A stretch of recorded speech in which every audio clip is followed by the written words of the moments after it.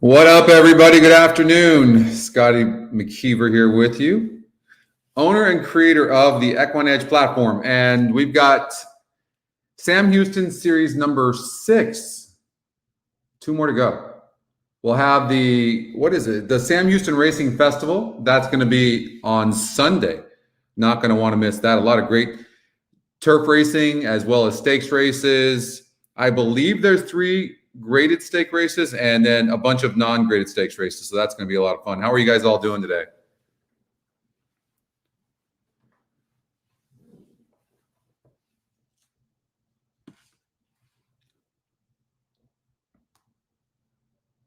What up, Oldie? Chris? Hey, Daryl. What's up, John? You guys ready to go? You know, I put a little bit of money in my account today and I was messing around over at Aqueduct. And I was down a little bit. Hey, Anthony. I was down a little bit and I'm like, you know what? I decided I'm going to take a chance on the Scotty long shot over at Aqueduct. I think it was the last race at Aqueduct or 2 races ago. And put a little bit of money on that and ended up hitting that pretty good. That Scotty long shot. I love the Scotty long shot. Jerry, Matt, Pat, what up, Dan? I'm excited to be with you guys tonight. It's going to be fun. This Sam Houston series has been a lot more fun than I thought it would be. I hope you guys agree. It's been fantastic. What up, Frank? Yeah, I'm ready to go. I handicapped most of Sam Houston for sure. I've got the first 5 races. I think there's some prices. I'm good, Jay. How are you doing? I'm feeling good. You know, I took a little bit of a sabbatical after the win on Saturday, and I just took it easy. I played a few races, but not really. Kind of started getting into the swing this morning, and now I'm feeling good. Tom, how are you? So I'm feeling good. Hi, Angela. Feeling good, ready to go. Hope you guys are ready to go. There's a race coming up. Thank you so much, Mario. I appreciate that. Yeah, that was incredible. Huge for EquinEdge. It was really good. So I'm excited about that. Yo, Dan. So let's just have some fun tonight. Hopefully we have some success. That'll be great. That makes it even that much better. And let's look at, I've got some notes here. I didn't even know I had notes at Gulfstream Park. Hold on here. I'm just going to put it up here first. You guys are like, no. Go back to the notes. We can see the races already. I know how you guys are. You just want to see the notes. We're working on a feature too that's going to let you guys see my notes. So I put on this race here, horse broke, didn't have the best trip. I remember this, finished in 11.60, really tries and comes from behind. And the horses have reached the starting gate. You know, this 3 might be the type of horse that's actually in the money, getting 7-2 right now. And the EE morning line is 3-1. Paint the Blues away. Okay, so comes out of the same race, had an easy lead and finished nicely. So 4's at 4-5, the horse to beat. Perfect trip. And this horse came out of the race and then came back to win. So this horse is going to be on the outside of the 4 this time and pressing. Could hurt the 4. I kind of like the 3 a little bit because there's some speed in here. 7's fast. And 7's the top Scotty pick and is going to get a good trip. The one thing we know is the 7's getting a good trip from this post. That we do know. I think the 3 is going to want to run a good race from the inside, save some ground. I'm not going to have time to get a bet in here, but if it was me, probably a 3-7, 7-3. What up, Angel? Jen, good afternoon. All set. Why would you say that, Mike? Why would you say that? Yeah, so far so good. We had to have them come out here, didn't we? Coach? And they're off. Picture perfect beginning. From the rail, Cat's Astray, gun. You know, you knew there'd be more speed to go with the 4 here, and I didn't know that it would be the 1. Second up on the outside, Swirling Candies in early 3rd. Katie Lee down at the inside, races from 4th. Then it's thanks, Anthony. Up in traffic, Greg's Posse, and just ahead of her once. Yeah, I felt like there was a bullseye on my back. I know what a front runner feels like now. Leads by a neck. Cat's Astray tries to counterpunch with a rail run. 2 back to Katie Lee, 3rd, then Swirling Candy, followed by I mean, they're going fast. I mean, this is legit. I don't see anybody catching the 4. I really don't. The 3's got horse, but I don't know. Look, you might want to take that 3 back. I knew that 3 would run good, but, you know, kind of got caught in the rail there. 7 went wide. That's not going to win. 1's running huge, but how about this 3 horse? 7, no excuses. I put a note on that. 7, no excuses. 4 is going to win. I think the 3 is going to get it for second. So favorite over the 3. 4-3. Second is 1-2. Third, Cats Astray. Fourth is Katie Lee in 55 flat.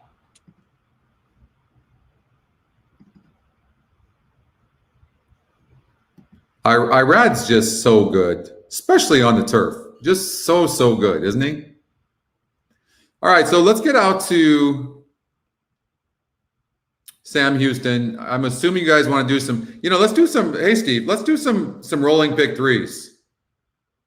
All right, I think we should do some rolling pick threes. So, of course, you've got my notes up here, and I might revert back to the test site as well, just so I can see maybe the difference in the win percentages on the old algorithm. I think that's kind of cool. I was going to put it on prod, but I thought, as you guys are just going to tell me how confusing, which one do I go with? But I kind of like it. I kind of like seeing what the old numbers are in comparison to the new numbers. But so we can do that. If you guys want to do that, it's easy to do. I can do that. Also, it's a little tougher to do because it takes a little bit of time. But we can always go back here, look at the new link feature, which Brad's been so busy, he hasn't a chance to even work on it. We can click on the date. This is coming soon. And then we can look back at who this horse faced. Faced a horse that was 7%.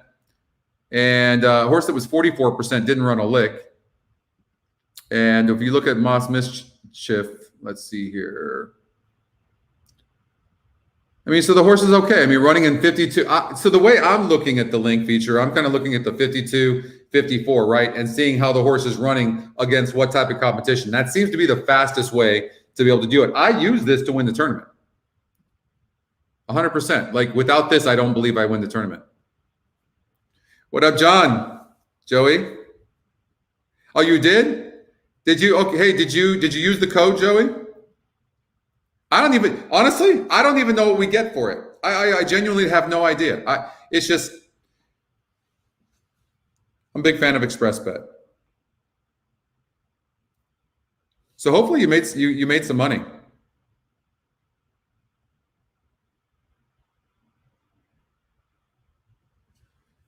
So, what up, Keith?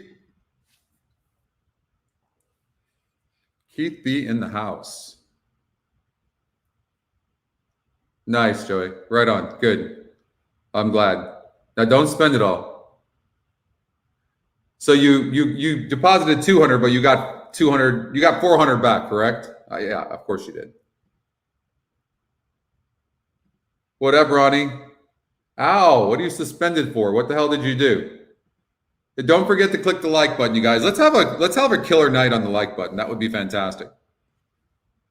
Shout out to Brad and Moxum and John and Mike. All the guys are working so hard for you guys. You have no idea. These guys are working so hard. Hey, you know what, Ronnie? We're gonna sure try. Just remember, you don't have to play exactly what I play. Remember, a subjective tool. That's what this is. This is kind of like your caddy, right? It's like your caddy kind of steers you in a direction, kind of, and then you have to make a call.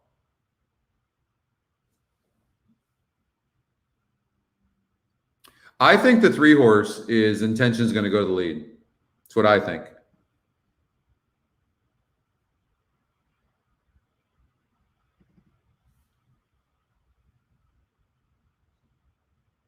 Tom, I genuinely have no idea about that. What up, Michael? You got to get in your food.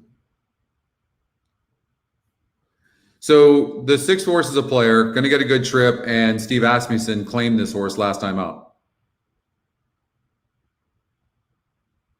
You got it, Jared. No problem.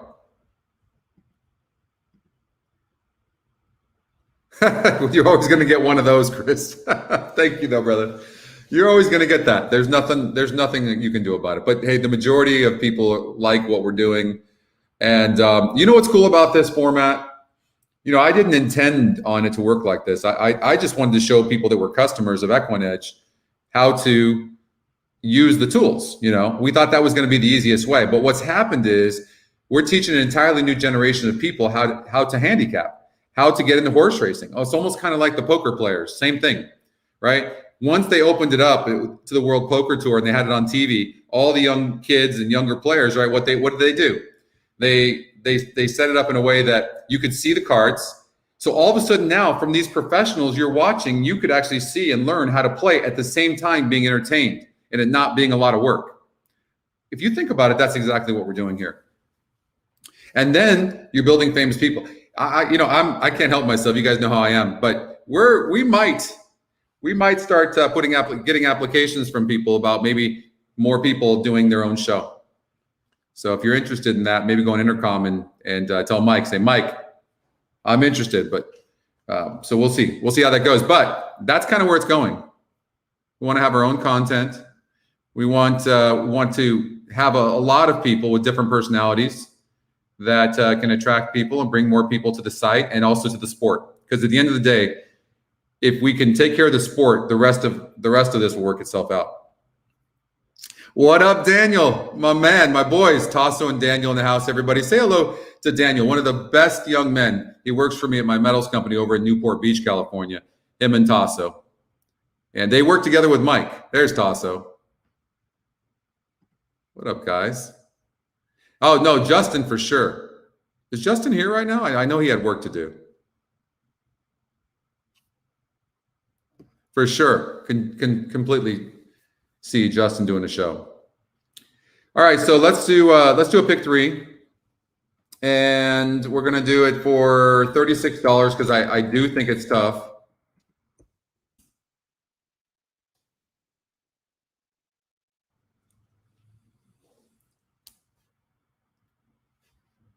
No, I mean, whoever thinks that they have something to bring to the table, it's not going to be it's probably going to be a couple of months anyways, maybe, probably 3 or 4 months, but it is something that we're looking at. And so if it's something of interest, maybe inquire within on Intercom. What up, Captain Misery? Crazy stock market today. Crazy stock market. Did you guys see that stuff today? That stuff was crazy. Thank you, Michael. You know what's funny about this? I felt so much pressure towards the last couple of races to hold on. And because normally you guys know how aggressive I am. I usually would just bet my lungs out no matter what. And so I decided to just sit back, and it was not a comfortable feeling, that's for sure. But I kind of felt like I was representing all of you guys. I mean, I genuinely felt that way. Like, I've got to win this for our community, and of course, EquinEdge, of course, but that's what it felt like. And of course, that's my favorite tournament. So do you know, if I was to win the NHC in August in Vegas, I would win $1 million bonus. $1 million bonus. Now, of course, the chances are slim, but you never know. I have not been good at that format. I've only done well in one. I went against a qualifier for the NHC a few years ago, and I got third, 720 people. Other than that, I have never fared well with the win and place format. I just never have. I don't know if my mom's watching right now. I want to give a big shout out to my mom. I love you, Mom. And her brother has got COVID. He's 80 years old and he's not doing well. So, Mom, I love you, and I'm praying for you guys. Yeah, Christy was in a good position. She was right there. I mean, she always is, and so is Tim, for that matter. Tim didn't have a good one, but he's great. Well, look at you, Mike. Look at you. I don't know. Well, I don't know about that. We'll see. We're considering a meeting, where a get together with all of you guys, community, whoever wants to make it, but it's going to be it's a lot of work to set up. Thank you, Joey. Yeah, I'll tell you what, COVID is not kind to the elderly at all. What up, Tony?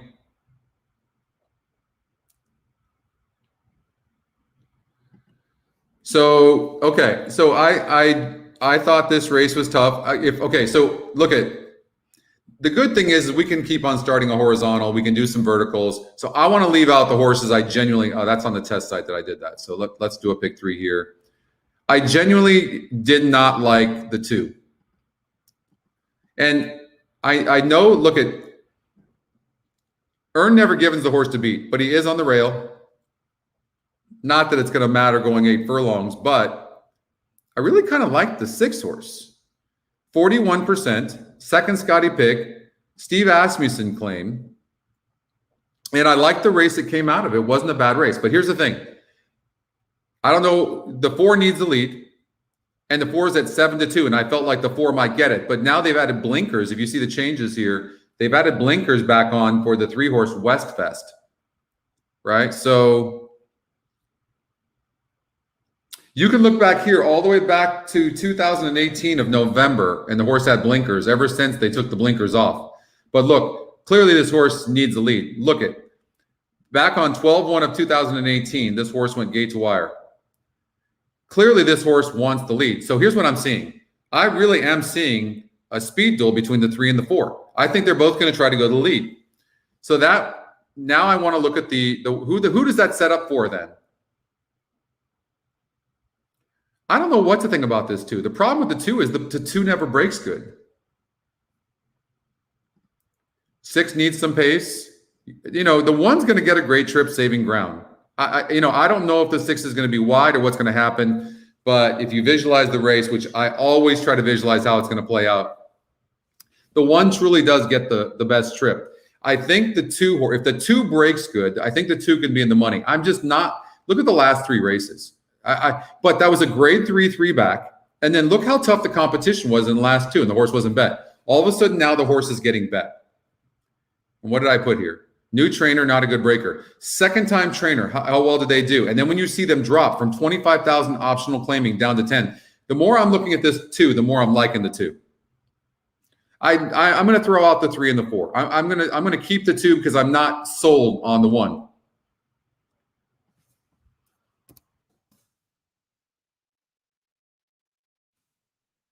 Hey, Gary. What up, Gary?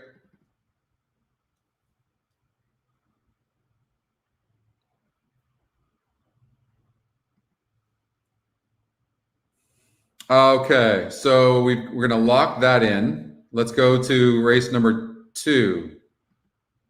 So the 7, strong fit off a layoff is my note. Very strong fit. I like the competition of the 7. Scotty's second pick has a good win percentage.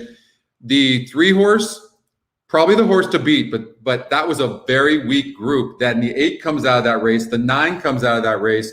The 8 stumbled to his nose. Absolutely stumbled to his nose, and he was bet to 9-2. So I would probably have to use the 8. I don't like the 9. He's only 2%. He's the type of horse that has no speed, but will finish. I think we're going to get probably 10-1 odds on the 9, and I think you could key that horse in the 2nd or 3rd spot. So I'm going to say just use the 3, 7, 8. I don't think the 3 has to win, but the 7 is coming off a layoff.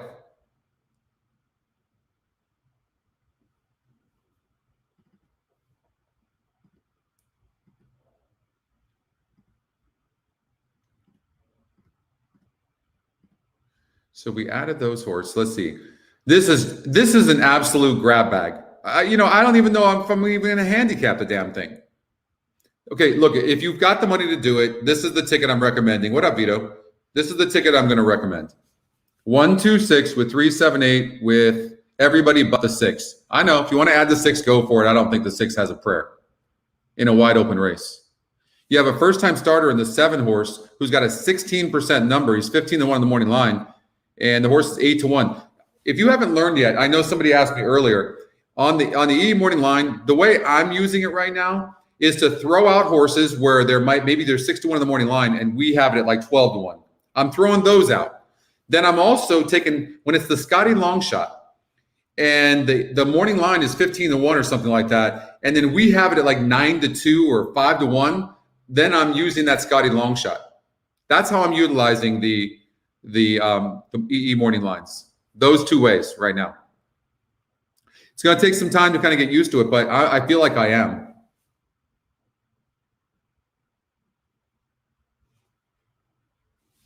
So I think you're going to see the 3-horse and the 4-horse dueling. I would imagine they both seem to need the lead to win. That's their best chance.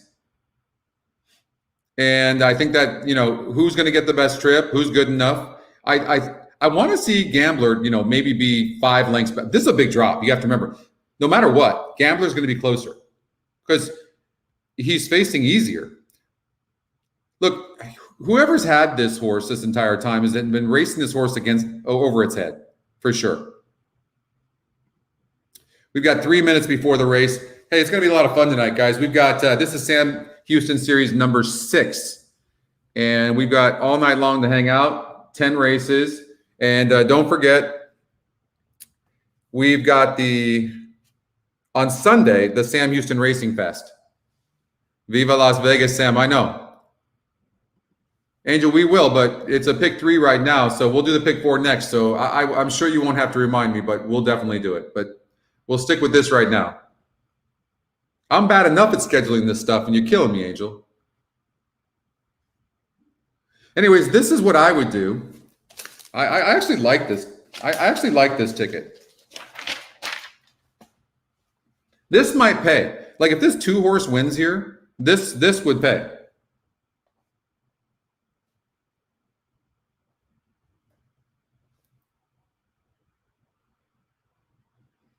I'm writing this down right now. I didn't have any idea in the third race. I mean, sometimes what up, Dylan? Sometimes you have to do that. I can't stress enough. Don't force it. If naturally you're trying to figure something out and you can't figure it out, then don't force it.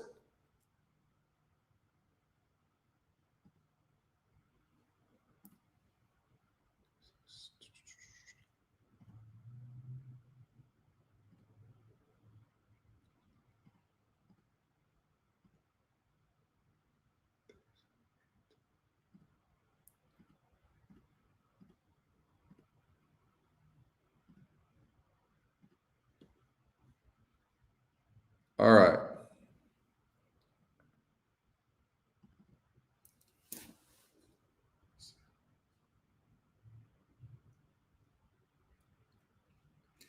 I don't think it wins as much, Dan, but it still wins.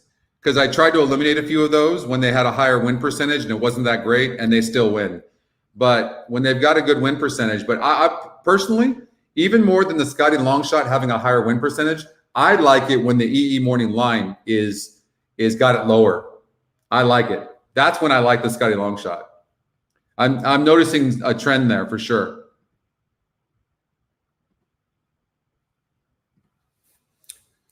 Race number 1. So yeah, don't forget on Sunday, we're going to do a special show. It will be our last show. Sam Houston Racing Fest on Sunday. Going to be 3 graded stakes races, going to be non-graded stakes races, and it's going to be a lot of turf racing as well. I'm not surprised that 3 and 4 are getting bet, but they both need the lead, and I think they're going to be dueling unless one of them clears, and even then, I don't know. If one of them clears, they could win. No doubt. No doubt. I hope not. I hope they're equally fast.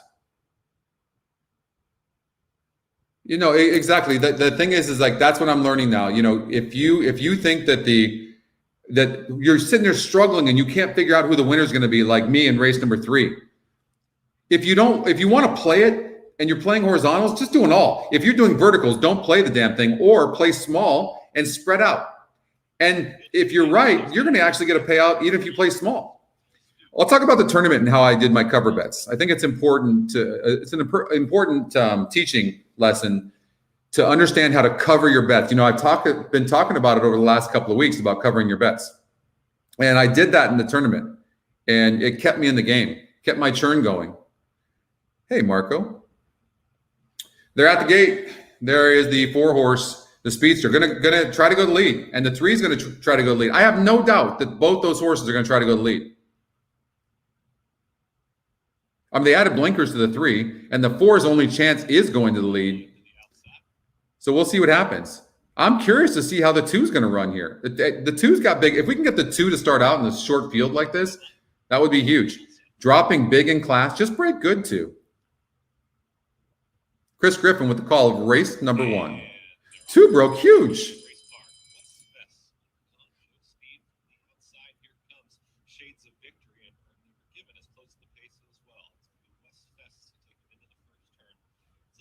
You know, it's really not the speed duel I was hoping, to be honest with you.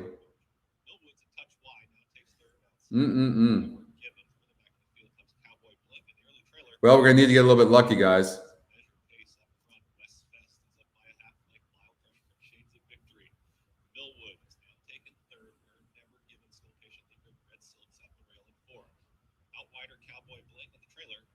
Gambler to the backstretch, and it's West Jose Alvarez. And by 3/4 of a length now, Shades of Victory's tracking in second. Earn Never Given. The cue to move a bit closer there is inside of Millwood. Cowboy Bling is out wider there in that second grouping. Gambler still at the back of the field, less than a half mile to go. Plenty up front right now for Westfest. Westfest still up by 3/4 of a length. Shades of Victory trying to move up closer there from second. Earn Never Given is still 3 off that leader. Millwood is under drive as well. Cowboy Bling and Gambler is trying to launch from the back of the pack. Westfest is now confronted by Shades of Victory. Shades of Victory puts a nose in front. Two Grays have it right now with a 1/4 mile left to go. Gambler is starting to run on, is looking for a seam. Earn Never Given is starting to crank things up as well. Millwood down the center of the racetrack. Shades of Victory has taken the lead. It's Shades of Victory. Millwood bounding up on the outside with an 1/8 to go. Earn Never Given's got to do better in between runners. Shades of Victory has the lead. Here comes Millwood coming after Shades of Victory. It's still Shades of Victory. Get up! Earn Never Given is Get up! horses as well. Millwood in the final. Oh, shit. The win. Ah! Second Shades of Victory and Earn Never Given. That pace did not materialize like I had hoped, but we got it there. Whew. Wow. Man, we had to sweat that one, didn't we? God. I didn't want to start off the card like this. Whew. God. Am I sweating? Jeez. Well, Steve Asmussen, yeah, that was really close. First time off the claim for Steve, and we got lucky there. I mean, that was more about the 4 stopping than it was the 6 horse catching the 4. That for sure. I saw that, Pat. The 2 was coming and steady. I don't know that the 2 was going to get there, but the 2 ran much better and broke good too, no doubt. You could see what I would put as a note on the 2 horse, going to say, so here's what I would put. Watch.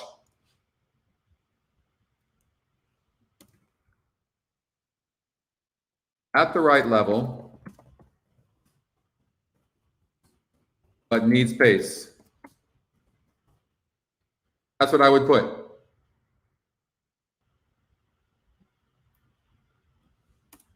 Okay, that's what I would put. That's a great note. We did get lucky there. Jeez, never a doubt. So yeah, that's a good note, and these notes are important. The 1 did not get the pace, right? We talked about the 1 being vulnerable, and we beat the big favorite. I mean, how cool! Look at this morning line for EquinEdge: 3-2 on the 6th, 3-2.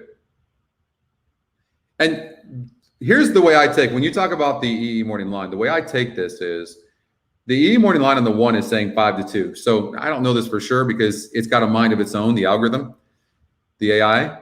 But the fact that this horse, who has a 6-5 on our morning or on the morning line odds makers odds and 5-2 on us, I'm more leery now of this 1.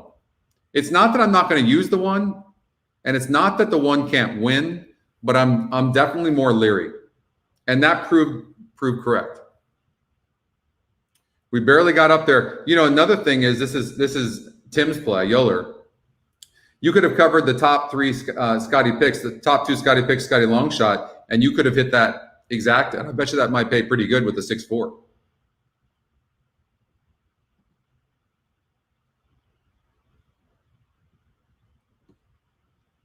Did you guys see that stock market today? That was some crazy stuff, wasn't it? Let's get out to Sam. Let's get out to Gulfstream Park. We'll come back, and I think we might even have time to maybe play a little bit of Golden Gate race number 4 if you guys want to. But I definitely want to. We're going to play a pick 4. We're going to play horizontals the entire way if we can. I know one thing. Well, no, that's not true. We need to get by race number 2. We only have 3 horses, 3, 7, and 8. So we'll roll that thing and see what happens. There's an objection on whom? Great.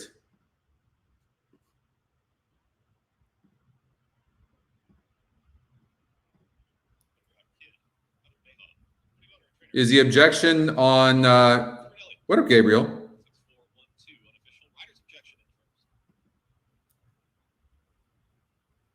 Oh, thank you so much. No, you know what that was? That wasn't about me.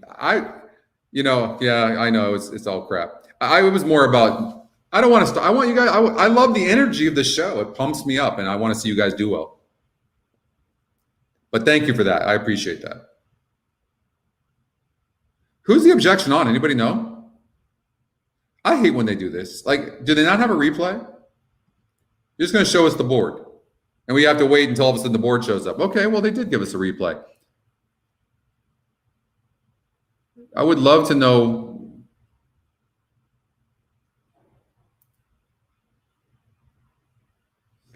Well, the 4 came, you know what? The 4 came out as well. God, I don't know, man. They disqualify that horse. That's horrible. They did. They did. What up, Richard? You got to be shitting me. Ladies and gentlemen, please note there has been a disqualification here in race number 1. Disqualification from first, number 6, Millwood. Wow. Disqualified. There goes that up. In place third. So your new order finish here is 4162. There was a disqualification here in race number 1. Hold on tickets. Wow. Well, all right, let's go to Gulfstream. That sucked.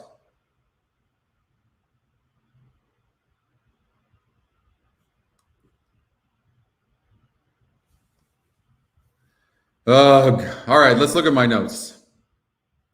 So I had a note 2 back. At the right level, made a really nice move on the rail, and it was a pretty nice finish, but broke 11th, broke 10th the time. Look at this horse is a horrible breaker. Broke last and only lost by less than 2 lengths last time out.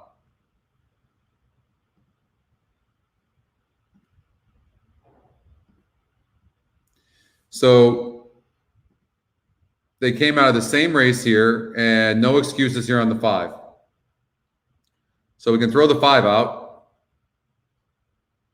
Top. I really utilize this here. So you can look at the record of the horses. So the 10 horse has got a great record. And let's look at the note of the 10. So 2 back, comes out of that same 12-26 race, race 11, broke from the 4 hole, perfect trip, 11.88 finish, no issues. Right? So this 10 had a perfect trip. I know he's Scotty's top pick. And then he came back and broke 11th against, but that was a tough group. You know, I don't know what to think. Hit the gate against tougher, broke 11th and barely lost. That's a tough one. You could take the top 2 GSRs. You could take the 410. You could take the top 3. Since the 6 horse is really not getting bet, you could take the top 3 GSRs, and they're also the top 3 win percentages in the 4, 7, 10 and box that. Let's look at this Scotty long shot. I want to see how much time do we have.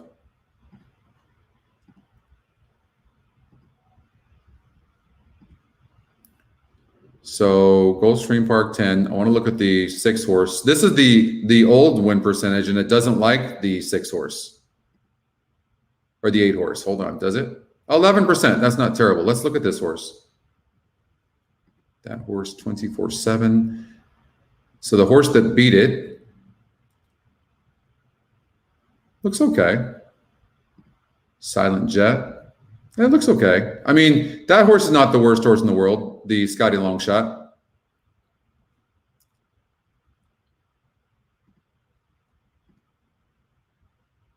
$35.79. 35. It actually looks like a pretty good race. I have a feeling that. And the horses have reached the starting gate.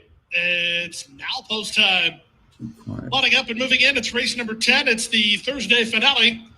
As we look forward, I kind of like the Scotty long shot a little bit. With a Stronach 5 opportunity. Be honest with you. A Beat the Expert contest, and of course, a guaranteed pool in the Rainbow Six. Tomorrow's But guarantee. I don't know what to do in here. Let's run the ticket generator. For another Iradi's junior ride for Jose Gallegos. Of course, had some significant traffic trouble in his most recent appearance. Bettor's wise to that. He's 2-1 here. 3-1 action for number. I don't think we're going to make this, guys. I'm trying. 4-6-10 with 4-6-10. Prince of Arabia and Battle of. I don't like the 6, so I'm going to eliminate the 6 and redo it. So 4-10 with 4-8-10. Doing exactly like that. 4-10 with 4-8-10. Another black and pink colors of Robert Amendola. Fraction. Playing hooky's the reason for the delay, still working with him. And who was that trifecta? With the 3, 4, 7, 8, 10, 11. 4-7.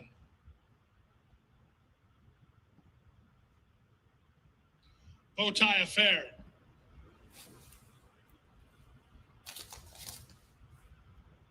Waiting from Gearhead, Battle of Blenheim, and La Hinch.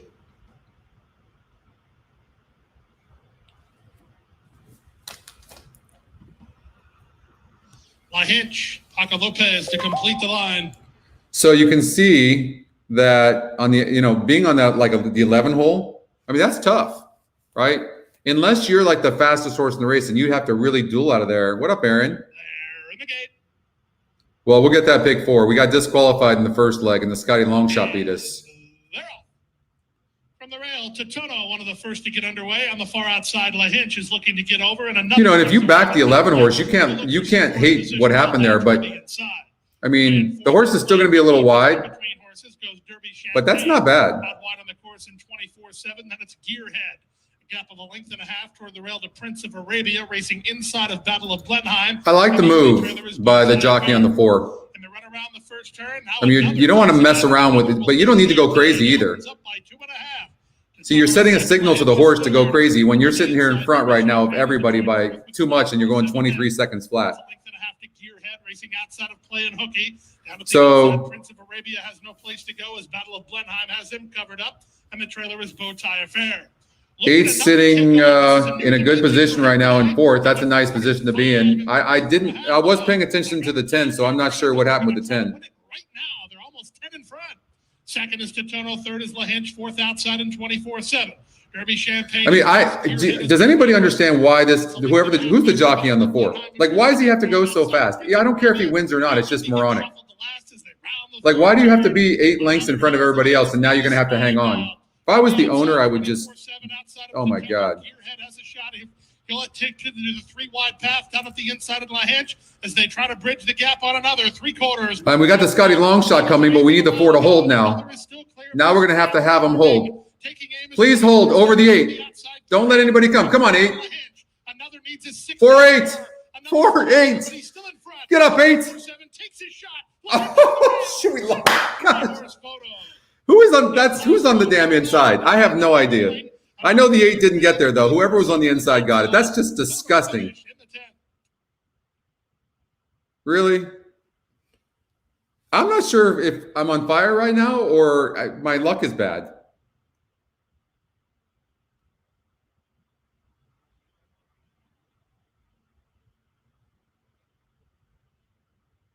Is that the 11 on the rail? It is. Yeah, it's going to be the 11 for second for sure.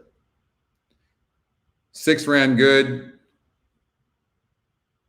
Oh, the 11 might have won. I take that back. Yeah. Irad. Bastard. He's so good. So we kind of discussed this. I don't know if Irad's on the 4. Really? That doesn't even seem like him. He lost. So all he had to do was kind of nudge the horse a little bit in the beginning to get a hold of that big long shot or get ahead of that long shot, the 1, right? And maybe he's 2 lengths in front. There is no reason for him to set 45 and change fractions. I mean, it's just moronic. He doesn't usually make those mistakes. No, Jen, if the 11 won, it's over the 4. 8 was 3rd. 8, really? Gary says Gary's pretty good too. Maybe. I need to see this now. Well, we didn't win that anyways. That's disgusting. So we're going to get out to Golden Gate Fields.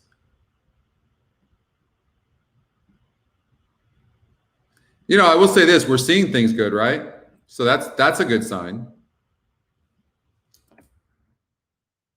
11 was the top SOR. I remember we were talking about at the beginning of the race how what a really great job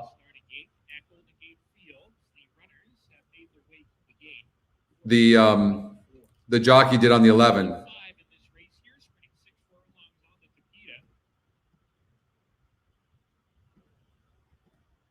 So on the new algorithm, the 2 horse is 60%. On the old one, he's 37% with the 5. So maybe those 2 horses, and the 4's not getting bet. So it's going to be chalk. Maybe take the Scotty long shot now for 4th. Maybe I kind of like the 1 for 3rd. Maybe.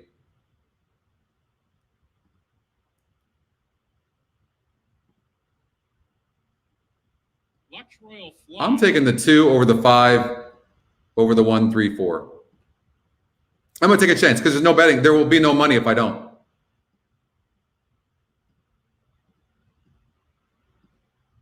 And to the inside, Manila Mischief's in. We're ready to go.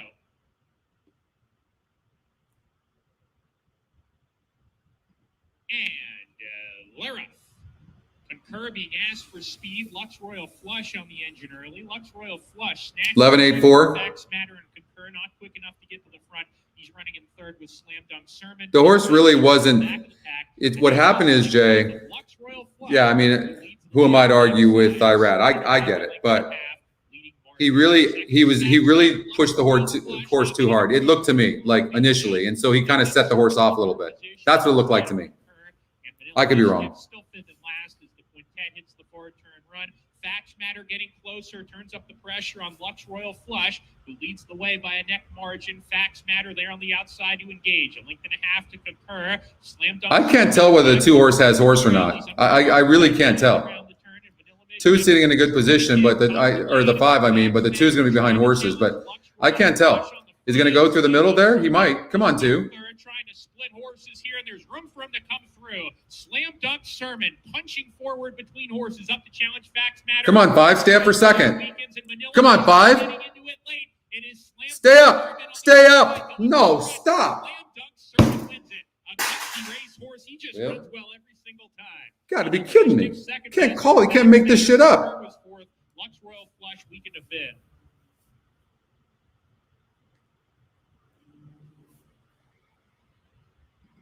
All right, Tom, you got it. Wow. That's 3 races in a row.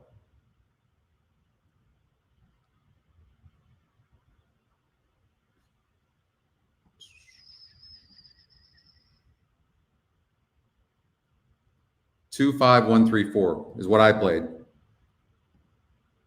The 1 got bet. All right, so we're going to go to Sam Houston, pick 4. We'll do it for, I'm going to put it in for $60, okay?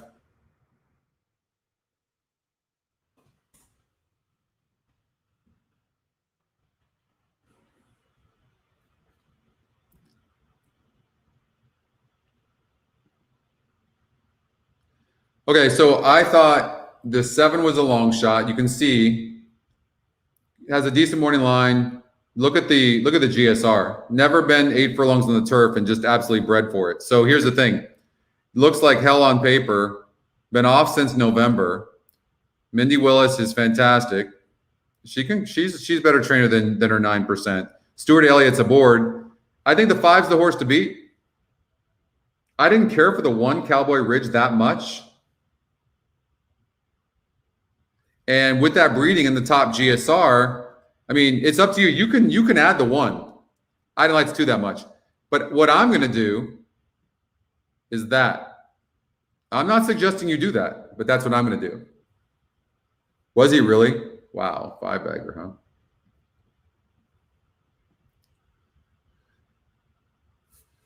So the 10 horse, top Scotty, top win percentage, EE morning line, 2-1. There was something about this horse I just did not like. I mean, this horse has burned so much damn money. I mean, I'll tell you why. This race here at Remington Park on 12-2 didn't run. I don't know. But you know what?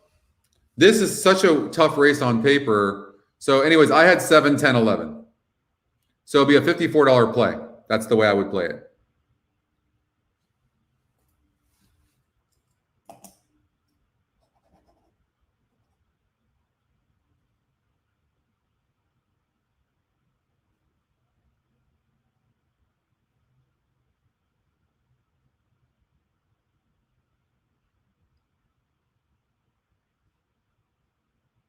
And if somehow we're able to beat the 5 horse in race number 4 with the 7, that would make this ticket pay good.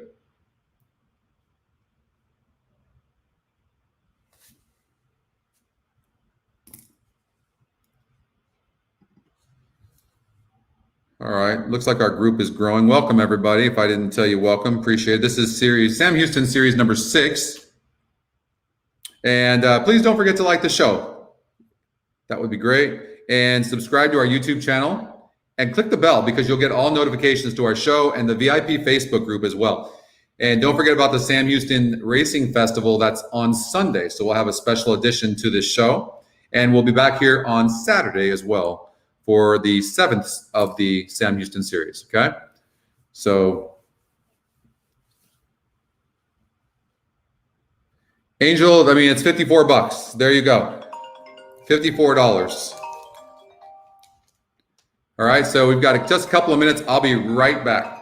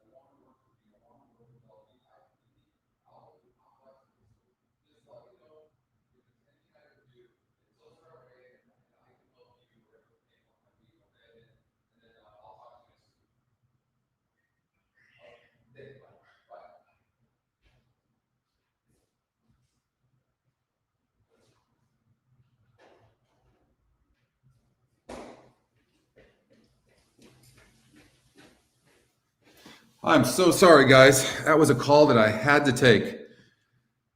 Sam Houston, they're going into the gate, and I'm not going to be able to wager this, so I'm back. Oh, I can wager this. All right.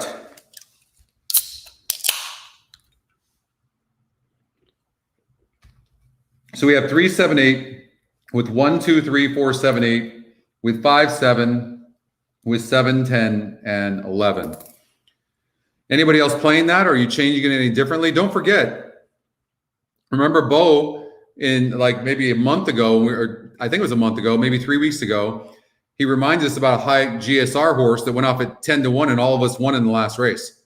This C-dub looks tough. 4 wins, by the way, in race number 5. I think this horse could be a single even, and the horse has speed. This could be a single, Robert Diodoro. Could be. The 10 keeps burning money, and the 10 isn't that fast. 7 is a good closer, but no speed. I think the 11, maybe the 11. EE morning line is 4-1 from a 15-1 morning line. Could you imagine that single? All right, so I'm going to single that horse. What up, in? Okay, so you guys see the ticket. There you go. I'm singling the 11. Win or lose. 15-1 morning line. 4-1 on the EE morning line. You talk about using the morning line for EE. That's how you do it right there. Post time for race 2. Post time for today's second. It's the early pick 4. 12% takeout, 50-cent minimum wager, and a field of 9. All right, 3, 7, 8. All but 6. 5, 7.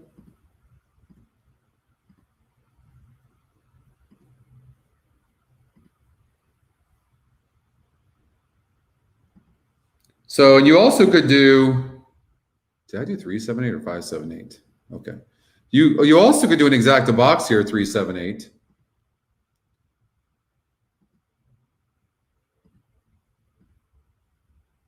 I don't think the 3 has to win this. What do I know? All right, good luck, everybody.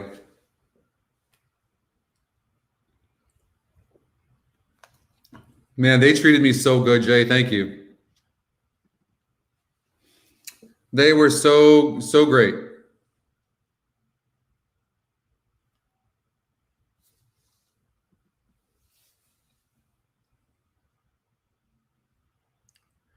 And the 3's on the inside too. I kind of like the 7, to be honest with you here. Off the layoff, I think the 7 can run. Sometimes you just have to take the fresh face in a situation like this when everybody looks like hell.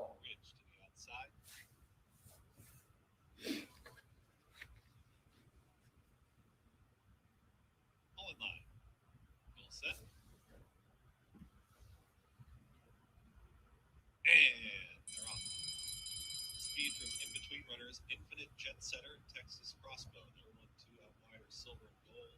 Towards the inside, here comes Shanghai Gold and also Cha-Ching Bling to get up with the early mix. Is there room for Cha-Ching Bling to get on through? It looks like what up, Chris? Glitter Capote's taking fifth, silver and gold. Broke on top now. Go back mid-pack. My Combat Boots, second to last, White Diamond Sky, and first up Ridge is the trailer. Texas Crossbow had to work a bit. Does have the lead up by a length. Cha-Ching Bling is still in tight there at the rails inside of Infinite Jet Setter. Second back. Silver and Gold starts to rally now wide there in the pick silks in fourth. Shanghai Gold, tough trip for My Combat Boots, who gets a bit of room, less than a quarter mile to go. It's all Texas Crossbow who kicks for home. Texas Crossbow is 2 lengths clear. Cha-Ching Bling now tips off the rail and comes after Texas Crossbow, also running on Silver and Gold. Texas Crossbow for a final 8th. Here comes Cha-Ching Bling trying to nail Texas Crossbow. Texas Crossbow inside the 16th. Here comes Cha-Ching Bling. Cha-Ching Bling, favorable live. Cha-Ching Bling. Oh, we almost got there. The layoff really hurt the 7, but that was close. That was close. Oh, my goodness. God, I thought we were home on the 7. Did you see that the 3 was done? That was more about the 7 slowing up. So I would, 3, 7, 8. I would put a note on there that said,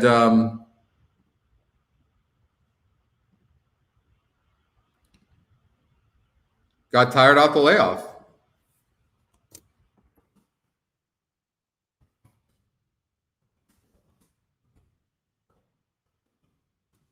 Lost to the favorite.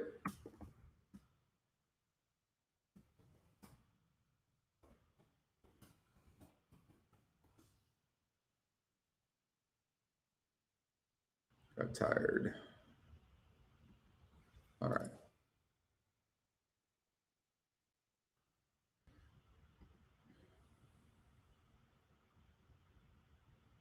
No, that's true, oldie. That I wouldn't get caught up in that, Pat. That had nothing to do with the pace. That the 7 just got tired. Just got tired.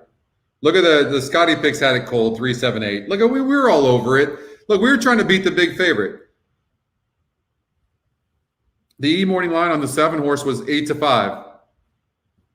You know, what are you going to do? Yeah. Well, you know, they say that a race is like 10 workouts.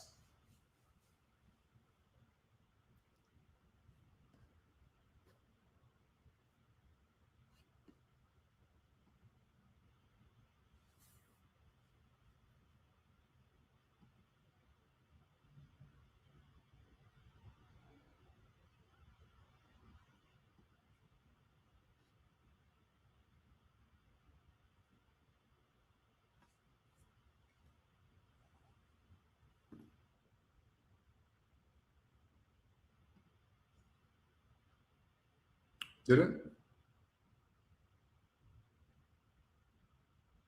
Yeah. That 4 horse was nice.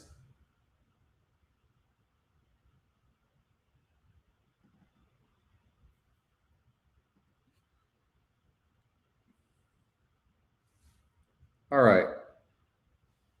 I think this is a good time we'll go to Golden Gate for sure. But I do think this is a good time to maybe handicap a little bit tighter on some of the later races that I didn't look as close into. I mean, I didn't really even start looking at races until this morning.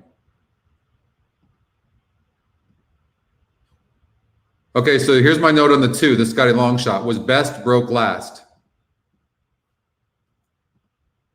Note here, blinkers on first time, getting Lasix first time. Ran good.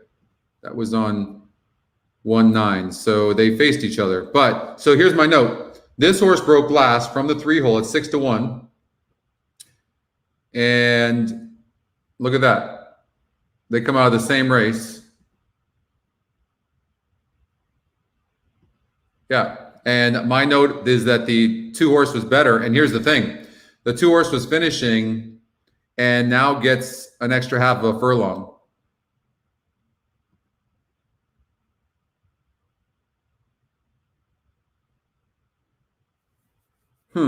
You know, the 3 had the rail and dueled. I wouldn't discount the 3. You got to be careful. Remember, I'm always talking about how you look at stuff from a lens, from one set of lenses. This might be that type of situation where you just look and you go, in this race, I know that the 2 was best. And he might be. But you also can look and go, okay, these horses many times come back the next time out and don't win. And then you look at this horse who broke from the rail, was the big favorite, and dueled and still hung on. So maybe the race set up for the 2. Maybe in this race, there's not that much speed. No speed there, it doesn't appear. No speed there, we know that. The workouts here, even that gate workout is slow as molasses. There's a fast gate work here, so maybe the 9's got some speed. Hard read here. Hard read. So maybe the 3 horse gets an easy lead. The note on the 6 is a new note. A new trainer here for the 6. Top Scotty pick, top win percentage. Coming in from Del Mar. First time for Steve Asmussen. I mean, here's the thing. I know it's Del Mar and Santa Anita, but if we're going to trust in the SOR, look at this race. That was a 42 SOR. This horse got 4th in at Santa Anita. And look at the 3 horse. That was a 52 in the last race and dueled. I'm the type of person that would single the 3. I might cover the 2 and 3, but in this race I'd probably cover the 2, 3, 6. But this is an interesting horse, the first time starter. These workouts are nice. Danny Fish, Lane Luzzy. This horse 8-1 on the morning line. What about the E morning line? 6-1. I'd probably throw out the 1 and 1A. We'll look closer at the 7 horse. So what's interesting about this 7 is Shane Laviolette is Todd Fisher's go-to guy. And Ty Kennedy is on the 2. Was he on in the first race? He was. He was. Oh, remember we talked about Matt Hebert? Oh, man. Maybe this race is getting more difficult by the moment. So I'm glad we're looking at this carefully. Matt Hebert, when he puts stuff on the dirt, this guy is deadly. Deadly. Horse broke last, went off at 5-1. And yeah, I would, I couldn't throw this horse out. Look at the EE morning line is 10-1 though. But I think this horse can probably run wide open.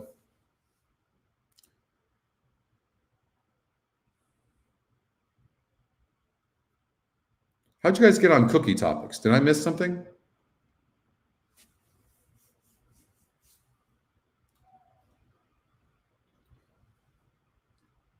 What up, Joshua? How are you? So we've got 10 races tonight at Sam Houston. We're through the first 2. We have everybody but the 6 horse, at least I do, in race number 3 in our pick 4. So we're not going to have to sweat it. We won race number 1, but got disqualified and got beat by the Scotty Longshot. And I was worried about that. I was worried about the 3 and the 4. And when I saw the blinkers on the 3 horse in that first race, it kind of threw me off a little bit. I did not think that the 4 horse could rate, but that's exactly what the 4 horse did. And they didn't go fast.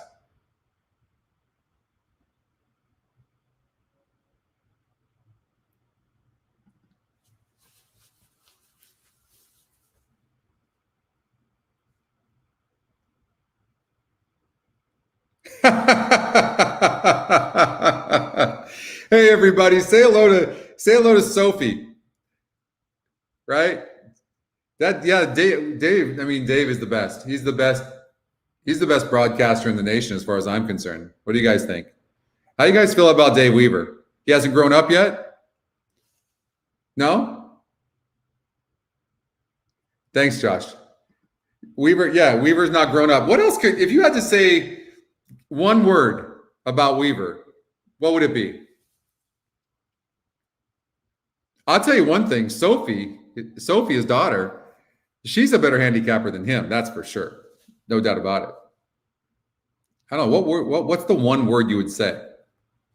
I don't know. A big kid? For me, it'd be a big kid.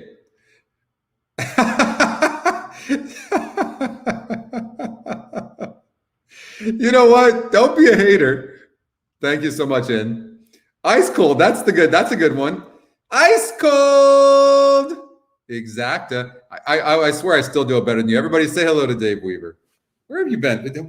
Listen, did you get kicked off of StreamYard or YouTube, and you have no YouTube, so you have to use Sophie's? Just a matter of time before you get her kicked off.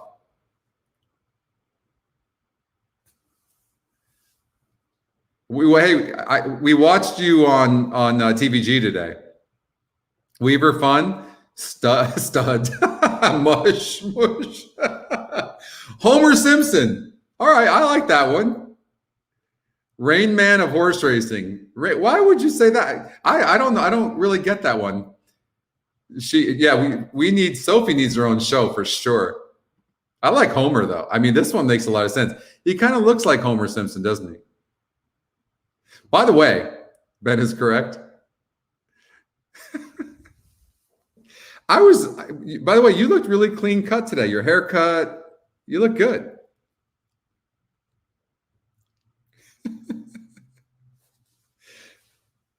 Oh, listen, I don't know how long you're going to stay on with us, but it's great to have you aboard. I miss you, bro. And we need you. Are you in the NHC in August, by the way? I might need some help. Hey, listen, if I give you 10%, would you help me out in the NHC? Because I'm going to need some help.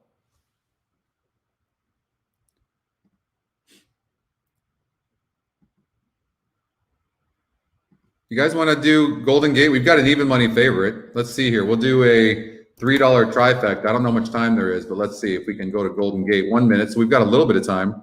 Weaver, who do you like? I'm going to play against it. I'll put it in the third spot or the last spot. Is there a bet like that? 2-horse 6-5. We're going to look at Golden Gate Fields race number 5, and we'll look at this horse here. Win percentage here in this algorithm is 46% too. And then it's looking at the, I would probably do like a 2, 4, 5, 6. Back in here against Known, really back in 2 weeks again. He's currently 7-2. I think Known at 6-1 and Praise Loudly at 7-2. Known's an overlay. Praise Loudly's an underlay. The 5 horse is 26%. No speed though. Oh, I see what's happening here. The 2 is very fast.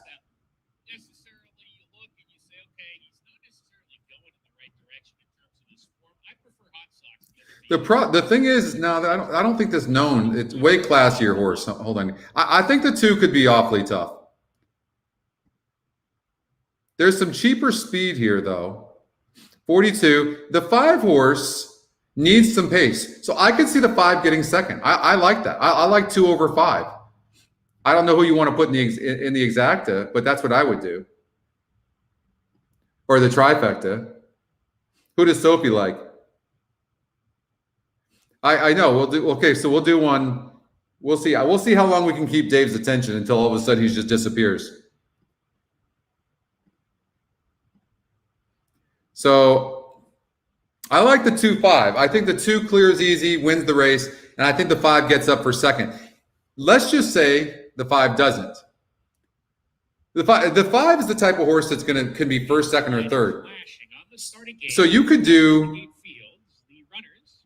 a trifecta, 2 with 5, but I kind of really, I really like this horse to be the 5 to be second. But remember, I'm always talking about cover bets. You have to cover. So here's how I did a 2-5 exacta, and then I would do a 2 all with 5 because I really don't know who's going to be second. I mean, what if the 3 horse gets second? The problem is if the horse gets second, you're going to be pissed off you don't have the trifecta. Okay, so that's what Dave's saying. So this is what Dave sniffed out. Praise Loudly, post position number 4 has loaded. Hawks Rising coming up, post position number 3. Then Hot Sock.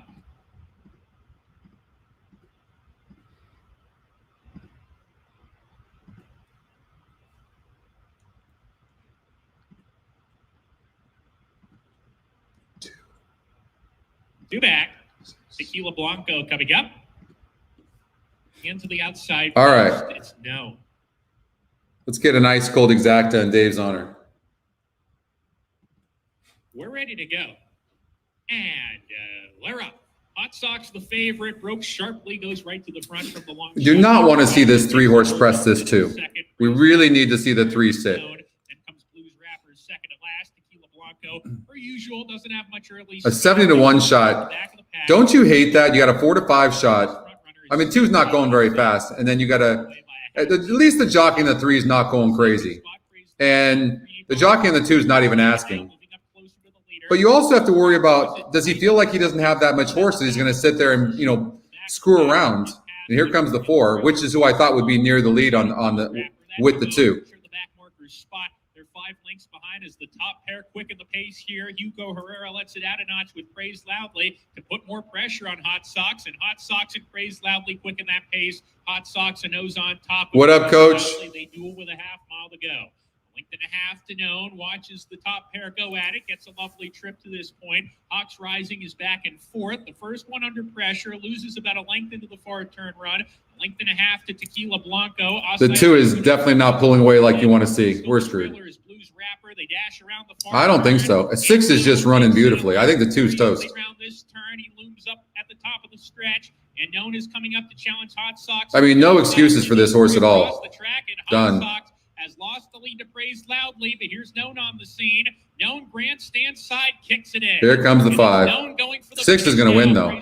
There was something about that 6 I kind of liked a little bit, but I put him in the 3rd spot. The board here, Known with a 16th to go. He's on top. Tequila Blanco's coming at him. 6-5. Still there from Tequila Blanco, and it's known. No excuses at all. Can we make Fairgrounds? All right, let's do Fairgrounds. Why not? All right, let's do a trifecta here. We'll do it for $8. Get rid of this. All right, 4-7. We'll look at the GSR. A nice GSR there on this one horse. First time starter. These are unusually slow works. I don't believe them.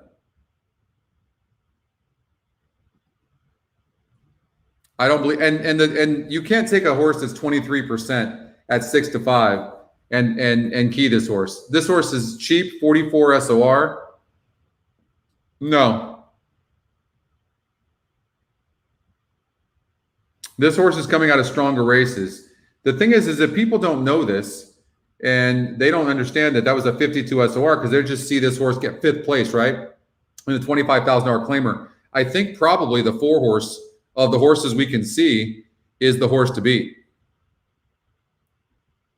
This is a weaker group. The horse went off at 53-1, the Scotty Longshot. I like the 4, 7-2 right now.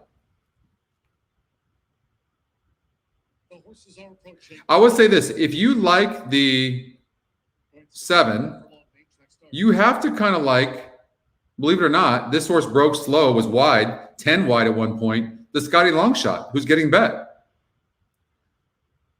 Maybe take the top three Scotty picks and box it. Maybe throw the 1 in there somewhere. I don't know. I have a feeling this 10 is going to run much better. And the 4 is an overlay right now, big time, and I don't like that. Well, now I just got hit to 5-2, but I don't like that. Of the horses I can see, I like the 4. I will say that.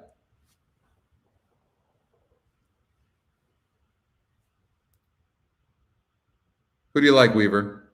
It's off? What's off?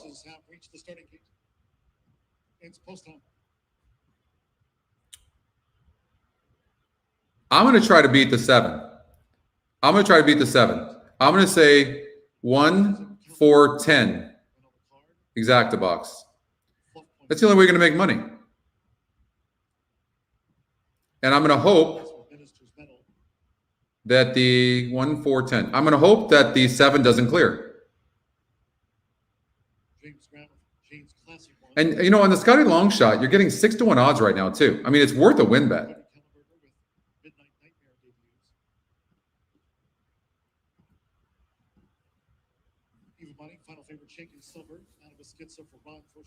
You like the 10, Dave? All right.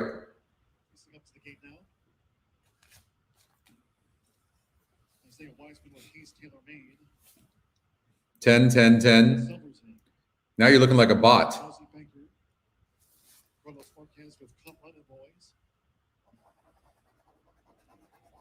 What else do we have to do tonight, right? Just play the races, have fun.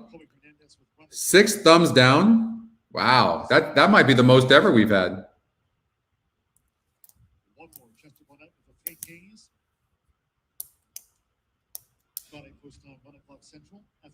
Probably when I left everybody for about 10 minutes to talk to a customer. I just want to see the 10 break good. 10 broke fantastic. Really want to see the 2 duel with the 7. Huge. How about the 10 right now?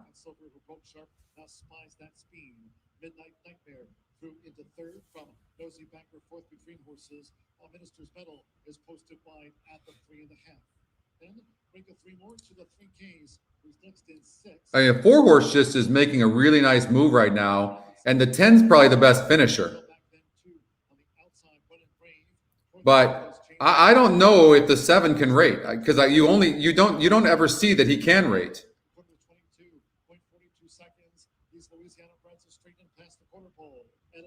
Come on, 4. Come on, 10. Get up.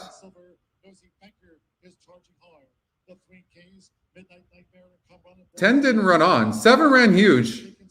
The 4 is not changing leads, but it's gonna be close. I mean, it's gonna be really close. Here's Nosy Banker. Nosy Banker for Aubrey Green. Nosy Banker to get a beat Chicken Silver. James Classy 1/3, 4th photo. Come running boys. Came running at Fluff Point.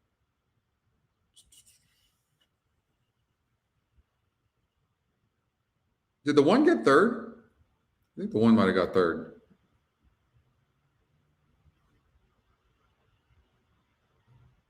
Who did I play? 1, 4, 10. Yeah, I think the 1 actually the 1 ran on pretty good actually.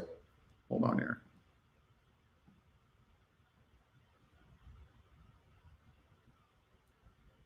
Four, 7, 1, 8 getting into the trifecta.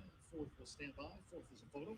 Well, you know, I mean, the 4 ran good, and the 1 came on. I was just hoping that the 7 wouldn't run, especially when the 2 went to the lead like that, but the 7 did. Yeah, I know, right? Yeah, 1 really finished on 4-7-1. You got that, Dan? That's our first boom. Okay, we got to get the booms going. So, all right. All right, let's get out to Sam Houston. So you guys want to play a rolling pick 3? How about if we do that?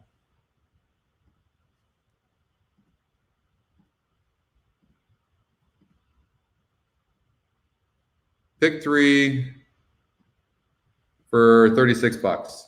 It's going to be set already. Now look, that's for $12, but we know for everybody else that besides me, you've got the 1-7-11.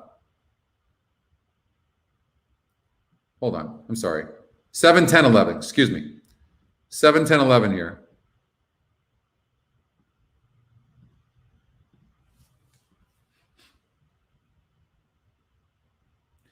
You know, listen, just as a cover, I'm going to just, how many times have we seen my note horses winning?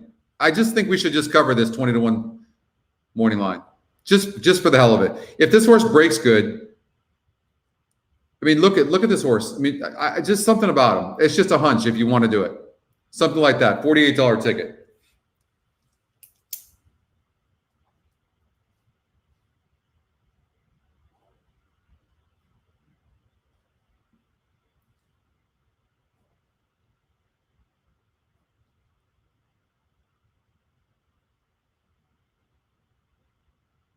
So we're rooting for a long shot, obviously.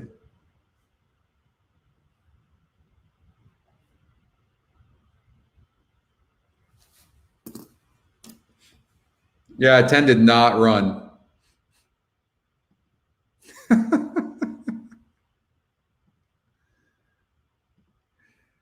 What up, Jerry?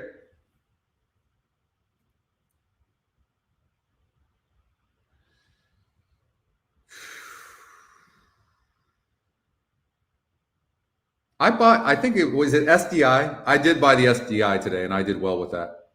It was hovering around. I like hovering around those dollar stocks and stuff like that. I bought it at $1.02, and it went up to like 140 something. So I did have that. I did all right. Crazy stuff in the market, though. Did you guys see Dave Portnoy today? He's going off. I don't blame him. I think he lost a lot of money, I think, though. So he's probably not too happy. All right, so don't forget to do the pick 3. So this is the ticket. I'm going to get my bet in right now. I'm betting with you tonight, unless I lose money. I'm getting my ass kicked right now so far. And I've been handicapping pretty good, just not getting any racing luck. So hopefully that's going to change. Pick 3. All but the 6. Get the 5, 7, 3, 7, 10, 11. And I thought, I think the 11 at 15-1 morning line could be a single.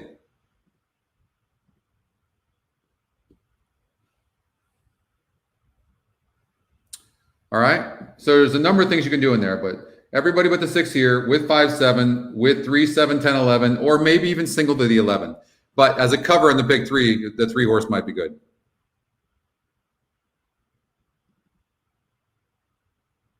Miss Steve as well. What up, Steve? Field approaching the gate.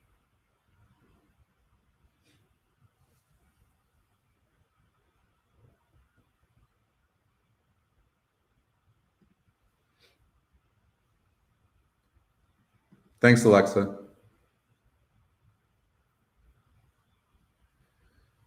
Okay, as far as verticals go, Field is at the gate. It's post time. Post time for today's third.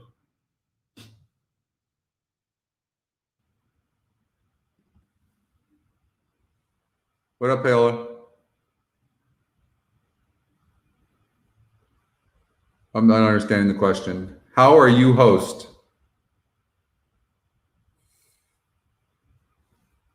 They elected me. Or are you asking me how I'm doing? Or how am I the host? I'm not sure. Dave, about to lose your job.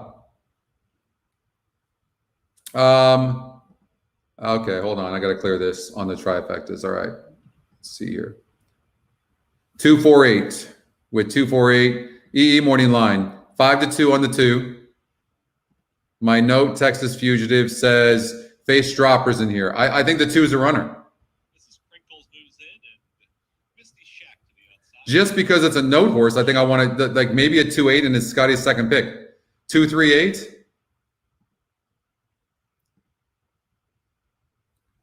I do stuff like this all the time. I'll go like 2-3 with 8 for second. I mean, I didn't love the 8. And I'll do an exacta box here. 2-3. I mean, on paper, this race is just ridiculously wide open. Good luck, everybody. The stream will probably go. Well, let's go into the 2. Wow, that was weird. It's like everybody broke slow, but the 8. Did you see that? That was just weird. Mike, are you watching?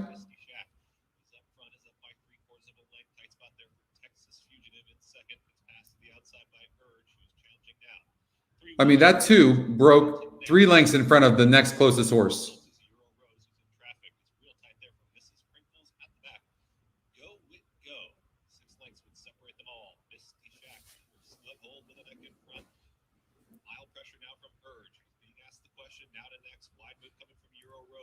Silks, Mrs. Crinkles, within 2.5 of that leader. Dropping back, Texas Fugitive can see them all as go with go. Misty Shack kicks for home. Misty Shack is up front, up by a full length. Urge continues with that momentum up on the outside. I mean, you can't break like that and win. I mean, that was really, for all of us that covered these horses, that was unfortunate. Misty Shack to the inside. 4 ran huge. Late run Euro Rose. Misty Shack has done enough. It's going to be Misty Shack. 8-4-3.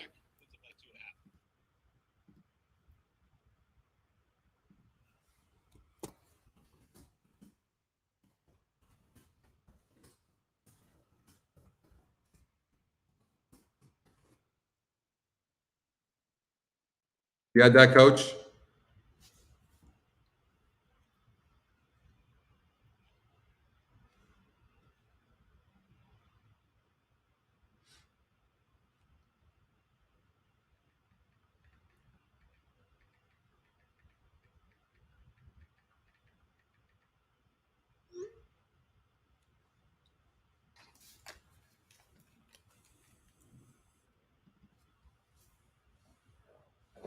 When you say down here to eat Cuban food, Angel, where are we talking?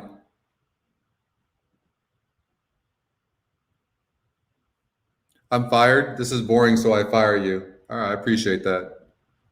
I love these people. They're just like, get on.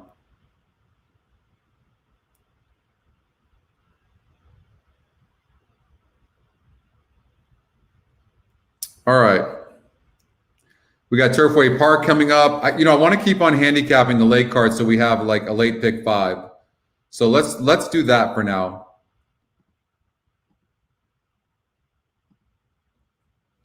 You can kind of see when I play that I always try to lean against the favorites if at all possible.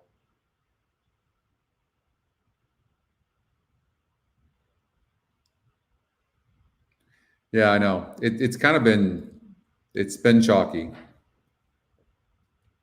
All right, let's look at my notes here in race number 6. Was best broke last. That was on the 2. Okay.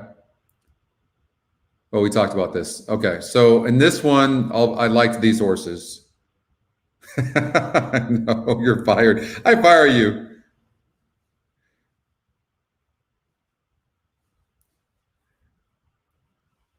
Miami. Oh, yeah. I'm in Fort Lauderdale. Yeah, I'll come down. I can come down to Miami anytime. I love Miami. All right, so we've got Turfway Park coming up in 8 minutes. We can go to Golden Gate as well if you want, but I really want to look at these next races. So scratch the 2 horse, and let's look at this closer. So Daddy's Little Diablo faced a 58 group. So you see, look at this horse goes and wins this race, breaks his maiden, against a 40 SOR, and then moves up to a 58 SOR here on January 8th. That's a big move up, okay? And the stretch was only 1.5 lengths back. That's a good effort. That makes me think that maybe this horse can do well. The problem with this is this horse has the rail. I know, it was chalk everywhere. The only race wasn't chalk. There had 3 horses of Scotty Longshot, and I had that, Dave. And that was off a layoff too, by the way, with the 1.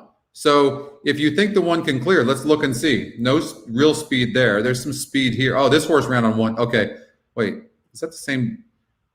So this was race number 8. This horse went 1:13 and 12. So this horse went faster, but I'm assuming set a way slower pace. Okay, and this is a 38. So this horse had a 38 SOR and won the race barely. All right, so no, I'm going to shave for Saturday's show. You know what I'm going to do tomorrow too? I'm going to go over to Gulfstream Park tomorrow, and then I'm going to go to Gulfstream Park on Saturday as well for the. What race is it again? I'm going for that race, whatever it is. The Holy Bull. I'm going for that. Cato Fox. So because of I'll tell you, I had a really good time the other night. I just by myself, cigar lounge, smoking a cigar, having a beer, people watching. It was fantastic. Yeah, I'm loving it here for sure. I don't think Gulfstream is open to the public just yet. And if it is, it's not many people. It might be, but you have to, I think you just have to fill out a form that says you don't have COVID. Why they do that, I have no idea. The Holy Bull, yeah, it's going to be good. Yeah. I've heard of that, Jay. So I really rely on the SOR here. And we're looking at the 5 horse. It says 64, but that was because that was at 6 furlongs against winners. But the horse lost by 21. So that's misleading. If you look at what this horse has done well in, it's been against a 44 group, 38, 38, 38. That's who that horse is, right? So that's how I'm going to judge this horse. This horse won for a 40, then went up to a 58. Second off the layoff. I like the 1 better. The 3 horse been competitive against a 52 group, 48, then 58.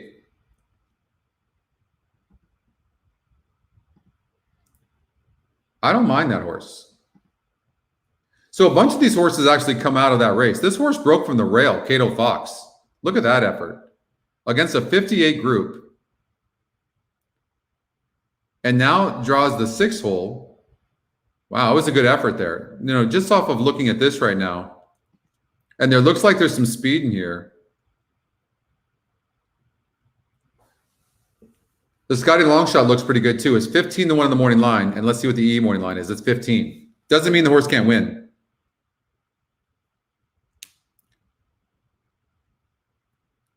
Oh, it was really neat. It was really great. And like cars are cruising down Las Olas Boulevard, and that's really nice. And yeah, it was really neat. Really enjoy it. It's nice. The weather's been really good here as well in the last week or so. So I don't like the 5. The 1 is fast, so I'm not sure we can eliminate the this fast horse, because I don't know that there's anybody that can go with this horse. The 1's pretty fast as well, and I think the 1 might need the lead. So it could be the 1 and the 9 dueling. Maybe we'll look at the mock race as well in a second. So we'll pull that up, but we're going to go to, all right, so we're just going to pull that up for now. All right. Turfway Park. You guys want to do Turfway, or you guys want to do Golden Gate? All right, we got it. We got to get this. We got to. We're alive, but we got chalk. That's just a chalk eating son of a gun. Cover 6 horses, and that horse wins. That 4 horse would have been nice.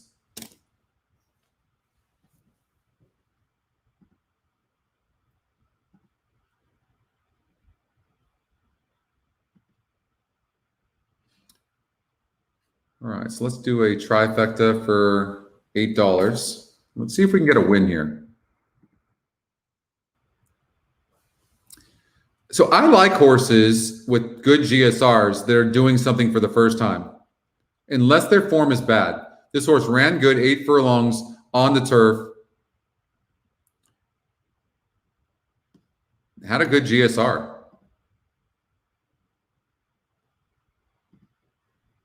There just might not be anything in here. The Scotty Longshot, that's a 38 group. I mean, that's a really weak group. The 9 horse, 42. So I try to look like 4 races back is what I try to do, and then move forward. So if I'm looking at this horse, 10-1 got 4th, 24-1 got 3rd, and this, just keeps on burning money. And this horse is 5-2 right now. I mean, but this is all people can see, so they don't know. I personally don't like the 9. This horse is no speed whatsoever and been facing even weaker horses. I mean, so that makes me like the 6 horse even more. And the 6 horse has speed. I'm trying to find like a sleeper here that we can get for the exacta.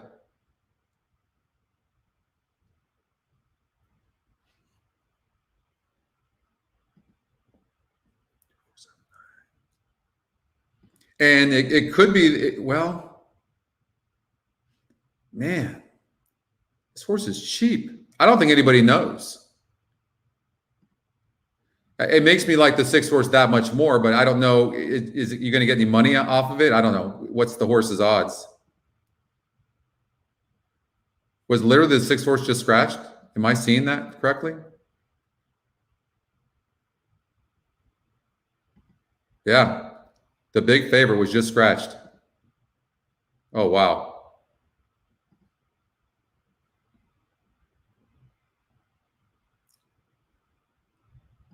I mean, that throws a wrench into things, doesn't it?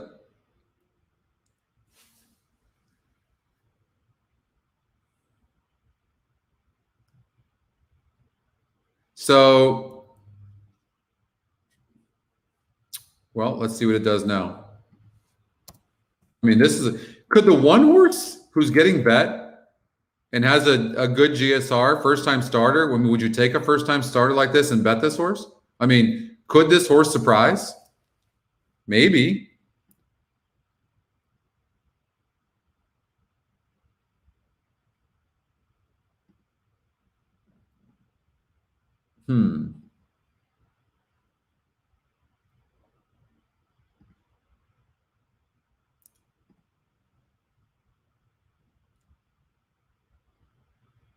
So here's the thing. I would probably go with the 9 because, well, the 9's second off a layoff, right? But the 9 almost went gate to wire, well, before stopping late against a tougher group of horses. And this horse is going to get bet and then broke 10th and ran on. I just think this is such a weak group that probably the 9 is the horse to beat.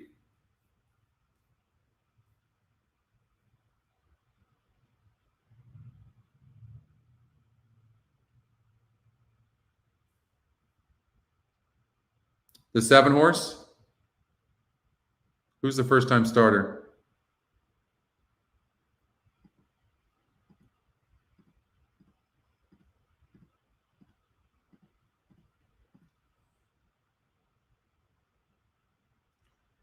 You know what? I'm gonna say the 7-9. Maybe an exacta box 2-7-9.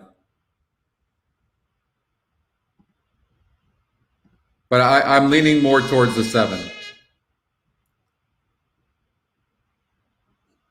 They just coming onto the track. I mean, we could have been at Golden Gate Fields this entire time.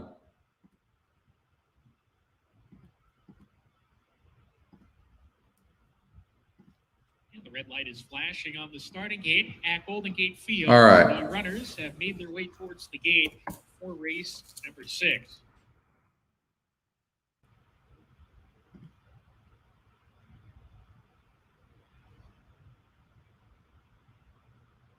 Uber Star to the inside post, the first one to load, followed up by Tough It Out. Maximilian, post position number 2, your current 6-5 favorite, loading in neck. Yeah, I think this race is between the 1 and the 2. You know, it's you find the 3rd place horse and maybe you can win some money, but it looks like the 1 and 2 to me. And to the outside post, Moonlight Blue to round out the group. What up, Iris? We're ready to go. And Lara. Uneventful start for all the runners in the race. Hydrogen up close to the pace today. He's a narrow leader early on Uber's Star. Maximilian taken back, running into 3rd with Lifeline. Tough It Out is stacked 4 deep, entering the clubhouse turn. And Moonlight Blue is right behind a quartet of runners. He's at the back of the pack as they round the clubhouse turn. It's Hydrogen on the rail now, leading the way by a length from Maximilian. Off the fence in the 2-path, running in 2nd. Lifeline makes his way into 3rd. And look, I mean, everything is chalk right now. I'm hoping that what we might have to do is go towards this chalk, or maybe it will change later, and we go towards the chalk, and then we find a horse to come in 3rd or 2nd to make money. Look at the 6. Look at the jockey. I mean, he is completely strangling this 6 horse right now. This horse, he might be able to finish in the money, like this type of thing. Hydrogen loose on the lead, a length on top, Maximilian on his tail, still 2nd, no excuses for the favorite. Hello, Iris. Shot Lifeline still in 3rd. Then Uber Star, Tough It Out. Uber Star about a half length in front of Tough It Out, hitting the 4-turn run, and a gap of 3 to Moonlight Blue. Has to pass them all in 3 furlongs. Rounding the 4-turn, Maximilian a little closer. No, we've been averaging about 350, Chris. Rounds the 4-turn, still the leader. Maximilian there. Then comes Lifeline under pressure. Uber Star riding the rail at the top. Remember we were talking about that 6 horse, but take a note on the 6. And the 6 was just chilling and then ends up wide like that, right? I mean, just take a look at that. We talked about the 1 and the 2, and that's what it's going to end up being. But the 6 horse, whoa, I'm not sure what happened to the 5. But the 6 horse went really, really wide. Maximilian, narrow leader on Uber Star. They're 1-2, and that's 2-1-4. Maximilian wins it by 3 parts of a leg. Uber Star's 2nd, 3rd was Tough. Really wide. That was a price play as well.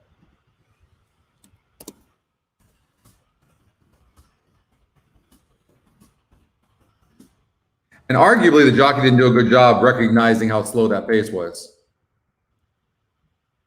But 1-2. Of course, the one we don't bet wins. 2 might be coming down. One of them, yeah. 1 came in, couple came out. Don't forget to hit the like button, everybody, please, if you don't mind. And follow us on YouTube. You can subscribe to our channel, click on the bell. And if you do that, you'll get all of our notifications for shows.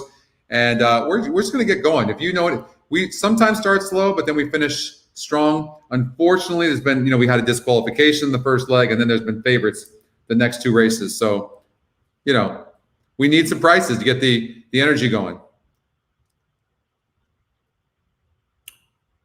Dave picked, I know Dave picked the Chiefs to win very early on in the season, so I know who he likes. But I guess the 2 offensive linemen for the Chiefs are out. They're starters, so that's going to be awfully tough. And so I'm probably going with Tom Brady, although I'm a big Mahomes fan. What up, Richard? There he is. How are you?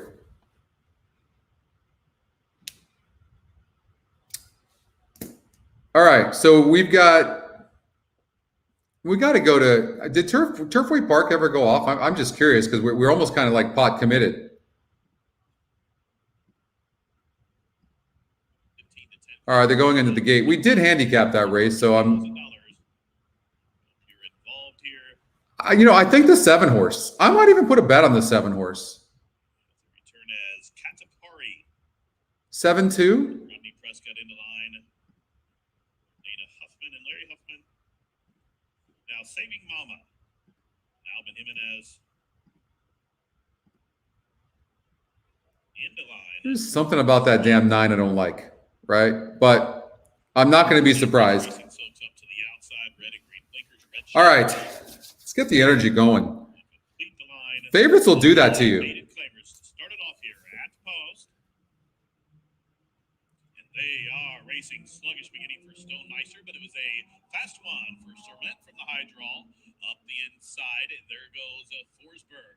So they fed out about 6 or 7 across the course. Forsberg has the lead and the fence, but it's Katapari who's keyed up to the outside. He has company. Sermont flanks in from. I mean, the 12 horse helping the cause here with this 9. I mean, I just, yeah, there you go. Like, that's what we need. Then 4 for the back to Killer B as they straighten up the backside. He's racing. Really, the horse that's sitting in the garden position right now is the 7 if he's good enough. Little link for the back as they turn it straight. Mr. Banyan is second last. And after the tardy beginning, Stone Meister is last of the lot. Well strung out, single file, about 18 links. Oh, really? It was like that, huh? It's a good thing I'm glad I didn't play it. As they pass the half mile pole, they have built up a 4-length lead. Now Prescott has Katapari in hand while racing in second. From between horses, Killer B. We talked about this 9 horse, right? Didn't I tell you guys? Like, just did not like this 9. I'd love a 7-2. That would be fantastic. That's all for Sermont. There goes Dawn West with a 3-wide bid. Culver snuck through along the fence. In behind horses, Saving Mama has raced up into third as they straighten away to the top of the home stretch. And it's Dawn West will turn first. Culver is racing in second. Is the 7 petering out? I can't tell. Go around him. Come on. Oh, Scotty Longshot's going to win. That's 7. Come on, 7. Come back. It was like the jockey didn't even damn try. Oh, horrible. Saving Mama was second. Then it looked like Culver just held Mr. Banyan for third and 1/3. The Saudi Cup? And 2. We don't have the Saudi Cup, to be honest with you, so on our site yet. So I wouldn't even know how to even handicap it. You mean with like a traditional PP? I don't even know how to read those things anymore. That sounds like a lot of work. You're trying to put me to work, Angel? All right, let's get out to Sam Houston. I'm getting my ass kicked right now, and it's really frustrating because my horses are all running. How does that happen? Every race your horses are running. You had to try?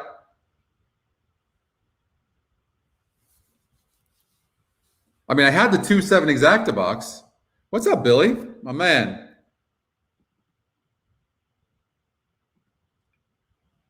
Oaklawn Park tomorrow, Billy. Make sure I get all the good information, Billy, okay? I got to share it with everybody. You too, Coach. Coach is in the house. Okay, Sam Houston, we need the 5 or the 7.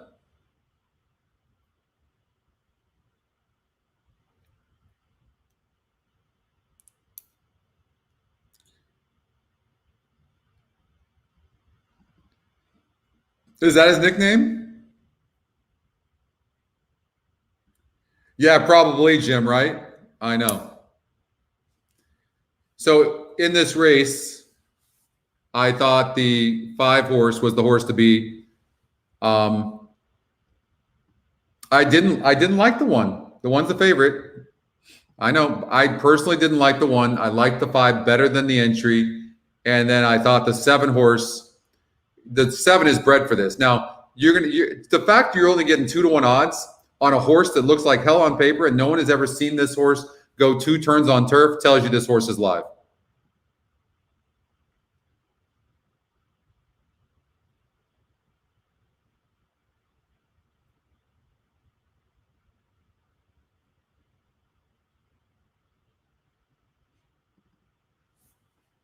Tells you this horse is live. You know, I think it was Dan, but one of you wanted me to talk about the SORs tonight a little bit and how I use the SORs. So I will do that. All right, so we've got 3 minutes before the race. We need to do a pick three. We'll do it for $36. We're going to continue. I mean, that's...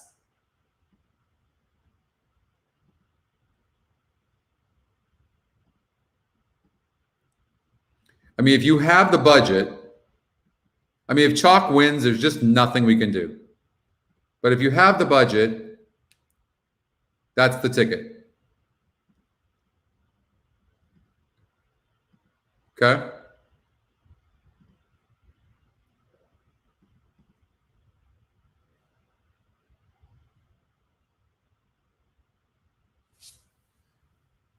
So let's look at the one a little bit carefully.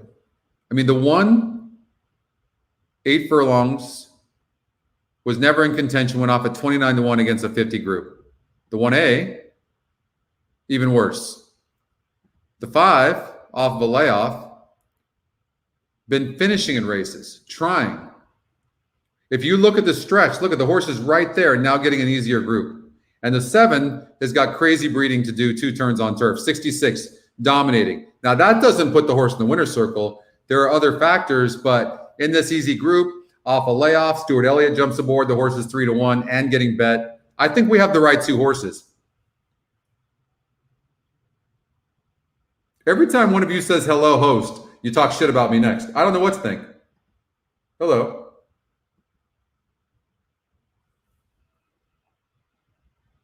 And I don't know which ones are bots and which ones are not bots. Do you guys know? Is that just a standard thing that bots do, is say hello, host? Are there like standard say? And what's the point of a bot anyways? Anybody know? Like, what's the point? They just want to crash the party? Right now, this has been a party of no alcohol. Maybe that's what's going to change the luck. Maybe Belvini needs to be in the house. Maybe that's what it is. I can see it. I'm running out of money. Am I literally start with $5,000? I'm going to have to put more money in my account? Maybe I just won't bet the rest of the way. Remember I told you every time I bet, we don't win.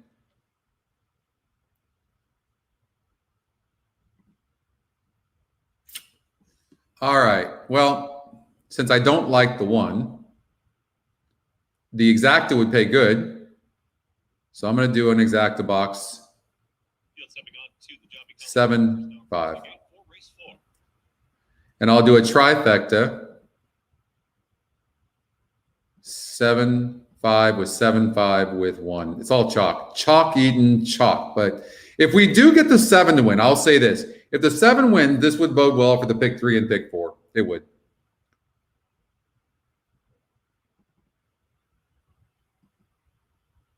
Hi, Jocelyn.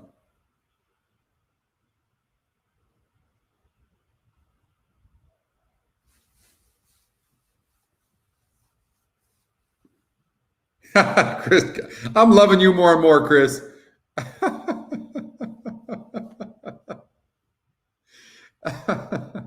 Hey, you know what? Every time somebody clicks on the thumbs down, it should do a pop-up and just say, who won the Pegasus tournament? Oh, my God. That's so funny. A Napa Merlot? Jocelyn, you're just getting just like weirder and weirder all the time. Hello, host. Hi. And then 666. Wow. You had that, Chris?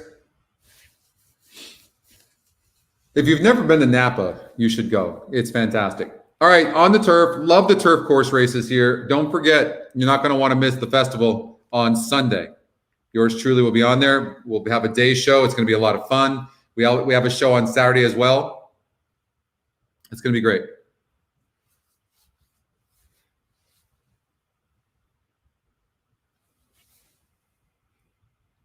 Your favorites are the 1 and 1A. I mean, they're getting bet. Somebody likes them. I thought they both looked like hell.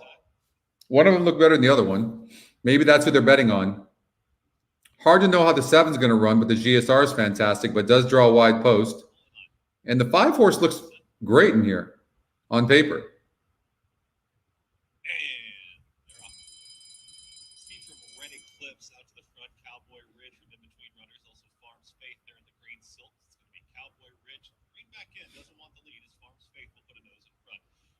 Faith going to be a little wide. Cowboy Ridge is ranked. Wants to get up with those front runners. Red Eclipse is going to hold position there at the rail. It's going to be these two up front. Red Eclipse. 7's going to have to go wide. Done. Absolutely done. He cannot win from there. So we're all relying on the 5 right now. I can tell you that right now. And you should put a note on that. There's nothing we can do.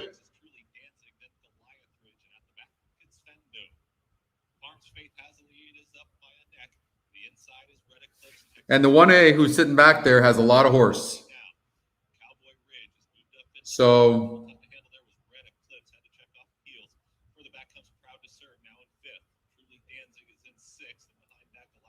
and I don't like how the 6 is pressing us right now, and the 5's not able to really pull away.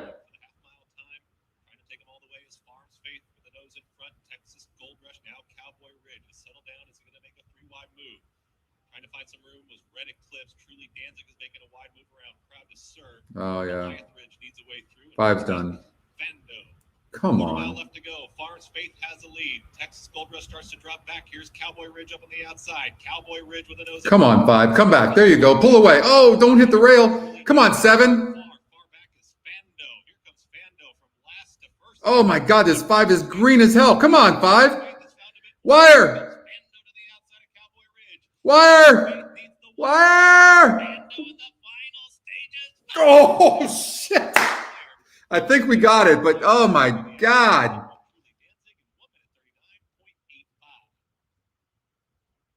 I can't take this.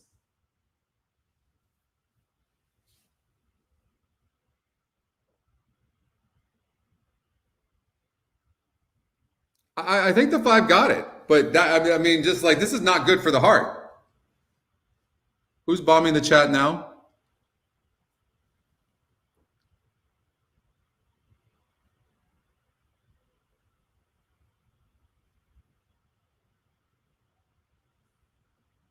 Anybody have an opinion of who won that race?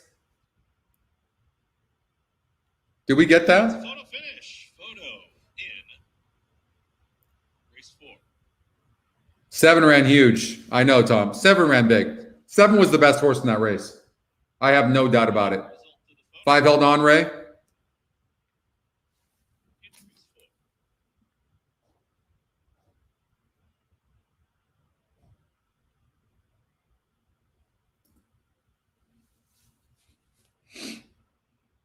I'm definitely getting a drink. There's no question.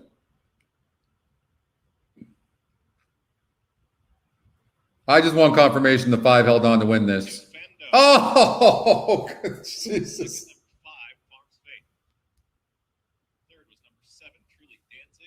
Oh, yep. Oh, my God. Wow.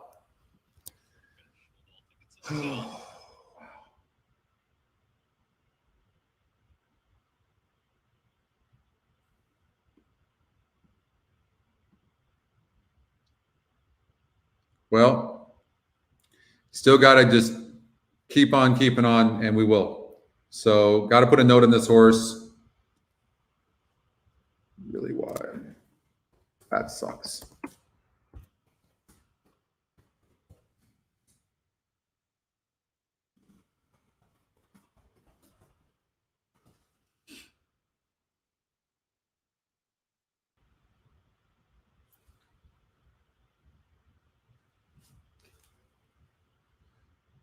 All right.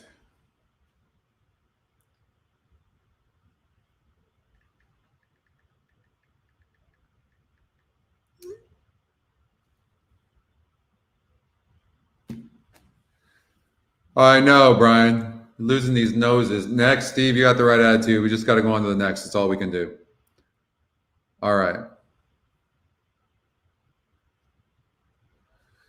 All right, so we have let's handicap. Let's just make a push for the latter part of the card. All right, we'll do that.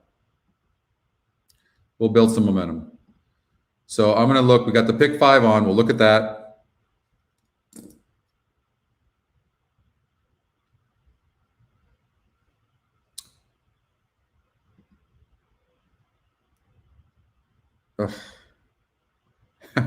Hey, you're not done. You're not done yet, Tony.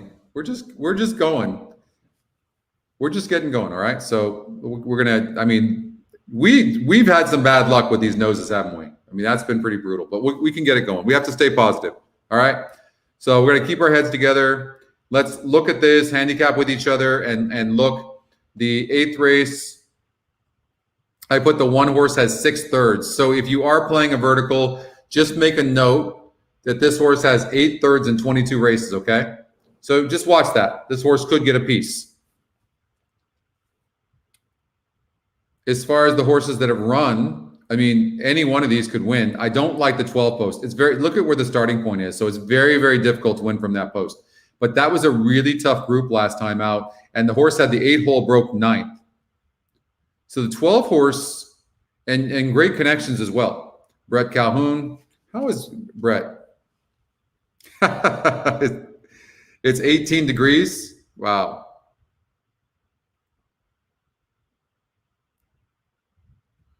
All right, let's see here. How does Brett Calhoun do on the turf?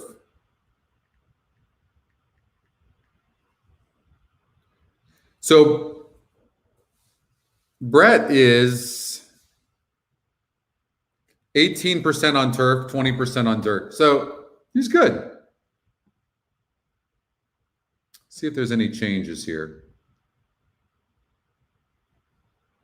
Not really. Shane's aboard. Jockeys.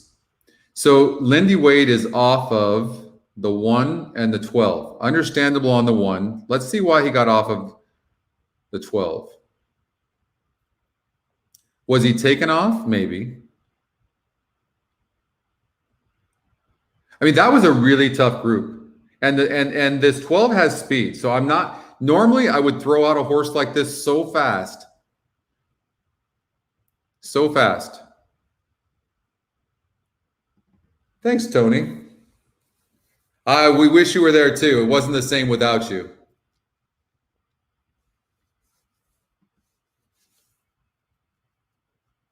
That's for sure.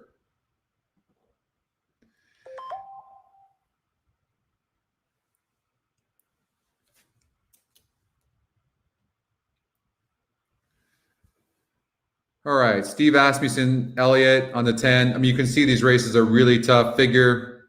I'm going to compare the old win percentage as well. I think that will help us a little bit to see what the comparison is. Okay, so we're going to. By the way, everybody, say hello to Tony Mairana. This is Mike's dad. Lives here in Florida. Make him feel at home, would you? All right, so listen, we're gonna turn it around. The focus is going to be the last 5 races. We'll play the 5th race for sure. Not a pick 6, but we'll play that. We'll figure it out. We'll hit a vertical, and then we'll really focus on the latter part of the card. So that's what I'm going to focus on and hit it. Okay. Oh, that's a good idea. Let's look at Golden Gate Fields and let's see if I can spend the rest of my money in my account. What do I have left? I started with $5,100. I've got $500 in here. Golden Gate. Let's see here. But earlier today, I got to show you guys this. I had $500 left in my account. I put a couple of thousand in there, so I wasn't really playing that big. But and I'm like, damn, what do I do? And I'm looking, and I hit this thing, and I just said, the Scotty long shot and the EE morning line was 10-1, and I'm like, you know what? And the horse had a decent GSR, and I said, screw it. I put the $500 on this horse, and he won for fun. Won for fun.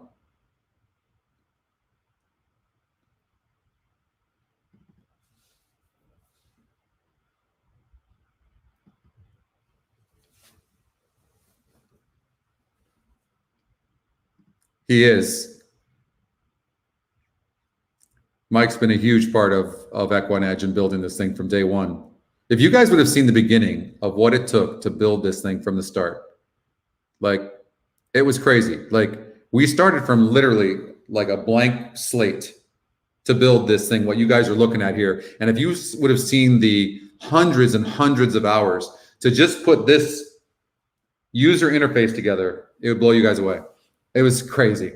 And then to do this and what it does, and then all the algorithms that we had to put together on top of that, this is like I remember when we were incorporating this company, and the attorney, he told me, because he deals with all these startups and internet companies, He said, you have a literal 5% chance of this company being successful. So are you sure you want to go put this money into this?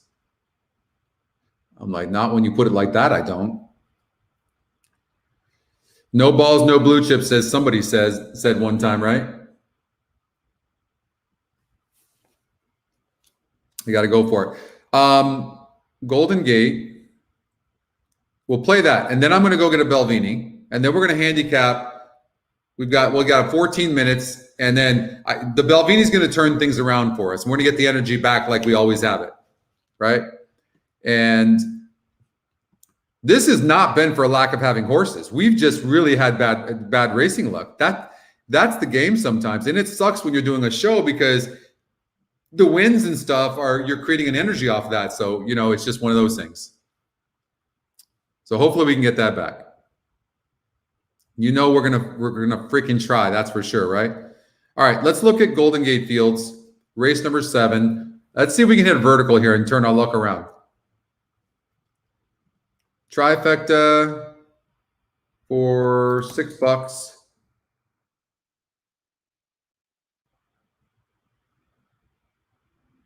By the way, I don't think Spencer's here right now, but I met Spencer. He said, I'm gonna come and say hello over I'm gonna be at Gulfstream Park as well. That was for the Pegasus. I'm like, okay. And he did. He came on by and he said hello and he was using, I saw he had his computer and he was using the system. That is so surreal and so cool after all these years of doing this to see somebody using your platform like that at the track like that. It was pretty cool. And then when I was over at the NHC a few years ago, it was crazy to see all the people that were playing in the NHC tournament that were using EquinEdge. Yeah, I know it sucked. Drop the mic drop. So we're just gonna okay, 44 SOR, 44. The horse keeps losing. Scotty Longshot, but he has speed.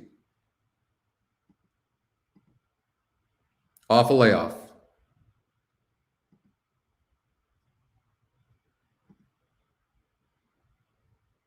So right now what I'm doing is I'm looking at the SOR. So you guys want to know how I look at, well, thank you, Charles. Thank you so much. That's really nice. I appreciate you saying that and reaching out. And it's great to have more people and new people on the chat too. So you always welcome and appreciate it. And if you have any questions, all of us are here. You should join the VIP Facebook group too if you haven't yet, because it's just fantastic people. They're sharing great ideas with each other. It's great. They're always very helpful. A lot of the groups, Oldie leads a lot of them. Justin's there to help, and Chris is there, and they're playing tickets all the time. And they've hit a bunch.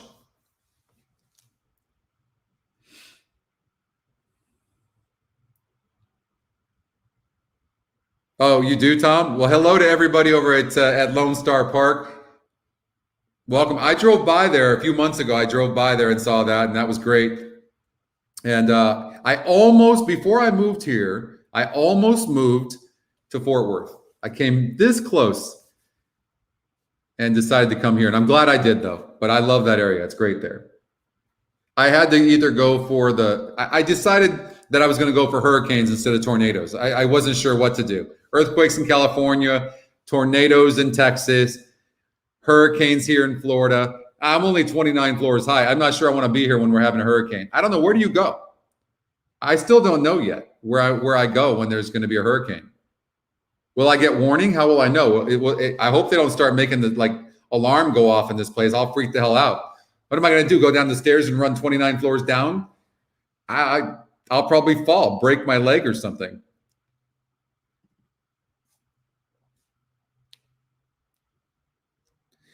Sup, stupid. I love people like this. Little spooky. Sup, stupid. Man, there's some dumb people in this world. Love people like that. I'm in Fort Lauderdale, Oldie.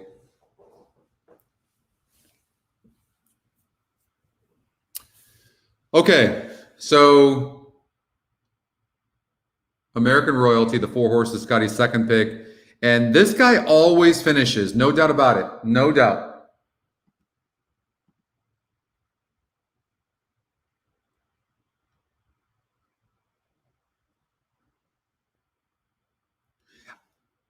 I think the 3 will run better.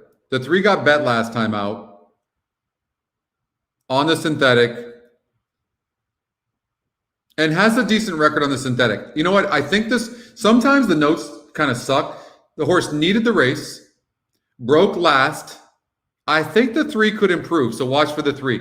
I'm not saying on the win, but in the exotic. So watch for the 3 horse. Okay. And then 7 horse, I don't like. The 8 horse is not getting bet. Low winning percentage connections. Hasn't done crap. He's out. All right, so now we're kind of getting down to it, right? We're going to get our momentum. There's no freaking way in hell we're going to sit here and lose by these noses. We're going to figure this shit out. No way. I mean, this guy doesn't get the pulse running, but he certainly deserves a look. This gal, excuse me. This 3 horse has a look. Who has speed? So the 2 horse certainly has a chance of going gate to wire. I would not ignore the 2, the Scotty long shot. Stopped last time, though. 4 horses tactical. If I was betting 1 horse in this race, it'd be the 4, even over the 6. And the reason is, you're going to ask this, the reason is this is first time synthetic for this horse, and the horse has been running good on turf, not on synthetic. And these horses often lose. I'm not saying that she's going to. They just often do. So for me, I think the bet is on the 4.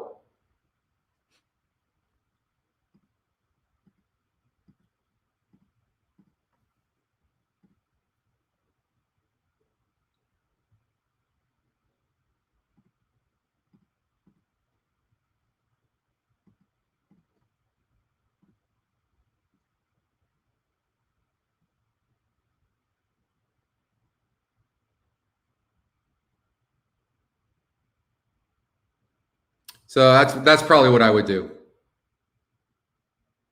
2, 4, 6 with 2, 3, 4, 5, 6 with 3, 4, 5. If you wanted to add the 2, you could. Here's the thing about the 6. Yeah, he's either gonna win, come in second. I don't know if he comes. I like doing stuff like this all the time. $15 bet, 2, 4, 6. I kind of like the 3. You know, you could always do something like this. You could take these out, right? And you could put the 3 horse like in the 3rd spot. You could do something like, if you want to play a smaller ticket, right? You could do something like that. And then you could come back and do a 2, 4, 6 with 3 exacta. Okay. Something like that. Again, I'm always going to look for that long shot to make money. Always. So I might do something like this, 2, 4, 6 with 3. And then come back with a trifecta. 2, 4, 6 with 2, 4, 6 with 3, right? Something like that.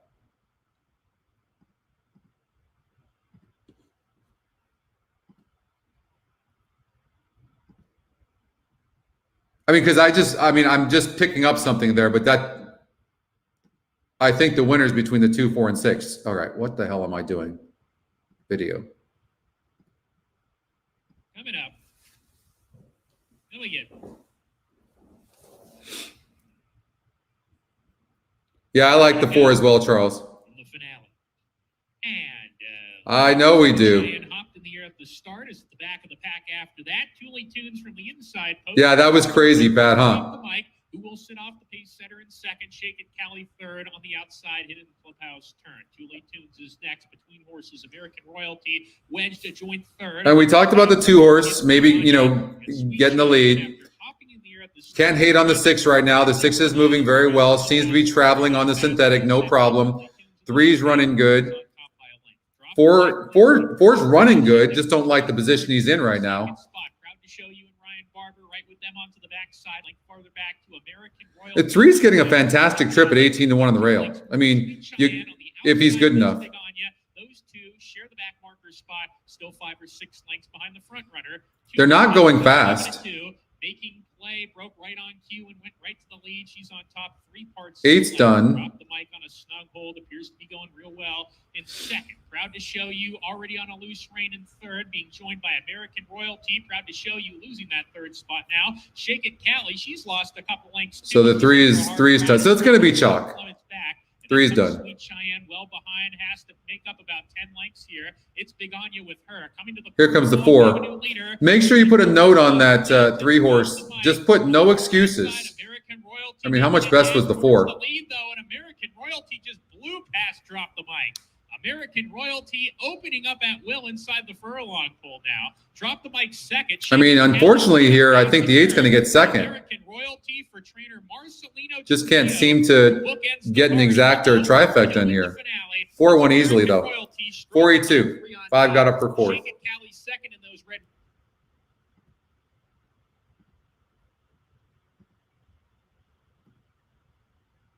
Okay. Sam Houston coming up. All right. We're going to play a vertical here, but I'm going to get a drink. Change the luck.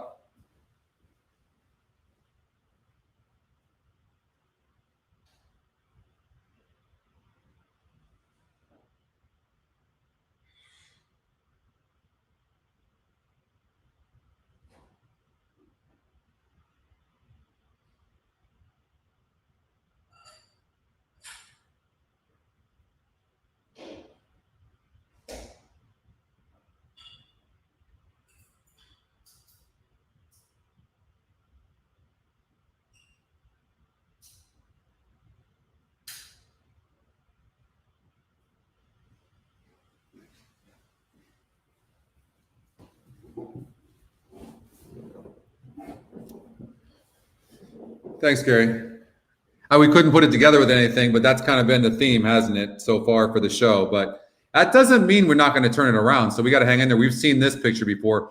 The thing is, the difference is here, we've been cold before and just didn't hit. We've been actually hitting stuff, but not putting the pieces together. So that's kind of been a bummer. All right, you know how I feel. I think I told you the 11 was going to get bet. 15-1 in the morning line. I think this horse can go gate to wire, even from the 11 hole, and the horse right now is 5-1. And then the 7 horse has no speed but can finish. The 11 horse has kind of been inconsistent to me, but he's a hard read. And in situations like this, I think sometimes just best to go with Scotty pick. So, you know, that's the best I can really give you in this. All of us are going to kind of have to find our own way of betting. I told you I also thought the 3 horse was a decent long shot because, I mean, I wish this was 6.5 furlongs and the 3 has no speed. But if you're playing a superfecta or a trifecta, you might put this horse in the 3rd spot. The horse can finish. And look at the way this horse has been breaking. I mean, this horse only lost by 5.5 lengths last time out from the rail on a muddy track. I'm just saying, look, just for exotics. All right?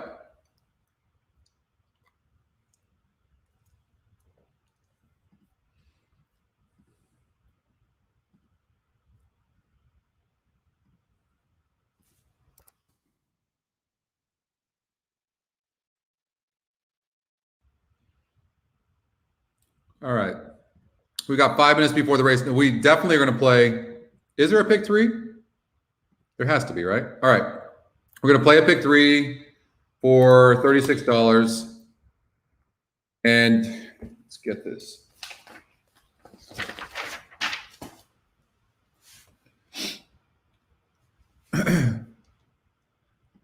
I don't think I'm going to use the 3 in the win spot. Some of you can if you have deeper pockets, only because I just don't think the 3 can win the race. But I do think the 3 can be in the money. But if, man, God, if that 3 wins, I'll be so pissed. And that's likely with me. Interesting. I really like the 6 horse here. It's interesting the system's using the 9. Don't ask me. Don't ask me why. The horse could go gate to wire, speed-wise. But how do you leave the Scotty top pick? I mean, face better comp. This horse was the favorite last time out against a 58 group. Carl Broberg. We always turn it around. Always.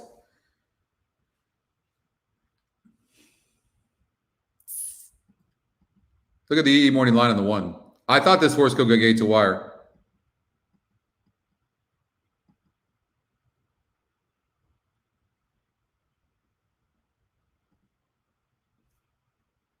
Had the rail last time out. I just love the 6.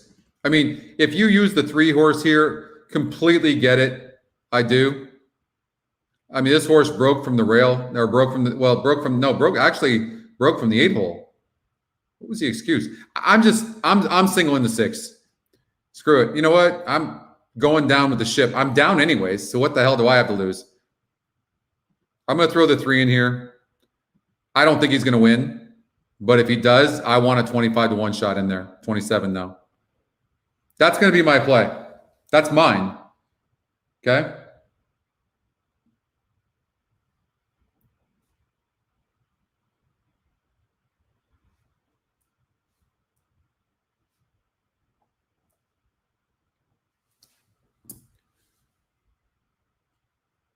And as far as vertically speaking goes, there has to, let's see here. Hold on. I might key the 11, honestly. I think the 11 could go gate to wire. I like, why not? First of all, maybe put the 11 in the first and second spots.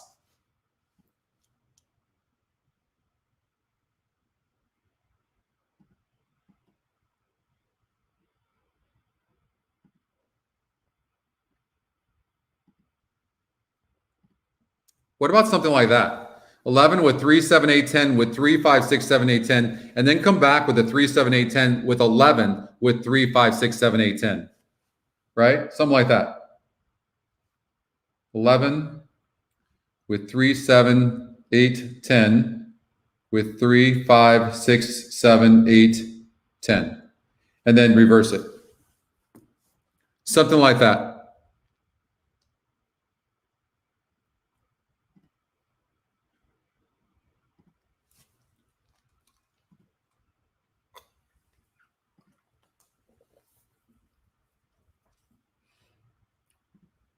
All right, we got to keep this energy, right? Because when you're losing like that, it's really tough. But we all got to, like, if you guys see something, we got to keep it going. Jim, you like the 8? Oh, the 8, the jockey and trainer are both on fire. That might be a good thing to notice. Let's see here. That's true.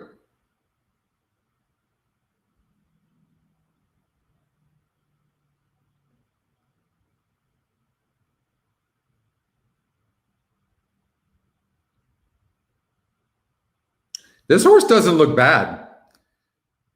Jim's right. This horse actually does not look bad, just so you know. Field approaching the gate. Approaching the gate for race 5. Started the Space City pick 6. Non-jackpot 50-cent minimum wager. Also the Houston High 5 here in race 5. You know what? I think I would probably add the 8 in here as well, in that pick 3, you guys. I hate to say it, but I think that has to happen.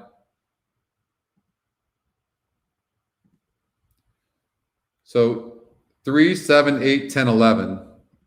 But you don't have to use the 3. I'm throwing it myself. But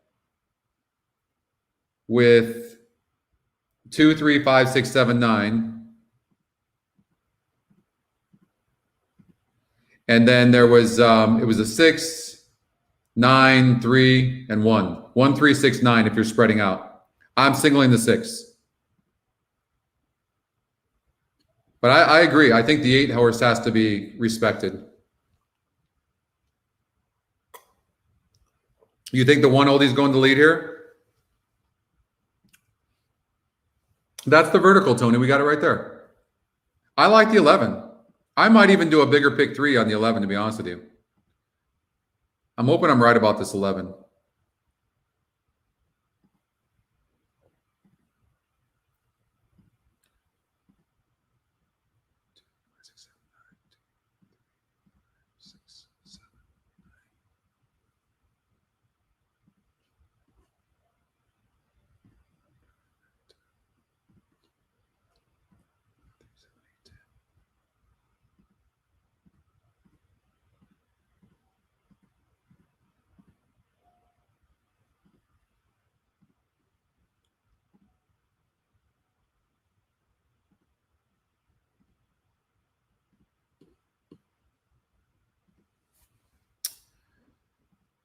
All right, they're at the gate. They're messing around with one of them.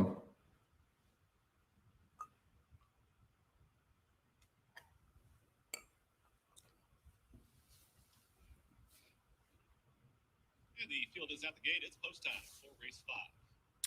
All right, let's turn our luck around here. 3, 7, Field of 11. 8, 10, 11. 6 furlong. I like the 11 best. You like the 5, Pat?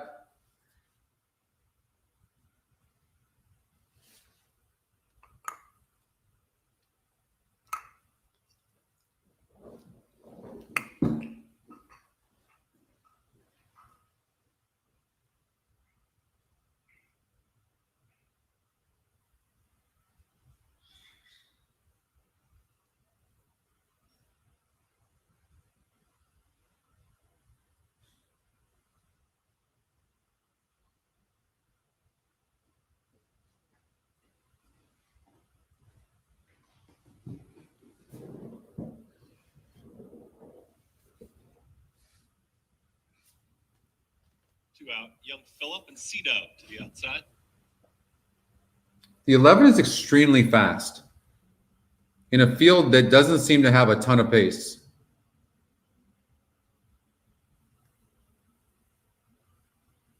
Beautiful looking gray. All right, come on. Goes in. All in line. All set.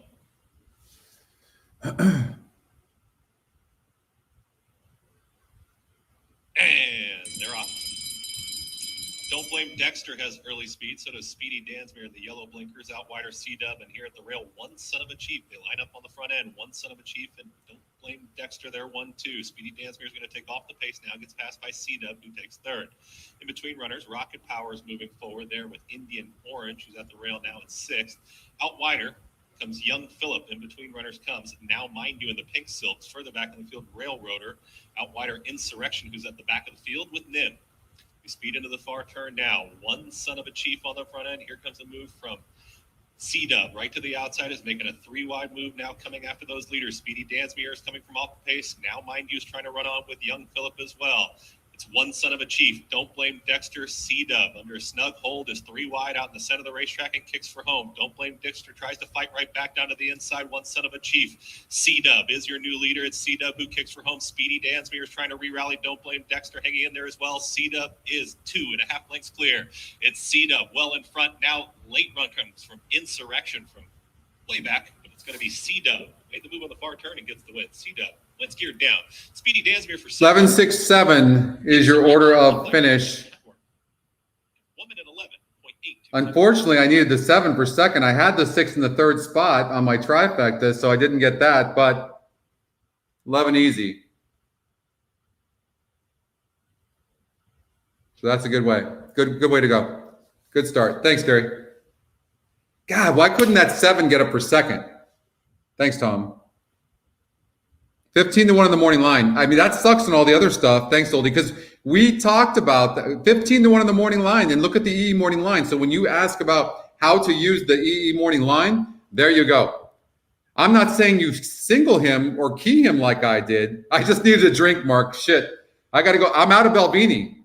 Who wants to donate to my Belvini habit? Isn't that hilarious? I get the Belvini out and we win. That's insane. Thanks, Dan. I think we ended up getting 5-1. That sucks, though, on my try. That really sucks because that would have paid nicely. 6 ran better than I thought. The system had the 6 for third. Boom. Yeah, where are the booms? 7-2. Got bet late. Ah, God, that stinks.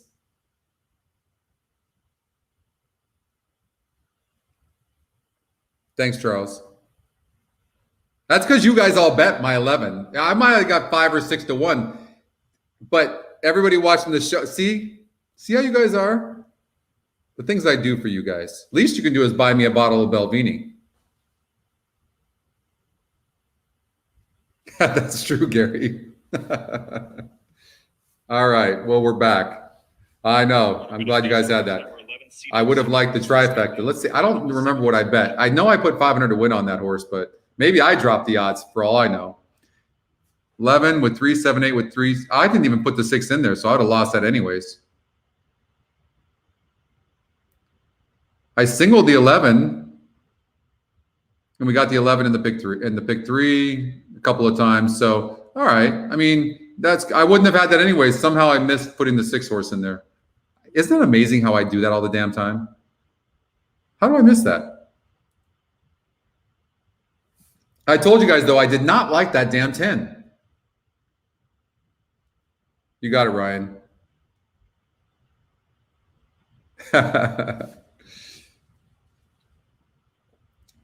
I'll get out Dave's address. You guys killed my odds, Scary. All right. Thank you, Belvini. Let's see if I can carry the rest of this for the rest of the show. I got a big cube of ice in here. I used to be like all about McAllen, and now all of a sudden I'm on this. Yeah, you could Amazon it to me. That's true, Tom. You guys could all like Venmo and everybody put in like $1. All right, listen, I'm happy to get a win mostly, but what I'm really stoked about is, by the way, that was the top GSR as well. And look at that horse had 4 wins at the distance and was the fastest horse and had that post, right? You see what I mean? Like, and that horse was 15-1 on the morning line. And look at EE's morning line, 4-1. How sick is that? So I never understood that this EE morning line would be this good. I didn't. John told me it was good, but I didn't understand. I didn't know how I would use it, because initially I'm just thinking I'm going to offer this to all the tracks and automate the process. Should this not be automated? Why do we still manually have people do morning line when the system can do it way more accurately and faster? By the way, not one of you, and I'm still upset, not one of you said anything about all these racetracks, all these races and tracks up ahead of time now, because we have an EE morning line and we changed the win percentage, that you're getting these tracks 2 days before anybody else is giving them to you. Anybody? Look, there's no morning line here at Parks, but you have it here. Why? Because of that right there. Not one person. Everybody was saying, why are you guys so late on pulling up tracks? Now we're giving you the tracks 2 days before anybody else, and not one person has said anything. Oh, you did, Chris? Nice. Try pay $2.23 for $1. Did you have that, James? Yeah, the EE morning line is way bigger. It's a way bigger tool than I ever thought it would be. But you see that? Look at, there's no morning line for Parks, but yet it's here. So you guys are able to go to your favorite track and you're able to find this stuff. Essentially, we're posting tracks about an hour after Equibase puts them up. Oh, I agree with you. I understand why you would say that. No, I will say this. The one advantage to the humans doing the morning line is that you get situations like what just happened here, right? You do get that. No question. You get this. And this is no disrespect. By the way, I would never want to be a morning line odds maker. I promise you, this is no disrespect to the morning line odds maker. This is brutal. But you get this. 15-1, which creates an opportunity. 4-1.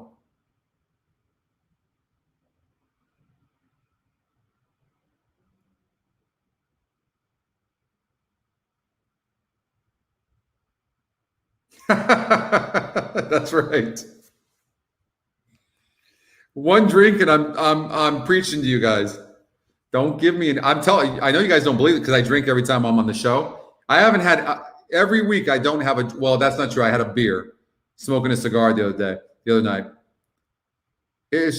I need to film this stuff. It's amazing. Florida, for whatever your beliefs are, I'm sorry. I respect everybody, but for me, being in Florida and have everything wide open is nice. I truly believe that COVID is hitting older people, which is bad. So if you have, like my mom, I don't even want to be around my mom because I would never want to, she's older. So I believe that it's really like my uncle. It's not looking good for my uncle with COVID.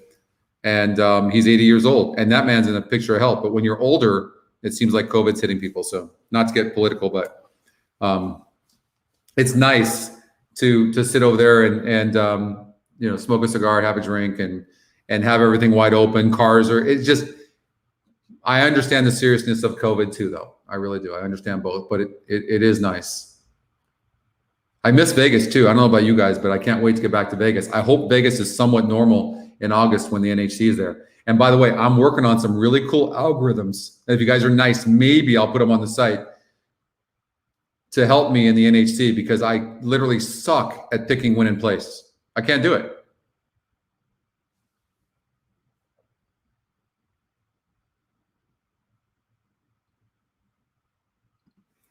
Thanks, Tim. Thank you for saying that. I appreciate it.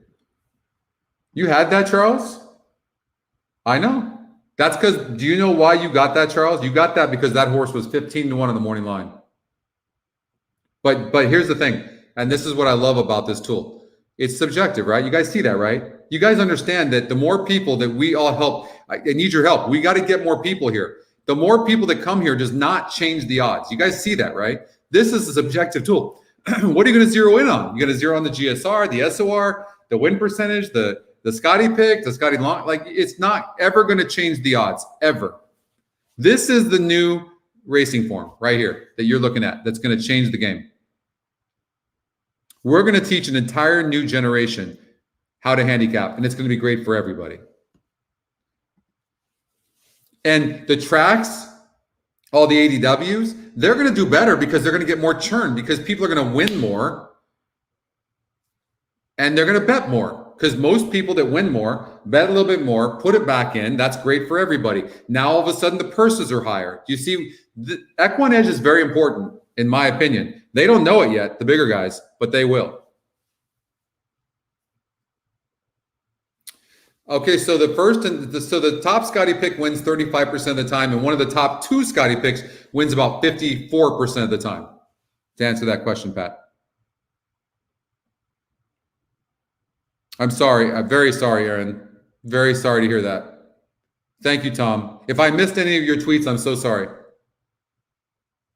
I always say tweets, but I don't know how else to put it. The NHC, I played in it, I think, 1 or 2 times, and I got my ass kicked. So you guys want to hear a story? Do we have time? Yeah, we have time. So about, was it 3 years ago? Maybe 2 years ago? We had a different user interface. It wasn't to the public yet. So I went to the NHC, and I got my ass handed to me. And the user interface was more, it was this. It was more of the handy view. It wasn't even this good, but it was more the handy view. And I got my ass kicked. And I'm like, why am I creating another version of past performances that's been done 100 times? And I went over and I literally scrapped everything and told the team, we are starting from scratch. And then this was born, this race view. Pretty incredible. Aaron loves story time. I ought to do a segment called story time. That's not a bad idea, Aaron. I'm feeling much better, by the way. It does. It changed. It changed. It does not change the odds. I don't want you guys to ever worry about that. I've studied this till I'm blue in the face. If I thought from the very beginning that this was going to change the odds, I would never have given it to the public. I wouldn't have. 100%, Tony. 100%. How nice was it to get that 11 horse to win? Changed the entire feeling of everything, didn't it? Incredible. 940 horse too. 15-1 morning line paid 940. Speed from the outside, top GSR. 10 horse was vulnerable as hell. Told you guys. God, I hated that horse.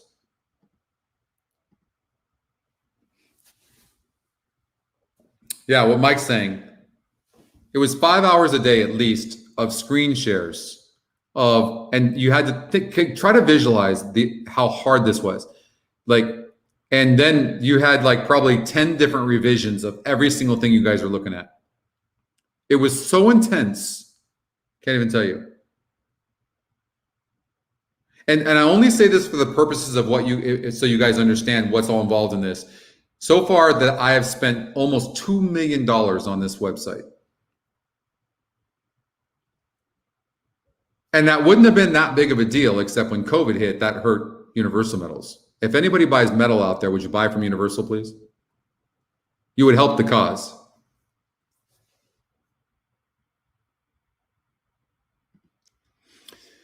Okay, so here's the thing about this. The try and exacta pay good, Jeff. So here's the thing you guys need to know. So I would spend, if you guys don't know this about me, I would spend 8 to 12 hours a day of handicapping with past performances, okay? And it took away time from my family. And then when I would have group parties, so I would have group parties at Del Mar all the time. And when we were down there, my head would be like this the entire time. And there's 50 people in a room that are waiting for me just to tell them what I like because they don't have a clue about horse racing, right? So I'm down like this. And then, so I'm not socializing. They're all waiting. They have no idea what to do. Then I would go over and tell everybody what to bet. They would bet. We'd watch the race, and I'd go back and do it again. This was my day. No fun for anybody, especially me, right? Now you have your mobile, and I can go over and say, okay, just here, click this button. You're downloaded. You're good to go, and everybody can bet on their own. You see the difference? Horse racing is social. Am I preaching right now? Man, this alcohol really, I don't know if it loosened me up or it made me tighter. I don't know. But do you see what I'm saying?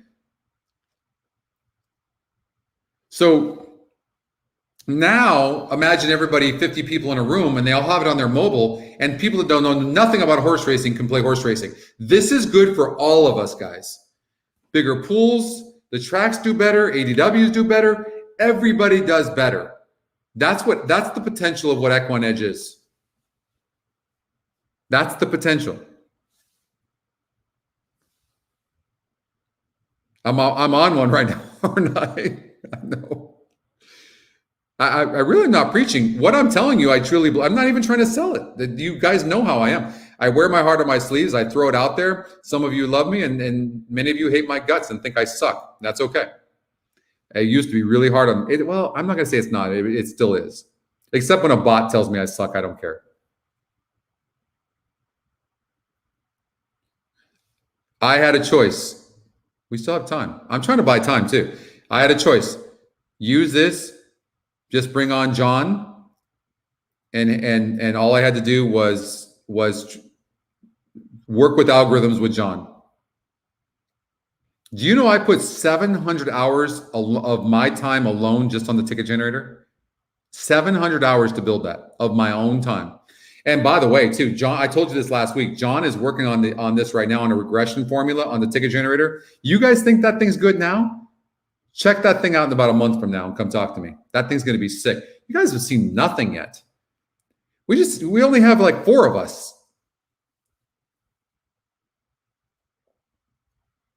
It's a strong dislike. I appreciate. Hey, Michael, I really don't like you very much either, just so you know. I'm kidding. Right, exactly. It's a handicap, though. We'd be at church, but we'd be handicapping. I always thought I should have been a pastor.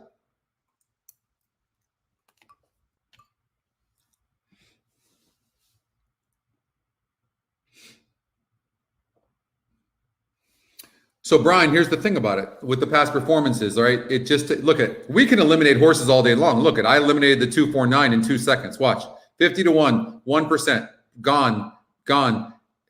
You can't do that with anything else. You can't. There is, and by the way, too, has anybody ever thought about the new generation of younger people? You think they're going to read a past performance? Come on, think about it.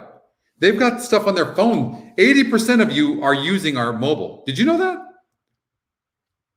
I don't ever use our mobile. It's pretty good from what I'm being told. Well, I've been on it a couple of times. Pick 3 at Charlestown, Harold? Yes. Only if you chat a little bit more, Harold.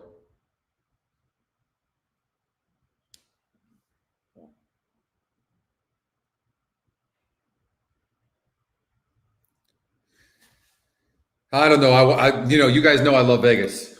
I love Vegas. So I might go sooner, but I love Vegas. I don't love, you think I just love gambling. That's not true. Because I could go to casinos next door if I wanted to. There's a Hard Rock here, from what I understand, is very nice. I'm not like that. I just love the experience of people. I love people watching, first of all, but people watching, good food, stuff like that. By the way, here in Fort Lauderdale, the food is amazing. If you haven't been to Louis Bossi's, oh my God.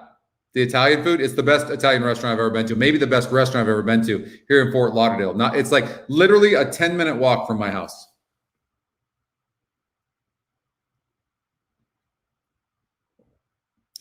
I tell people, and that's a good point, Aaron. I tell people all the time, listen, you can be a traditionalist and you can be hard-headed all you want. This is not a tout. Nobody is telling you what to play here. This is complete tools that are faster. And by the way, just the win percentages alone hit almost 36% of the time.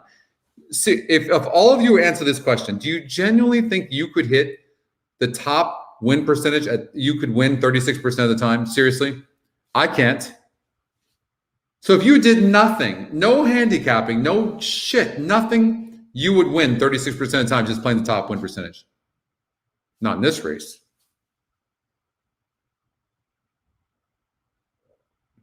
No, I'm not shortchanging it, Gary. I'm old school though too.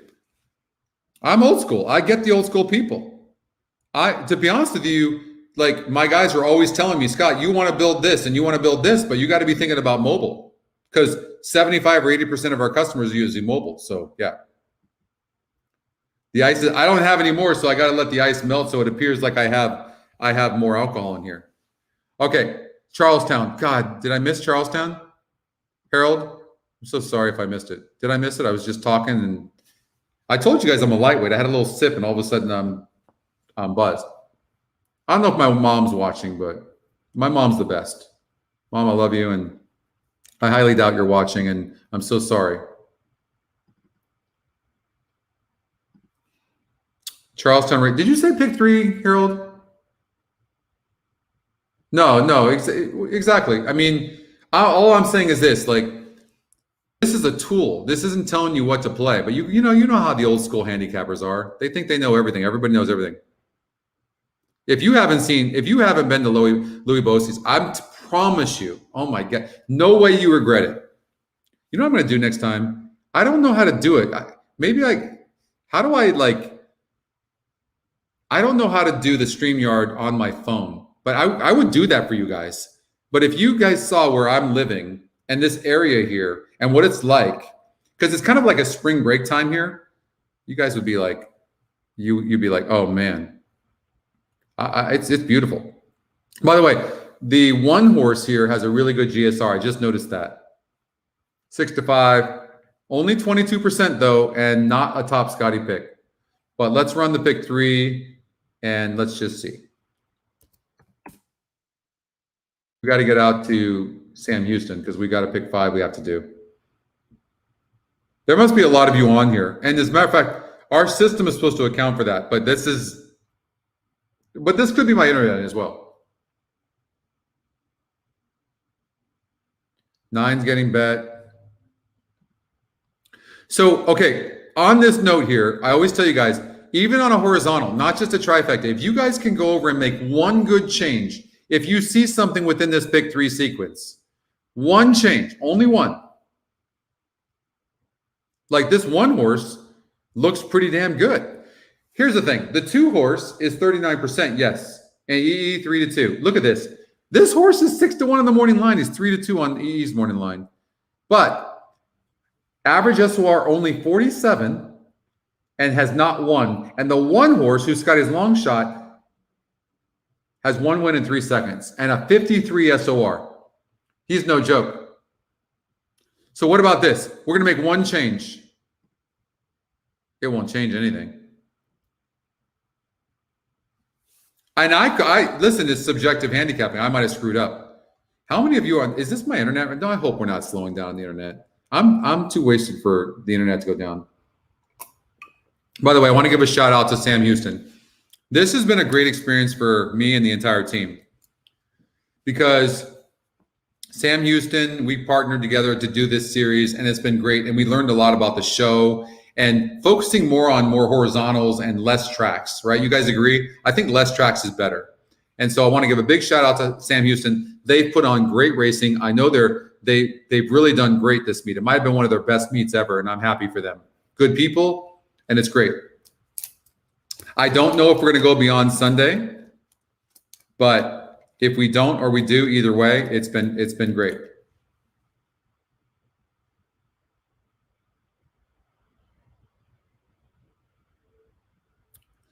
I don't know what the delay might be, Jim, but I'm sorry. So we do have a pick 5. Okay, so there's the pick 4 or a pick 3 right there. What up, Nick? So Nick, are we talking about Charlestown or are we talking about Sam Houston? What are we talking about? Let me know, okay?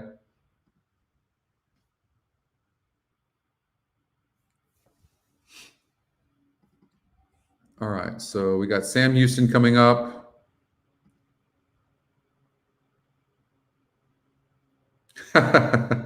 Oh man, hold on here.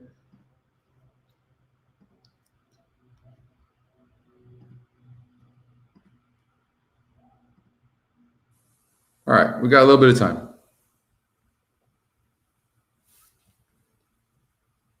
It does, right, Matt? Yeah, I know. Don't forget, you guys need to know this too. I'm not perfect. I'm trying to manage the chat. I'm trying to handicap, and I'm not going to lie to you guys. I didn't handicap as hard as I could have on this. I just didn't even want to look at a horse for a week, and I actually regret it. But we did get that one horse there, and I'll be prepared for Saturday. I promise you that. So, but I agree. I think we learned that from the Sam Houston series. But I was saying that they've really put on a great show, and I think the festival on Sunday is going to be amazing. So watch for that. Chris Griffin, amazing job. I mean, he needs he needs to be like not only Sam Houston, but he needs to be working for some bigger tracks because Chris is really damn good at what he does. Oh, did you see, Tom, the Sam? And by the way, another shout out to everybody Race 6, start the pick 5. at Lone Star. I still have not seen. I don't think I've seen the EquinEdge sign on the finish line over at Sam Houston. I don't think I've seen it. I heard that they moved it over away from the finish line, but then we made the sign white, I think, and then when the flash goes off when they cross the finish line, it kind of is fluorescent and you can't really see it very well. Well, you know, we've got a strong relationship with ExpressBet and the Stronach group, so. Yeah. So Nick, so we got to do a pick 5. So you like the 5? All right. I'm a little late on this. Let's get on this. We'll do a $48 pick 5. Nick likes the 5 horse, and I kept him in there. I'm not going to be surprised.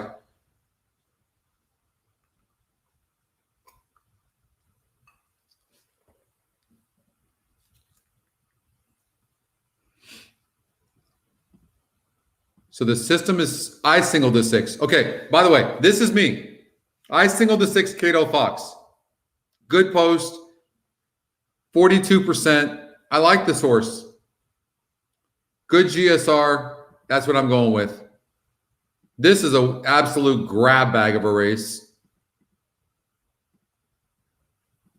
Might cover more horses, though.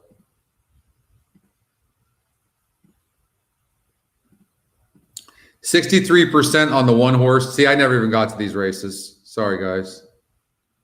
I didn't even. It's better when I'm a little bit more prepared. I can wing stuff. We did last Sunday. I didn't even handicap Sam Houston, and we were playing a bunch of tracks and we hit. So you can still do it, but I prefer when I'm more prepared, and I really wasn't as much as I could have been. Oh, I've got some notes. You see how fast we can eliminate horses? Sick. All right, so Secret Blarney, I put a note. New trainer seems one-paced, might run well. He's one-paced. He went 8 furlongs. He barely won. I'm eliminating him. He's 3-1 on the morning line. EE morning line too, but I don't care. He's the top Scotty. He's out. Germinator, 2 races back, tremendously weak field, and then ran like shit the next time out. He's out. Poncho And the field is ran like crap. He's out. Race number 6. Start of the pick 5. $72 ticket if you have enough to play that. If you don't, you have to cut it back. Our deal with Sam Houston was only to go through this Sunday, through the festival. We haven't negotiated anything or talked to them, at all lately. So everyone's been busy. I'm sure they're busy. I know that their pools are way bigger than they've been, and they've done a great job with their marketing, all sorts of stuff. And I think people are betting more, and I think we've got more fans. But we have not negotiated with them moving past Sunday, so I don't know. There it is right there. I know. Who are we alive to in race number 6? Who do we need? We need a 2, 3, 5, 6, 7, 9, right? Whitaker moving forward and First Avenue last to load.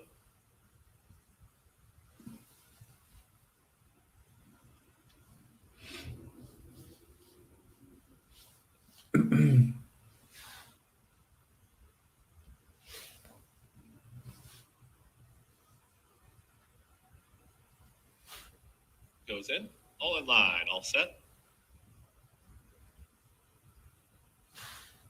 And they're off. Vegas guy has early speed, so does Rebel Posse. These are the front two. Thank you, John. I see that sign now. Thank you. I mean, you just never see it when they cross. Have any of you seen it when they cross the finish line, though? I've never seen it. So we got the 11 to win.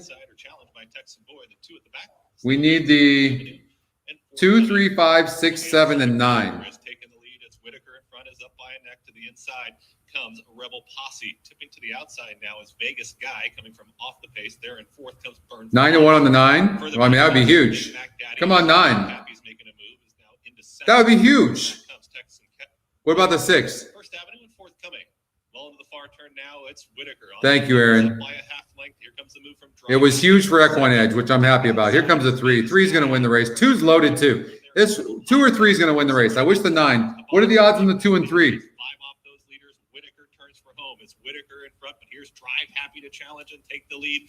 Vegas Guy out in the center of the racetrack as well, approaching the 8th pole. 2's not going to win. It's going to be 3. It's going to be 3. 3 have any odds? Drive Happy in. Vegas Guy. No, 6 is going to hold on. Vegas Guy, Drive Happy. I had liked the 3 too. Remember? The son of Run Happy gets the win. 6. Drive Happy. We got the 6. Vegas Any Guy, odds? back comes Burns the Boss. Late run. Ah, God. What the hell is going on up in here? That just sucks. Ugh, can't take this chalk. I liked Vegas Guy. Almost singled that horse. Glad I didn't. New trainer, of course, Steve Asmussen, Stuart Elliott. Came in from Del Mar. 3 ran huge. I mean, 2-horse race. We talked about this one. And how this horse dueled last time out. What up, Eric? You singled the 6, Harold. Nice job.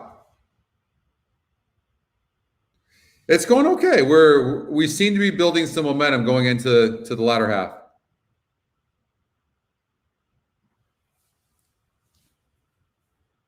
Oh, it's on the finish line, Pat? Really? I can't really tell by the picture John sent.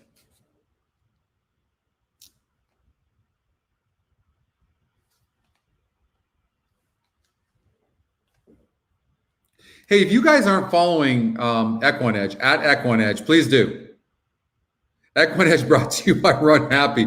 Everything is brought to you by Run Happy. What up, Zach? Here's my man, Zach. He's just showing up late. By the way, too, how many of you signed up for ExpressBet?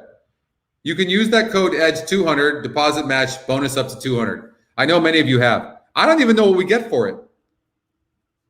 I have no idea. You saw the sign, Tom? Sweet.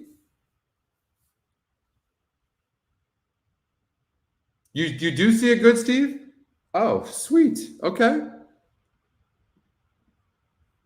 Nice. I think we made a mistake, though, making it white, from what I understand. Freaking chalk. All right, we need the 6 in the next race. We got Charlestown race number 2. So we did a pick 3 for, I think it was $36, something like that. Let's see. We'll go out there and watch the race. I mean, we're spreading out. Maybe there you go. There's the pick 3. You're chilling by the beach? Sweet. I love it here. What's up, Greg? Greg, I was on Twitter. I liked one of the tweets, and from what I understand, you're very hot right now. So make sure you're chiming in and letting us know what you like, okay? It was Dan? Have I told you guys how much I love this group? Seriously. If there was like 20 of you, I would do this thing for you with you guys. Just handicapping.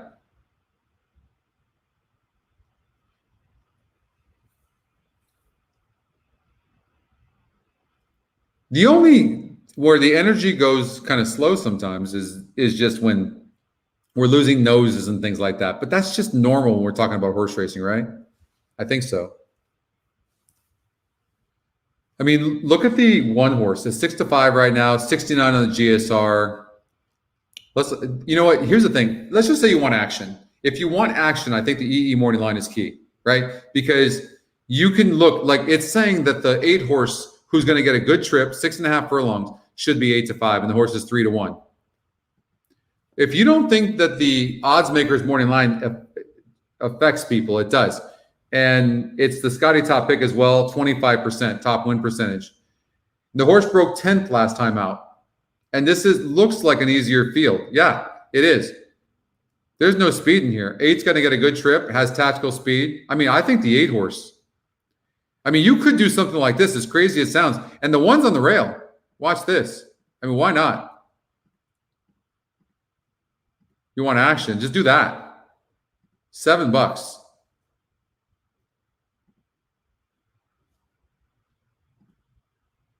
How much money do I have in here? I know I hit that $500. Do I have any money? $3,100. I put 2,000, didn't I? 2 plus. No, I'm getting my ass kicked. But we can come back. Charlestown go off? Yep, it did. Did anybody get any bets in? Down towards the rail, Eastport is trying to rally on, but they're a furlong from home. Off the turn, it's No Regrets in front. No Regrets from a powerful tail. In between runners comes Eastport and Thunder Grunt. Come on, 8. Nope. No 1-8. Regrets still in front. No Regrets to get the job done at 3-2. Won it by 2.5 lengths. It's very close, actually, between the 5 and the 8 per second. Very close. One horse wins the race. And those are the top 2 picks. What a surprise. Top 2 GSRs. It's insane, right? So good. I didn't see the trip because I was late.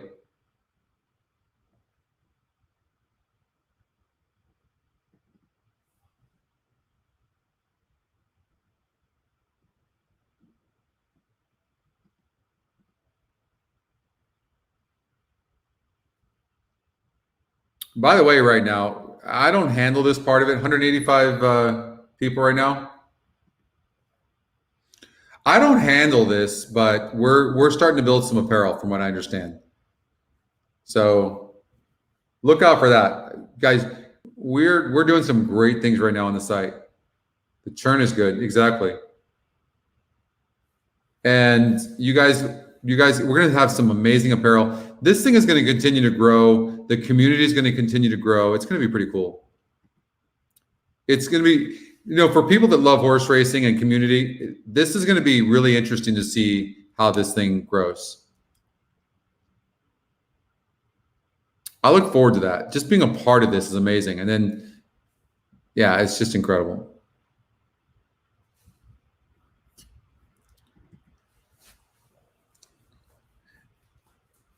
They have other vendors.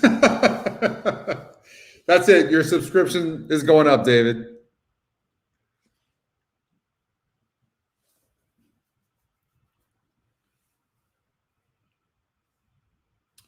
All right.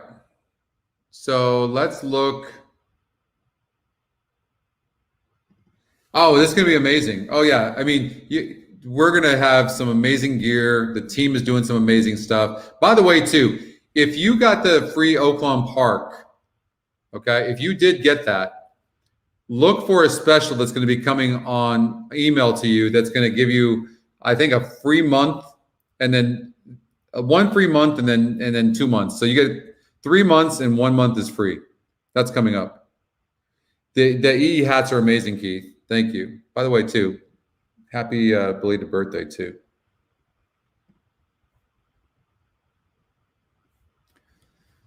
Man, we've just been dealing with a lot of chalk today, haven't we? Thank God. I mean, the 11 really has carried the entire show, didn't it?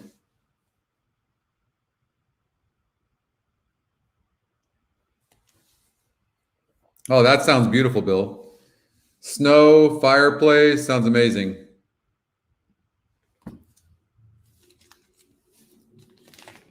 No, for sure.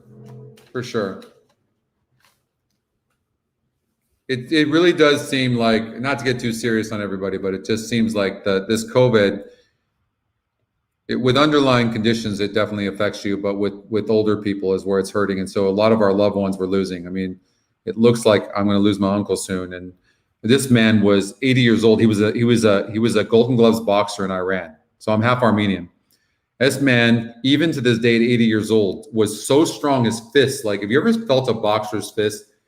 I mean, this guy's in amazing health at 80 years old. And it's like he was not doing well, really bad. And all of a sudden he's like, oh, fine. And then all of a sudden, an hour later, he's like on his deathbed. And it's just insane. It's just crazy. And then you just don't know what to believe, because then it's politicized, and then, but you know, some of it's true and then some of it's not. And so I don't judge anybody. I really don't. I hope you guys know that. I don't. I think that our politicians have used this against us all, and for whatever reason, whatever their gain is, that's what they do. And I don't like it, but it's just, the entire situation just sucks. But it is nice here to see people living. That's nice. Scotty Kardashian, I know, right? Turfway Park. We have time, right? So we can go to Turfway Park, sure. And we'll do a pick 4 as well.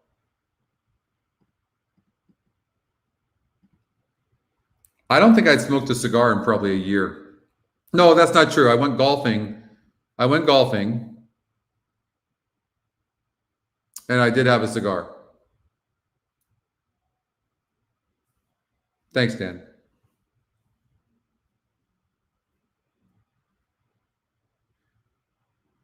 I hate to get political, but like, I'm just saying, and I only say this because those of people that are Democratic or Republican, I think our government is using that against us, and for whatever reason, they like to divide us. And I'm 55 years old. I've never seen anything like it, and it's just so demoralizing. And I think everybody has to stand up and just support each other no matter what. If you wear a mask, great. If you don't wear a mask, great. It's just got to stop. I'm not a weed smoker, Aaron. I just have never been.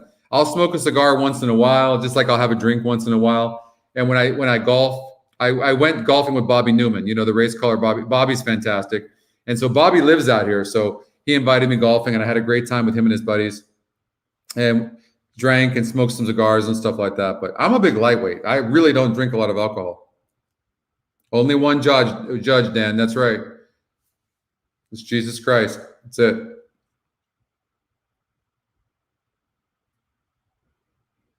You know, we just have to support each other. So, hey, Chrissy. Yeah, you know what? When we're missing people, it's like Deb's missing. You know, when we're missing people, it just doesn't feel the same. You know what I mean? Like, it's great. Well, glad you're here. It's tougher. I understand. Like on the East Coast, it's different, but on the West Coast, we're starting at 145, essentially 140. So it's tough. Yeah, no, I'm 55, Jared. Thank you very much. Hey, by the way, you guys, I've been working out. I got a gym 2 stores up. I've been working out. I've been eating good. That's it. I'm pissed off. I'm so sick. I can't fit. You know, when I was doing TVG and my shirts and I button, not this one I can. I don't know why. I can't button up my shirts. I wear my ties. You know how I wear my vests all the time? Maybe I'm gonna start wearing when I can fit into it. Maybe I'm gonna start wearing my vests. I want to break out all my vests. They're all right here. I got vests everywhere. Remember how I'd wear them on the show on TVG?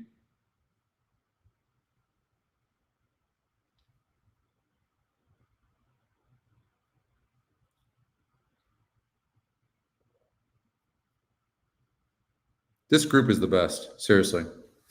How I got blessed enough to be a part of this is amazing. I'm really grateful. We're going to do something great here with EquinEdge for sure. I told you, you guys know what my mission is, right? It's 150% money management. Our ticket book, all of it. Like, it's all about that money management, because everybody, you have to have a balance. Thanks, Joey. Thank you, Charlie. Oh, wow. Welcome. Thank you so much. I hate to go. I don't know what's happening right now. I'm getting all like sentimental and serious. I guess probably because of my uncle, probably. So, but more importantly, listen, I've been blessed in my life, right? I've got great businesses and stuff like that. But for me, if you don't know it, when I'm on the show, like the most important, I want to see everybody winning. So when you see me going, like, believe me, it's not about me at all. I mean, don't get me wrong. If I can win too, I'm happy about that. But more importantly, when we're all winning, because remember, like, I don't know, about 2 weeks ago, like last weekend too, after my win, we were just hitting everything, but the fields were smaller, but the payoffs were smaller. But like, I don't know, was it 3 weeks ago or something like that? We had one show that like everybody was winning. Pick threes were paying $300 and something. It was just amazing. That's the energy that I want to find. And I'm kind of mad at myself. I could have put the time into handicapping. It's not like me. I just was really tired this week. And but I'll tell you this, I'm going to handicap my ass off for Saturday, I promise you. And Sunday.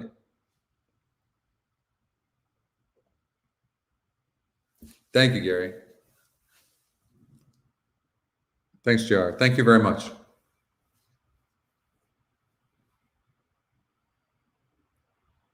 You're going to find some work, brother. I know you are. We unfortunately, we had to furlough some people, and then we had to lay off some people, unfortunately. But we're doing a little bit better. We're doing a little bit better. Let's go to Turfway Park, okay? Okay. All right. No more serious talk. I'm sorry. No more serious talk. Trifecta.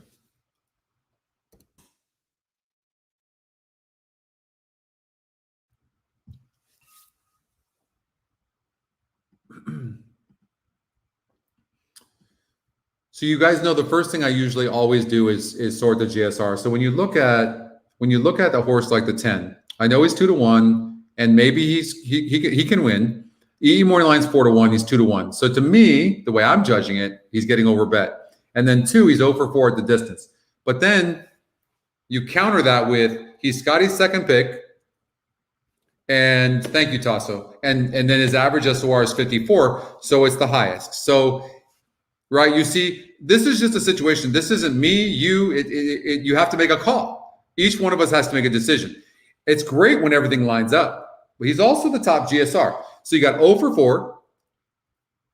But then you have top GSR, average SOR, a good win percentage, and Scotty's second pick. So I think the 10 has to be considered. And I think the post is a good position as well. If he doesn't have speed, so the post is not good because it's 8 furlongs.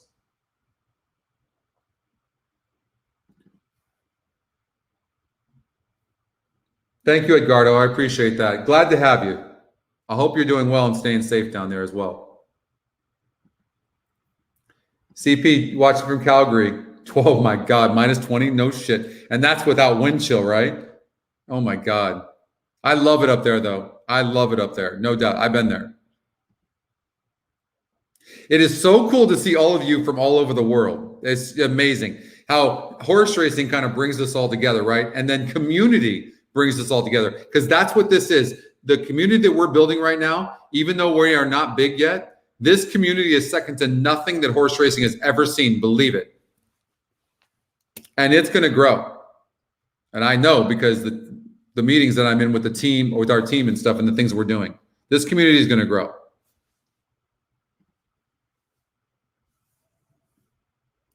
JR, better things are going to come. I'll be praying for you, brother. Okay, you hang in there. The one horse, 56, Sunday Screaming, top Scotty pick. I mean, he looks like hell in the last race, but he did break 9th. That was against a tougher group. I'm looking at him. He wins a little bit easy at a 40 SOR, okay? So you're looking at a 40, and then you're looking at the 10 horse who's dropping in class. So anything can happen when a horse is dropping this far in class. So you can't eliminate the 10, but I don't like the post. You look at a horse like this who's stretching out, and his GSR is not that great, and he faced a 38 group. Don't like this guy. So I don't like the 2 and the 13 automatically.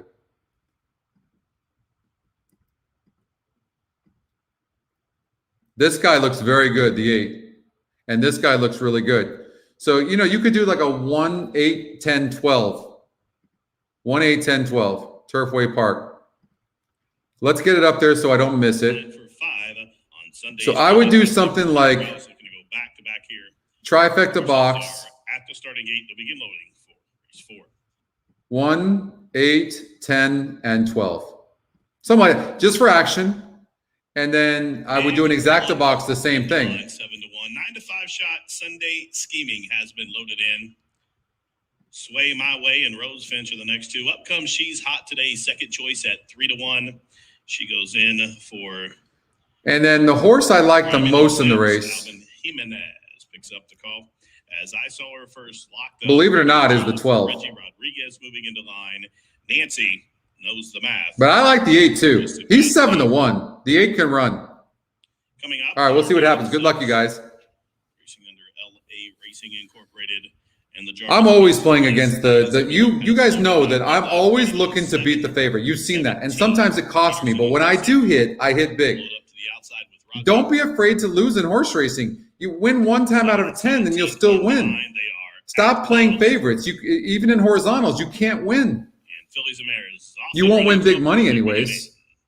Nancy knows the math, jumped the quickest. I saw her first as flashing speed and up the inside. The favorite Sunday Scheme and takes advantage of that rail draw and quickly opens up a length and a half. So midpoint through the opening turn, the favorite Sunday Scheming has made. That's nice, Chris. That's good. By a length, Sway My Way, hard held from second. Up on the outside as they turn up the backstretch. That's so good, Barton. Right? It's so good. Is on hold to the inside, racing fourth. Total long from fifth. Still 2 lengths back to I saw her first Rose Finch down on the inside. As they continue to run up the backside, yes, Siza Miller is next, 4 in front of Big Luck, who is second. I mean, no surprise, Tony. I mean, the 1 is the favorite, right? I'm looking for horses that are prices that can be first, second, or third, right? That's what I'm looking for. Nancy knows the math is second.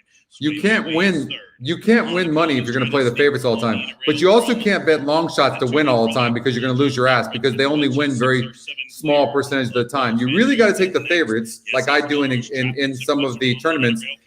Key them. The one's going to win the race, but key them for these long shots, right? I mean, the 12 has horse. Is he going to stiff him or is he going to try to get second? I mean, he's had horse the entire time. It looks like he's trying. So we'll take the 1 with the 12. I told you I like this 12. He's trying, but the 1 was a runaway winner. But the 12 is going to get second. That might pay good. You can put a ring around Sunday Scheming. I don't think we got the trifecta, but we got the exacta. I told you, the only reason the 12 lost that race was because of post. And you should put a note on that horse. Didn't get the trifecta, but got the exacta. Did I bet the exacta? I did. $10 exacta. All right. I mean, what did the 12 go off at? 9 to 1. The favorite. I mean, we're not surprised by the favorite, right? Top Scotty, top win percentage, but the 12 horse we got in there.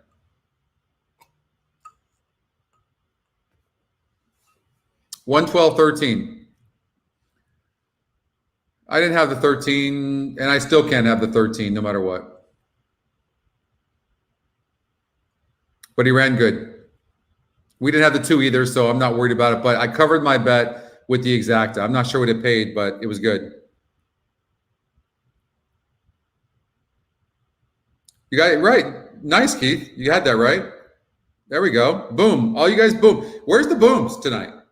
We really have been decent so far tonight. You had the 1, 10, 12. But you didn't play the exacta, Pat. Pat, look at. Have I taught you nothing?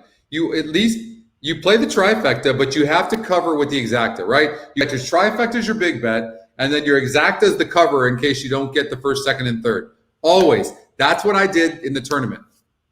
I don't know if I have. You know what? I have it somewhere, but then I got to pull up my emails, and then all my emails are going to start popping up. So I'm not going to show it to you guys. But you can see, by the way, I don't know if you follow Stronach Group or ExpressBet. I think it's ExpressBet. But if you follow ExpressBet, you guys can see what I did in the tournament for both of my entries. But did you guys know that my first and sixth place entry was the first time anybody ever got in the top 10 in both entries? Mike, you had that? Okay, Tom. Okay, there we go. Dan, you had the. I love this group because you guys are not necessarily taking what I'm taking. It's fantastic. I didn't hit my try. I don't know how you guys even had the 13. Oh, you missed that, Pat? Okay. Sorry. There I go. There I go. Just give me a little bit of alcohol and I'm going to start. Oh, we got, by the way, we got to get to Sam Houston. We got 2 minutes. Okay. Now we're starting to get some momentum. Now we're getting some momentum. This is nice. All right. Let's finish this thing off nicely.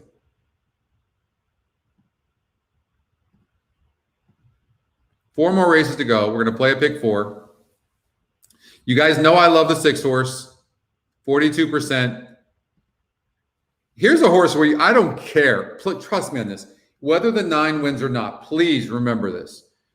10% horse, 4-1, 7-1 on the EE morning line. And remember, if our top win percentage is not the favorite, it wins like 16% of the time. I don't care. The connections, I don't care. I don't care if it wins. I don't care.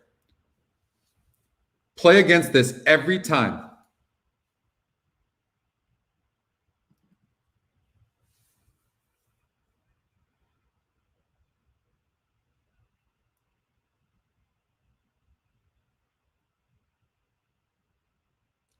Thanks a lot, Chris. And what you guys, you and Oldie and Justin are doing on Facebook and then the private groups and stuff is amazing too. This is a big deal because you guys are building the community and you guys are a huge part of it. So I'm really grateful for that as well.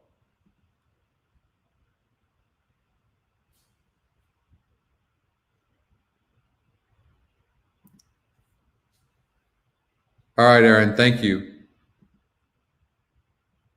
It's wrong. Brad, are you watching this thing? We got to fix that late pick four at Sam Houston. Brad's been hammered. I know. I can't even give him a hard time. He's been working on this Oaklawn Park deal that we're trying to give out to everybody at Oaklawn, and so he's been hammered. So the ticket generator had the 13. Okay, makes sense because we didn't run it. Pick four, $48. I mean, we pretty much know everything it's going to do, right? Because we locked everything in. So basically, you know, times 5. Was it like 1280 or something? I don't know, something like that, right? Let's see here. Hold on here. 0.50, pick four, 50 cents, 36. Will it even do it? Yeah, $12. That's the ticket. Now, hold on. I like the 6, but I had these horses, so it's up to you. Do you want to cover the 1, 3, 6, 9, 7, 9? You could. I had all these horses. I all thought they had a chance. This is me. I'm singling the 6.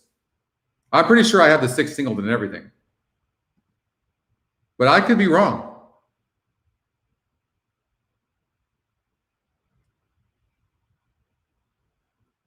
I've made so many damn bets. I have no. Look at all these bets. How stupid am I? You see, I told you, look at this 3 horse. I bet $500 on this 3. It paid me $5,100. The Scotty long shot. I just played the Scotty long shot blindly, but I've been getting my ass kicked today, to be fair. But I've got pick 4s, pick 3s. I don't even know what I've got going right now. Hopefully, you guys are doing well.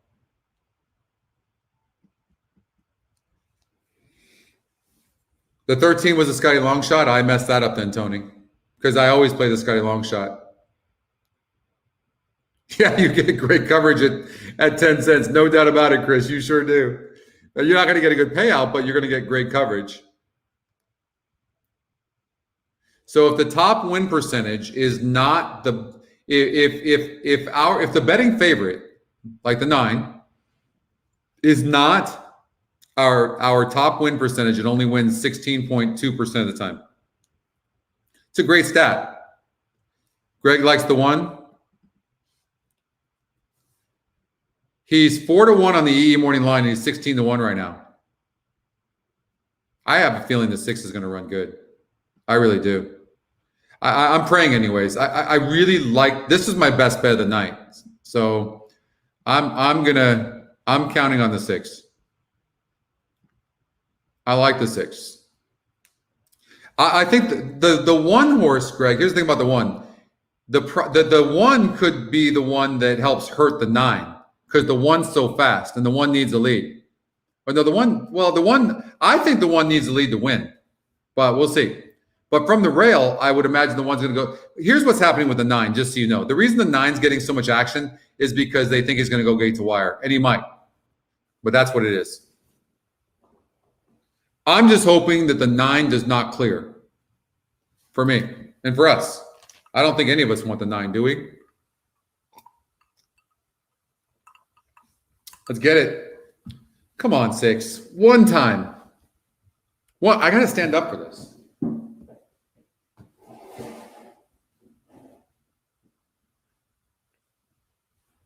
Which stats, Jared? Everything you ever see is going to be on the site. So, but I don't know which ones you're talking about. 2 out. I wouldn't tease you like that and show you stats that you guys aren't going to have available to you. I don't think the 1 can go gate to wire. I genuinely don't. I like the 1, but the 9's too fast. If the 1 could clear, yes. Paula's buddy goes in, all in line, all set. Late pick 4. And they're off. Speed from the outside, full trigger, now finds room and is up there by a full length. 1 broke bad, and the 9 did clear, which is not good. Class Act is out there in the center of the racetrack in 3rd. Out wider, Paula's buddy, scooting through at the rail is. I hope that they catch him fast. The 6 horse has got horse, but you're giving the 9 a clear lead right now. Lead, and behind that comes Nova Notion in the trailer. Waste Your Glass, Soapy Oil, and Full Trigger up front. They're up by a full length. Best Little Man is right in behind that pace setter at the rail. Tight spot for Daryl's Little Diablo. Wide move coming from Doc's Class Act. Also, Cato Fox starts to get it in gear, is within 3 of that leader. Dropping back was Paula's buddy, about to be passed by Nova Notion, and at the back, Hoist Your Glass. Full Trigger. 6 is not really running that good from what I can see. I can't tell, but I don't think so. It's Full Trigger. Daryl's Little Diablo gets some room inside of Best Little Man, trying to chase as well as Doc's Class Act. Full Trigger turns for home. Full Trigger kicks clear, is up by a length and a half. Daryl's Little Diablo has gate to wire. Oh, look at the 1 running huge. Come on, 1, beat this 9. Full Trigger approaching the 16th. Just got too easy of a lead. Controlled the pace. That's why the horse went off as the favorite. Gosh. Trigger 9-5. Full Trigger gets the win. 6 did not run a lick. Ah. I really felt like we had momentum there too. What a drag. He just controlled the pace too much. Nothing you can do. You can see right here, just controlled the pace. I know. 6 just did not run. Yeah, so like the 9 here, this horse is only going to win. In this example, the horse is only going to win 16.2% of the time. And here's what I can tell you for sure. It's going to be like that. When it does beat us, it's going to be like that because the horse is lone speed. I mean, really lone speed. I mean, that horse had an easy lead. The 1 ran huge, and we thought the horse would run good. But unfortunately, that's what happened. All right, let's go to Charlestown. Oh, what a drag.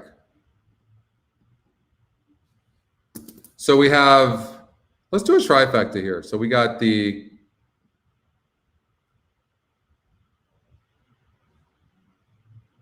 Rye Street.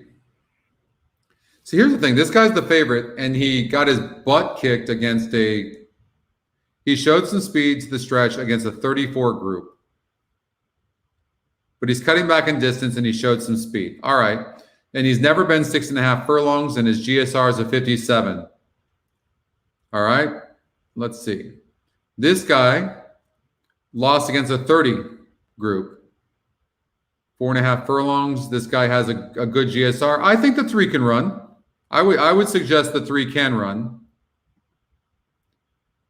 And this horse is facing easier, but 0 speed. And he's going 6.5 furlongs, which I think this distance should be good for this horse. I kind of like the 5. The Scotty Longshot's getting no love, but the system says he should be 9-2. So we have to look at this carefully. All right, what's the story here?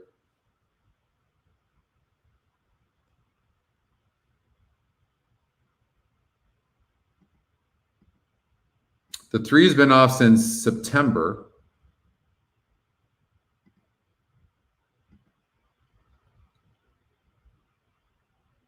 My God, these horses are horrific.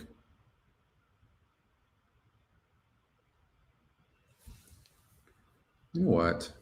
Let's just run this for the hell of it and see if we can learn anything. 9 didn't go off favored, Ray? Makes sense. Maybe I think the 5 horse. Why don't we bet the 5? 5-1 and then with 2-3. How about something like that, right? So we'll do a trifecta. Let's get the video up first.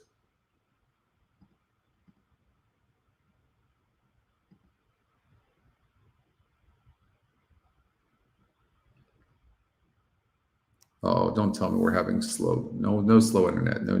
Third race, it's the start of the pick 6.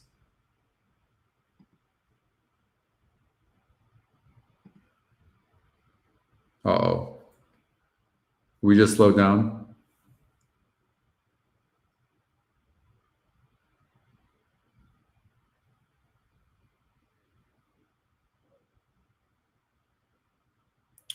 Uh-oh, internet just slowed down. Have I told you how much I can't stand Comcast?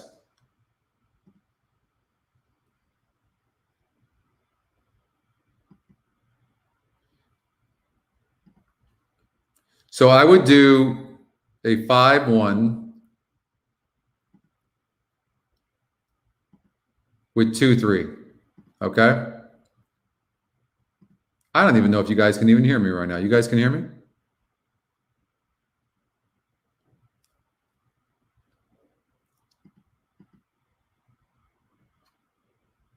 Rye Street, Hickory Maid, Tar Heel Palace, She's a Mean Broad, Class, Venetian Drive, Miss Cheney completes the lineup, goes in, they're in the gate, and they're off. Good start. Tar Heel Palace from the rail, Rye Street also there, Venetian Drive, showing good early speed as well. Hickory Maid comes away in 4th. Business Class comes away in 5th, and losing the rider there, Venetian Drive. Ooh. Venetian Drive has gone wrong. 7 lost the jockey, the horses. Yeah, not sure. Up top here, Tar Heel Palace is in front by 2. Tar Heel Palace. 1 is sitting in a really good position right now. So if you've got the 1, you got to be liking your position. They're followed by Business Class in 4th. Then comes She's a Mean Broad. And Miss Cheney is at the back of the pack. So as they race up the backstretch now, they're led by Tar Heel Palace. 5 broke slow. Is that what happened? I was wondering why he was so far back. Second spot. I mean, how much best was he? Look at this. Into the 3 pack. They're followed by Hickory Maid down inside from 4th. That's my only choice as well, Devin. Heading into the far turn. 5's not going to win this race because of that break for sure. In front by just over length. Rye Street has dead aim on her and begins to creep closer, but still has to do work from there. Look, as we talked about the 5-1 with 3-2. Then it's Hickory Maid, Miss Cheney, and the back marker is. But the one's going to win the race. They turn for home with Rye Street. And looks like Rye Street is taking the lead here from Tar Heel Palace. It's going to be really close between the Hickory Maid and Miss Cheney. 2 and the Rye 3. Street goes down to the finish. An easy winner of race number 3. Won it by 5 from Tar Heel Palace and closed for 3rd between Business Class and Hickory. 1-3-2. 23 and 4. All right.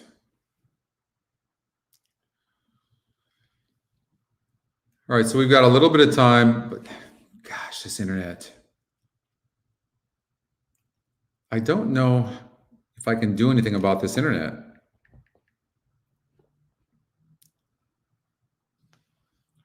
One, 3, 2. Yeah, that's what I saw too, Jim. Yeah. It's not frozen. We'll see. Seems maybe it's coming back a little bit. We'll see. So let's go out to Sam Houston, race number 8. We'll play a pick 3 and try to finish off that. I wish we were hotter, but like that 9 going gate to wire was brutal. You know, and I guess I probably should have saw that. I hated that horse, but I had to think that was a gate to wire chance for sure. I really got caught up in the 6 horse. 6 didn't run at all. So remember, I threw this horse out in the horizontals, but the 1 horse has 6/3. Okay, so maybe a horse you might want to throw, Whoppy. Maybe a horse at 40-1 that you would put in there. Okay.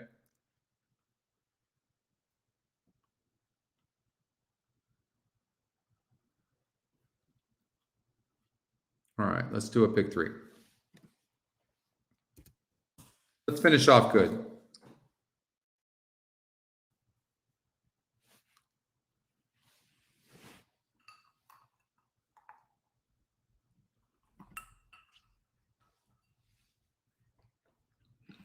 I really think this horse might run good. This 12, Impressive Reward. Connectivity, this horse. I mean, he's been facing against nice horses. This is an allowance group. So we're taking mental note right now that this horse has been facing 58 and 62. This is what I do in the tournaments as well. So we know that the 12 horse, now it's one thing facing a 64 group on the synthetic or the dirt. It's another thing doing it on the turf. So this horse did pretty good. Here's the thing. So I look at this horse 3 back, and last year at Sam Houston, the horse won by 3.5 lengths against a 48 group. Had a layoff. So this horse obviously has its issues. This is a nice horse. This is a real, look at this horse. I mean, she tries, but whatever it is, she's got her issues. But she's a player, but she drew bad. She broke bad last time against a 64 group. And she's also lightly raced, and she's only 4 years old. 12-1 right now. I mean, she's got speed. So she's got a shot. And she's got a 15% win. And the EE morning line says 7-1. She's 8-1. That does not mean she can't win. I look for accuracy more than anything. So let's look at the 7 horse. Second Scotty pick, 2 wins, 1/3, and 4 tries at the distance. And this good fight won by 4 lengths against a 48 group. 4 at 6-5. I mean, absolutely can come right back and win. It's not a great place to be if you're connectivity in that 10 hole. And I don't see where this horse is that fast. I honestly think this 10 horse is worth trying to beat. I do. It's not like this 10 horse has a big win percentage. Let's look on the old win percentages. I'm curious.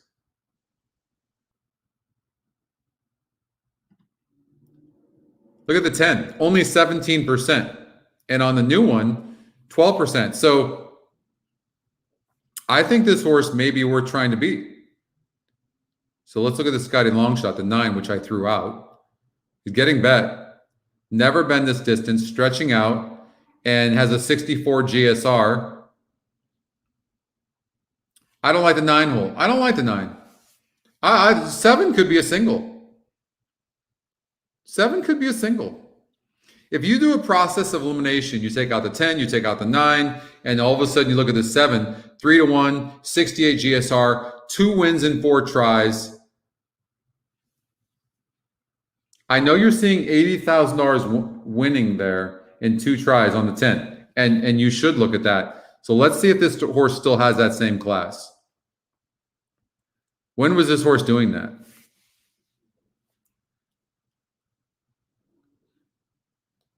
If you look at that money earned, that was most of it was as a 3-year-old. Or a 4-year-old, right? 3 and up. Now this horse been facing older, 4 and up is not the same horse. Just not the same horse. I like the 7. I like the 7. I think the 12 can run good too. I just don't know what to do with that post. I know the horse is fast, might get a good trip, great connections. Great connections. 5's getting bet, so we would be remiss if we didn't at least look at the 5. This horse has done nothing. No speed, really not facing that tough a group. Faced on turf, 62, 58. Let's look at what the ticket generator says. So if we do a trifecta for $8,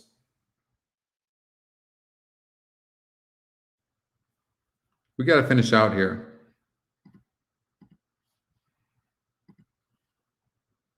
What's Chris rooting for? Did I miss? You need the 8 or 12, Chris? All right. We're rooting for you, brother. I like the 7, though, so you might want to do a cover bet with the 7, okay?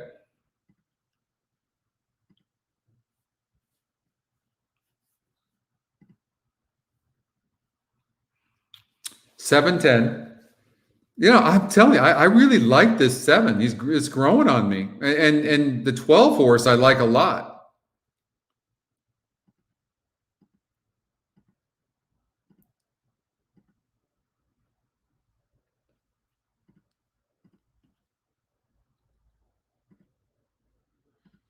What's the story with this Holy Creed? You know, there are a lot of horses here that don't have great form, and this horse comes over in a 50 group and runs like that, and he's 16-1. I mean, that's not bad.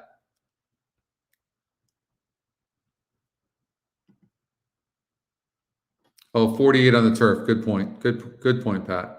That's true.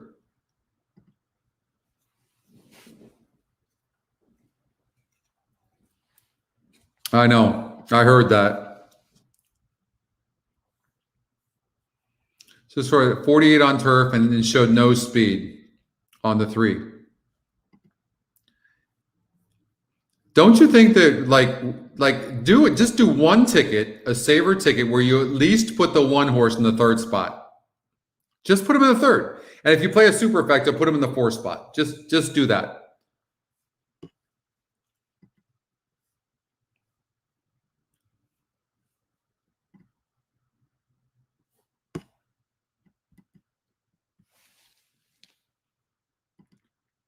Scotty long shot. You know, the more I'm thinking about the Scotty long shot, initially I'm like, this horse doesn't have any speed. But now you know what? This horse is a sprinter stretching out. So this horse actually does have speed.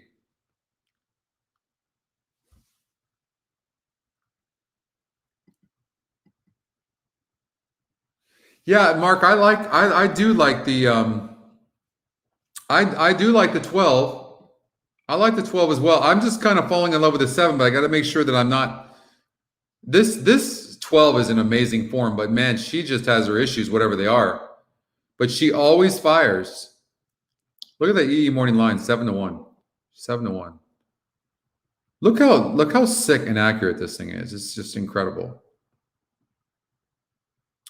The 9 is stretching out and going to show some speed. The 9 could be tough. 9 could be tough. But these are, you got a horse like, you got a horse like the 5 horse at Keeneland that faced a 62 group and ran good. Okay, maybe the 5 is a horse we have to look at. I think one of you said something about the 5 too, right? Let's look at this 5. Dan, you did. So, then that was on dirt as well. But if you look on turf, this horse has been facing better horses. Maybe this is a sleeper here for us. What's the EE morning line have? 5-1, he's 4-1. Yeah, look at this. Throw out the last race on the dirt. Throw it out. This horse hasn't done shit on the dirt. Okay. Now I'm catching up with you guys. Look at this. This horse, 58 and 62 group, broke 10th from the 12 hole. Holy crap. Uh-oh. Man, I missed that one, didn't I? What about a 5-7 exacta box? I like the 7, but I'm liking this 5. But this 7's in good form, but that was a 48 group, but won it easily and is lightly raced. And in a race like this, you want to take lightly raced horses that are improving. This horse has won 2 races in a row.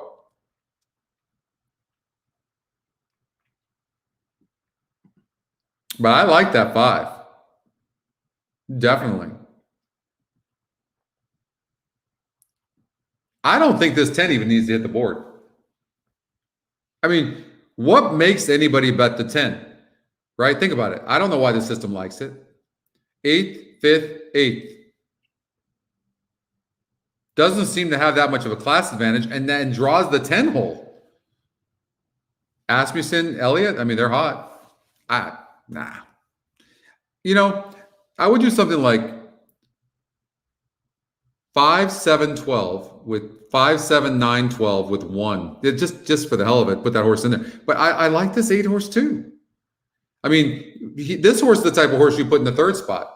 But I'm gonna say he's out.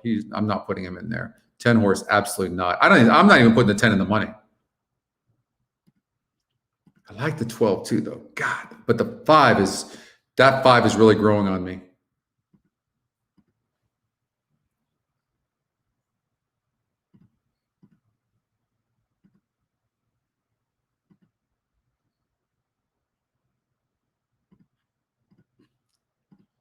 What about something like this?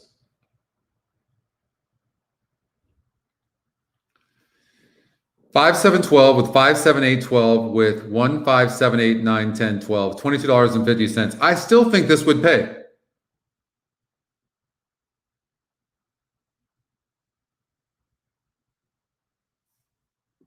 Yeah, that's true, huh? Turfway Park has been all chalk too, huh? Well, in Ninja King, I'm curious at Turfway Park if that horse is chalk. Okay, the 2 horse as well. What about doing an exacta box 238? Top 3 GSRs. There's really nobody else on the bottom that's worth a crap except maybe the 11 horse. Do I have any money left? I actually have some money left. Is it already taken off? It already took off, but we'll watch it just for the hell of it.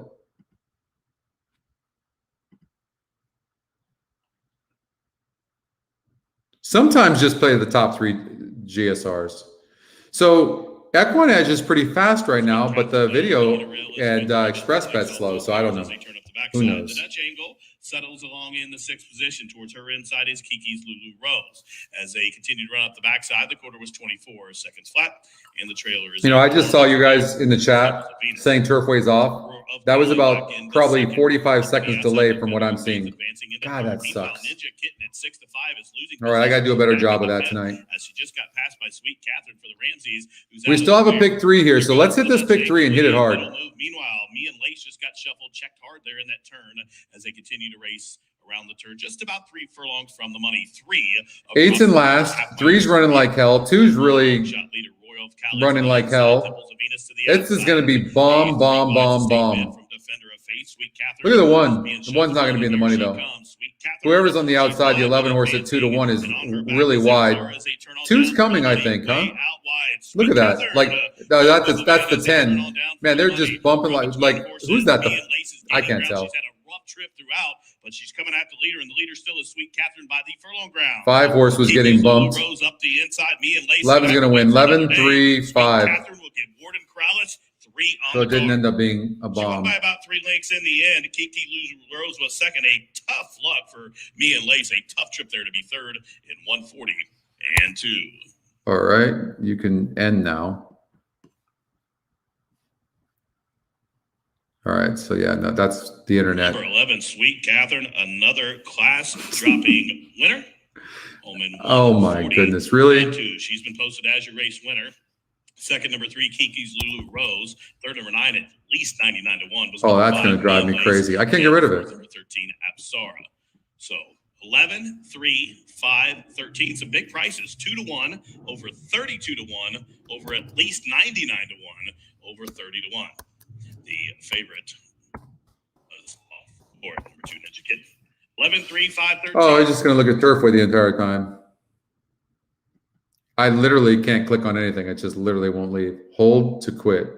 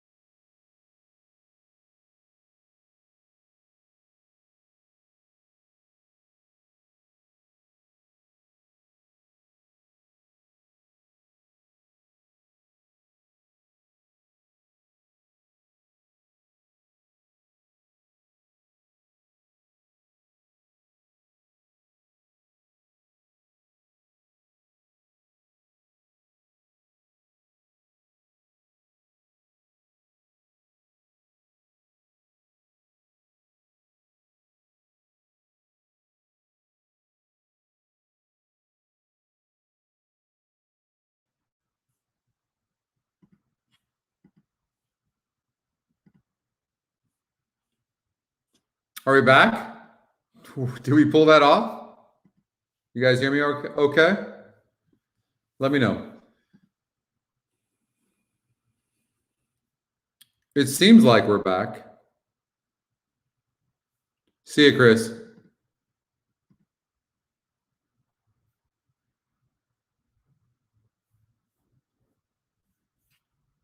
Well, let me know if you guys can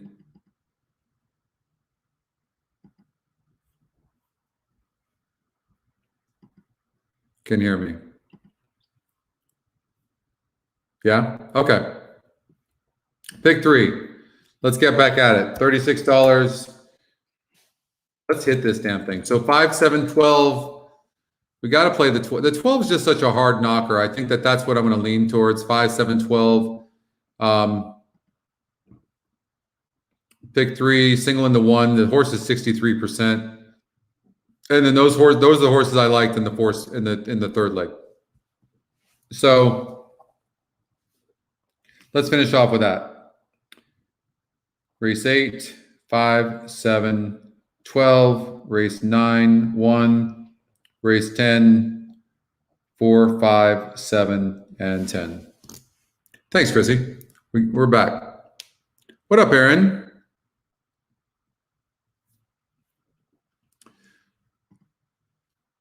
All right. That was just rough. I couldn't get rid of the video. All right, so we're going to do a pick 3. 5, 7, 12. If you were going to throw any horse out here because this is too big, throw the 12 out. Chalk. We've got some prices in the last leg too. So, I mean, maybe it could pay okay. I'm going to do an exacta box.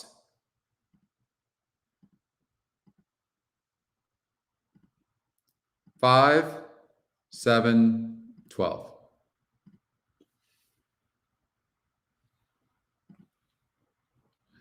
And I'm struggling here because I really like the 7, but then I kind of fell for the 5.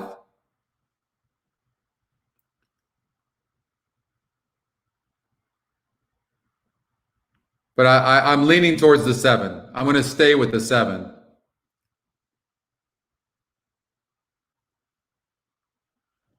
So personally, I'm going to bet the 7 horse to win. And I'm going to do a trifecta just as a cover.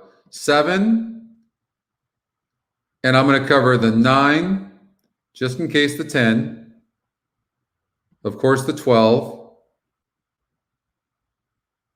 the 2, the 1, with the 5 for third. Just as a cover.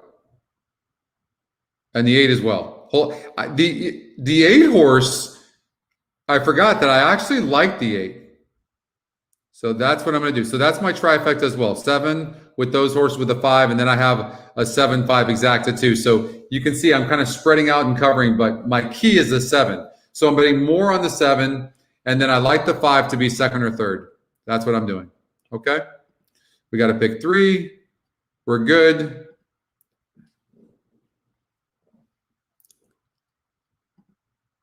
Let's see if we can get through these next 3 races with this internet. Good luck, you guys. Field is at the gate. It's post time. Post time for race 8 of late pick 3. Field of 12 set to go.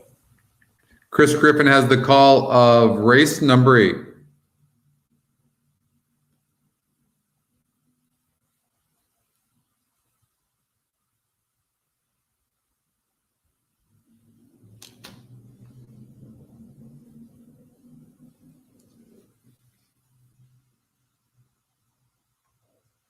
You guys with me? Do you like the, what's up, Aaron? You guys like the 7 horse? I like the 7 a lot.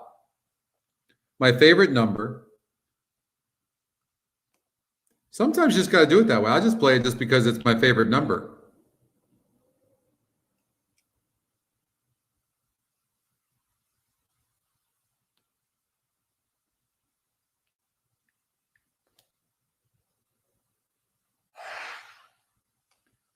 Man, if we could finish off these last 3 races, good. It'd be great. 7-2 right now. Miss Perdido Or 5-2, excuse me. I think the 12 is going to run good. Man, she's so hard knocking, but look how far out she is. That's far out. And how great, if this one can come in third, be fantastic. Side will be the last to load.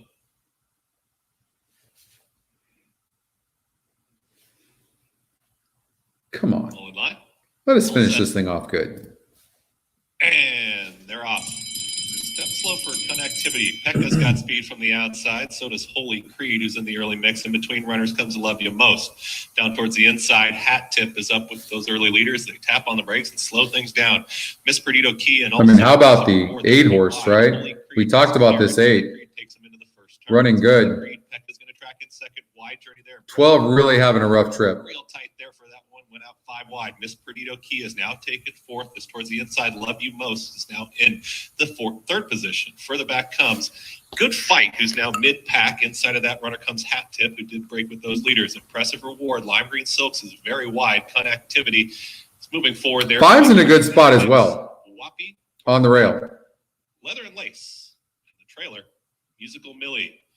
Holy Creed has a lead. It's Holy Creed who's up by 3/4 of a length, trying to find some room. Love You Most, keeping that one hemmed in comes Pekka. These are the front 3. Scooting through at the rail. Saving ground, Hat Tip's going to need a way through. Good Fight is right there in 5th. Losing some ground, Miss Perdido Key. Starting to launch a rally there in the red silks comes Whoppy, who's moved a lot closer there. Connectivity's got some traffic. Figure. Impressive Reward. Leather and Lace is trying to launch from the back with Musical Millie. Holy Creed in front. Less than a quarter mile to go. 5 just really had to check up there. That hurt. Holy Creed has kick and kicks for home. Here comes Good Fight rolling down the center of the course, and Good Fight comes right to Holy Creed. Leather and Lace is starting to find. We'll take a 7-8. Come on, 7-8-5. 7-8-5. 7-8-5. 7-8-5. 7-8-5. 7-8 freaking 5. Thank you very much. For second, Hat Tip, Leather and Lace. I'm here all night. Another photo to Whoppy and connectivity.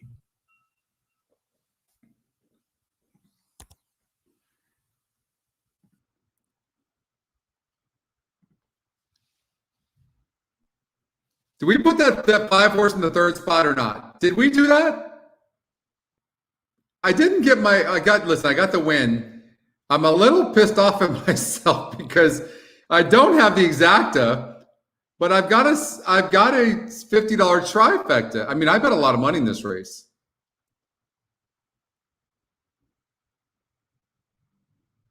I mean, I bet 500 to win in the 7. So I've got a $500 to win, and I've got a $50 trifecta. I didn't realize, I drink too much. I didn't realize I bet so much. What I bet, $1,700? I'm usually good with math, but I mean, $1,700. The win bet alone might get me that money back, and then the trifecta, so I'm going to be okay. Oh, there's a boom. Boom, yes. All right. Hit the damn like button, says Mike. Booms. Boom, boom, boom, boom, boom, boom, boom. I love these booms. Mike, where are the graphics? Where are the graphics? You got it, Dan. Coach, way to go. Kaboom. Thanks, Gary. That's awesome. Only here do you get that.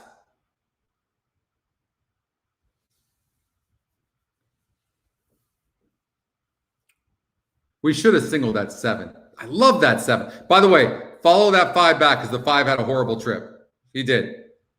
Terrible trip. Make sure you put a note on that horse. Terrible trip.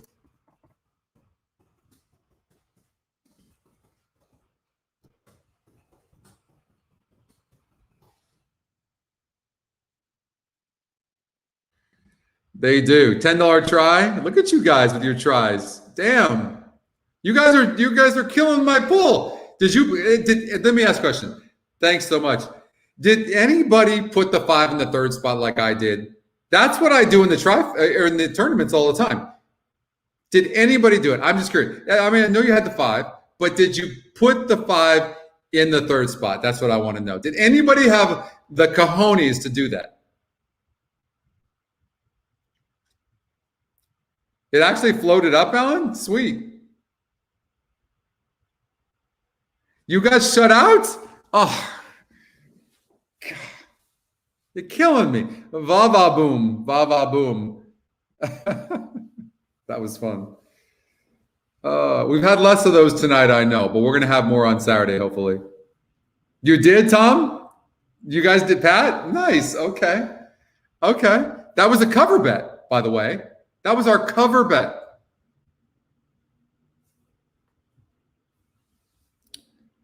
Nice, Charlie. Way to go. That 12-1 finishing second is going to pay good. Listen, how great is that, right? That could pay for the entire night for all of our losses. Trifecta. Look at that. $109 for the trifecta. Holy crap. Are you kidding me? Hold on here. Let's see. Did I get my money back? Wagers. Holy shit. That $50 trifecta paid $5,445. To win paid $2,000. $7,500. That's not bad.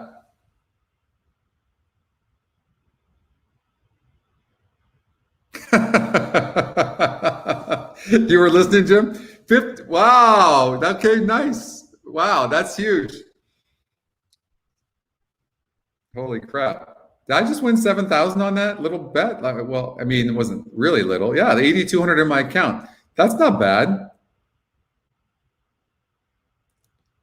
Nice, Tom. And we've been cold. We've been getting bad racing luck tonight. So that's pretty good. So that just goes to show you, if you just hang in there on the long shots and exotics and stuff like that, we can get there. Nice. I'm stoked for you guys. That's awesome. Way to go, Tom. Everybody. That's good, Richard. And we're alive. We're alive too. Thanks, Greg. And we're alive in our pick 3, right? I did a pick 3, I hope. Did I do a pick 3? We'll go to Charlestown, but I want to see if I did a pick 3. Pick 3, 5, 7, 12. Single to the 1 with 4, 5, 7, 10. All right. So we can finish off the pick 3 as well. Maybe we can finish off with a nice couple of races and it'll be a great energy. Look at Mike. I'll give Mike, if you're going to give me love, I'm going to take it. You got it, you guys. I'm glad you guys got that. What up, Nathan?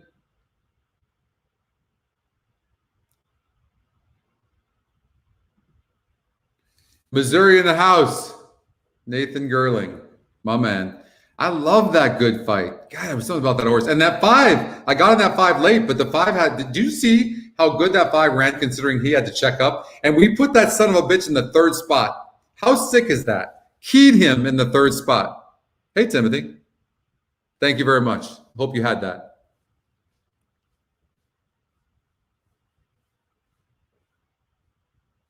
I mean, it's a big favorite, Michael, but yeah, I mean, everyone's going to probably have this horse, but he's got a big number. So let's hopefully we get it home. Charlestown took off. We didn't get it. That's all right. Whatever. What do you guys want to talk about? We'll do we got two more races here at Sam Houston. We're single to the 1 here, so we'll find some stuff. That deserves a big boom. Exactly. 4-1 by 10. Was he the top pick, Pat? What was he? Tom, way to go. That is awesome. I'm so stoked for you. You deserve it. I know, right? Mike, what's the address so we can make sure we get some I'm not going to turn down the Belvini.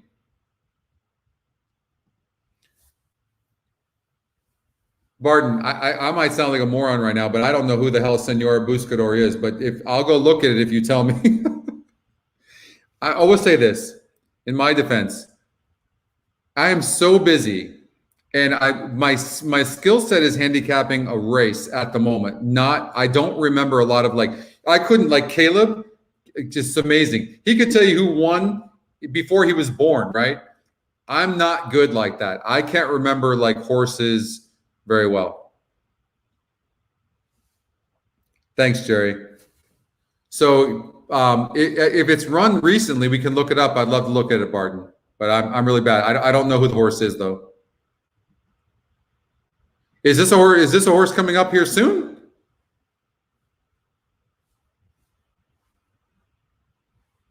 We need a PO box. You know, Mike, just, you know what? I tell you what, just go ahead and give him your address. It's no big deal. You know what? Don't give him your dad's address because your dad, I know I'll never see the Belvini. Your dad will drink it. It was a bad bet.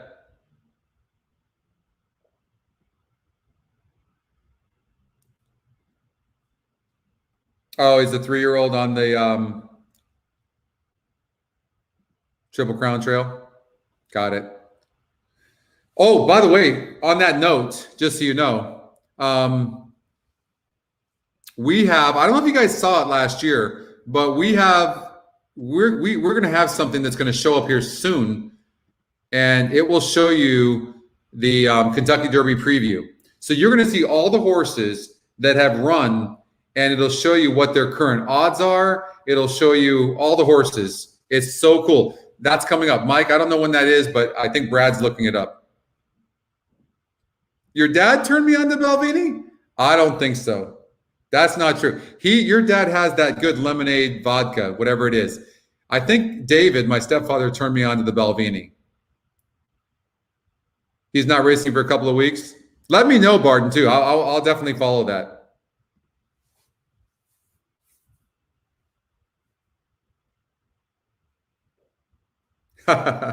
No, Tim, I don't need anything, man. You guys just being here chatting, man, I'm telling you, you don't even know. Like, it's a high. Like, sometimes after the show, when all of a sudden we've had 400 people, did he turn me on to that? Maybe he did. I don't know. David, my stepfather, bought that for me, though, and I don't remember ever drinking it. Did he? Oh, the Kentucky Derby Futures is coming soon. Yeah, what Mike's saying. I love Caleb. Caleb is amazing. He's got an amazing memory, too. Amazing memory. So the Kentucky Derby Futures, it's going to show you, just like if it was a race today, it'll show you what the future odds are, what the odds would be right now, and it'll show you all their past performances so you can keep track of all the horses on the Kentucky Derby Trail. It's awesome.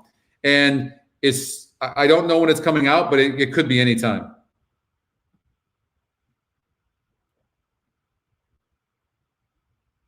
You do?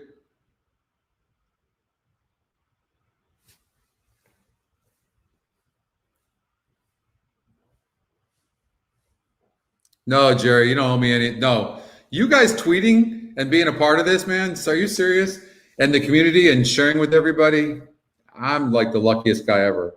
I sometimes after the shows, I just have to kick myself and go, do we just have 350 people concurrent watching the show? And then we've got like anywhere from 4,500 to 12,000 people that viewed it. It's insane. Your wife's not getting any of your winnings? Don't listen. I'm the worst liar in the world. I'm the worst. I always have to share it because it's not about bragging. It's just like you just want to share it with somebody. But then it's the wrong move because then I got to give it to my girls, my kids. I got to give it to everybody.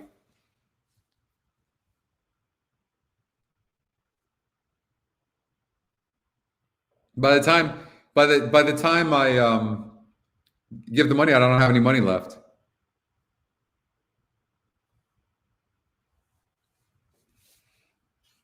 You guys want? We've got a little bit of time. You guys want to go to Turfway Park? Might as well. Oh, I got a note. Holy shit. Okay, let's see what happens here. 36% horse. GSR is pretty good. And the note was at Gulfstream Park 2 back. Was very close to a suicide pace and was the only horse near the lead to hang in there. So that's a positive sign. Okay, so then goes to a tougher group of horses and steadied, getting bet to 7-1. I'm liking this so far. Here's what I'm going to do. So now I'm going to look to see the SOR for some of the other major contenders. So who's getting bet? So the 6. So I'm going to look at this horse. So this horse has done good, going 6 furlongs on a dirt track, mind you. Hasn't done well, has done okay on a synthetic and got a second place finish. I think the 6 is the real deal, but I don't think anybody's beating the 12. 12 has speed. Here's the thing I worry about with a horse like the 12. You guys see what I mean? Does this horse have to have the lead?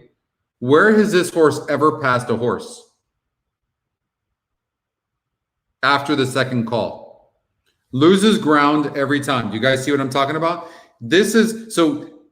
The horse might win and might just be classy enough to win, but I always do worry about that, to be honest with you. Now we got to look at the other win percentages. This horse, here's another one that doesn't pass horses. So what I'm seeing so far is a lot of speed. Who's tactical? You could get a bomb in here. I got to tell you, the horse I like the most is the 6, Cabot Trail. And I'll look at the Scotty long shot, of course. So the one time he came from behind, it was a 42 group. When he's faced tougher, he's had to have the lead. I don't like the Scotty long shot. I like the 6, Cabot Trail. I love when I have a note. These notes are amazing. I will. You have Caldo River, Cattle River. Yeah, it was very impressive. We all bet that horse. Do you remember that, Dan? There's no SOR. Well, that means that the horse, so if you look here, the reason there's no SOR here is because none of these horses here have run at the surface and distance, because this particular GSR and SOR, well, the SOR, I mean, is for this current 6.5 furlongs on synthetic. That's why. I'm on the 6. I'm on the 6.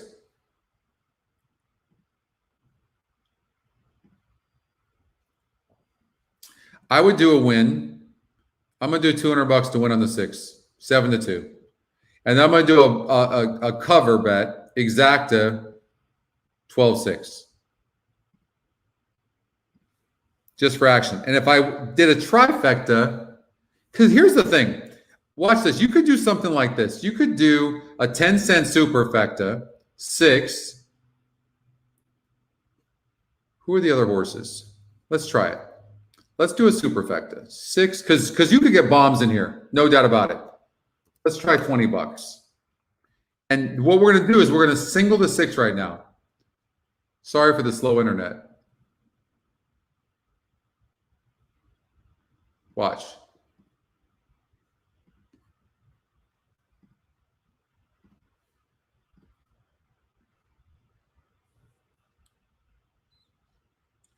I'm going to take out the 1. I don't like the 1. 14's getting some action, but is really wide. Cigar box. This horse doesn't look bad, though. I wouldn't leave him out. Smuggler, this horse, he's not bad. It's actually not bad. Celtic Mischief. Any horse you can eliminate confidently in this situation is fantastic, if you can. I can't eliminate this horse confidently. I would do something like this. There you go. $20 play just for action. 6, 2, 3, 4, 7, 12, 13, 2, 3, 4, 7, 13 with 1, 2, 3, 4, 5, 7, 9, 12, 13, 14.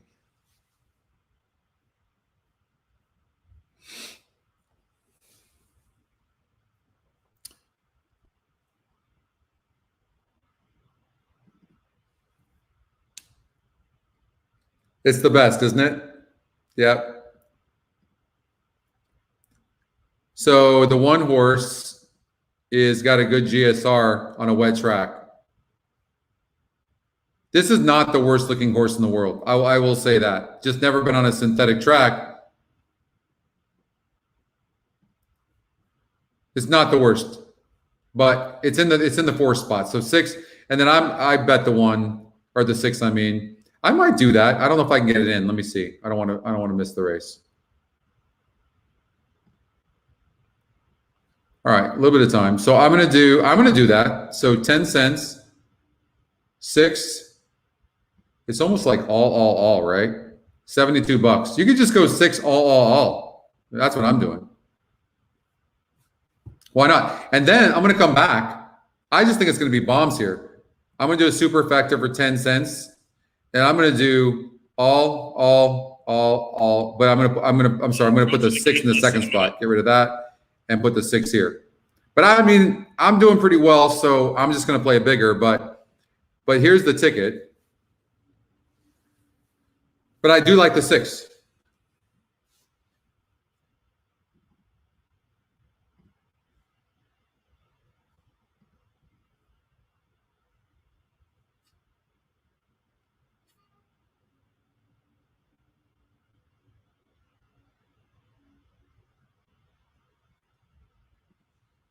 Thanks a lot, Brooks. I appreciate it, brother. Thank you so much. That's a great picture, by the way, too.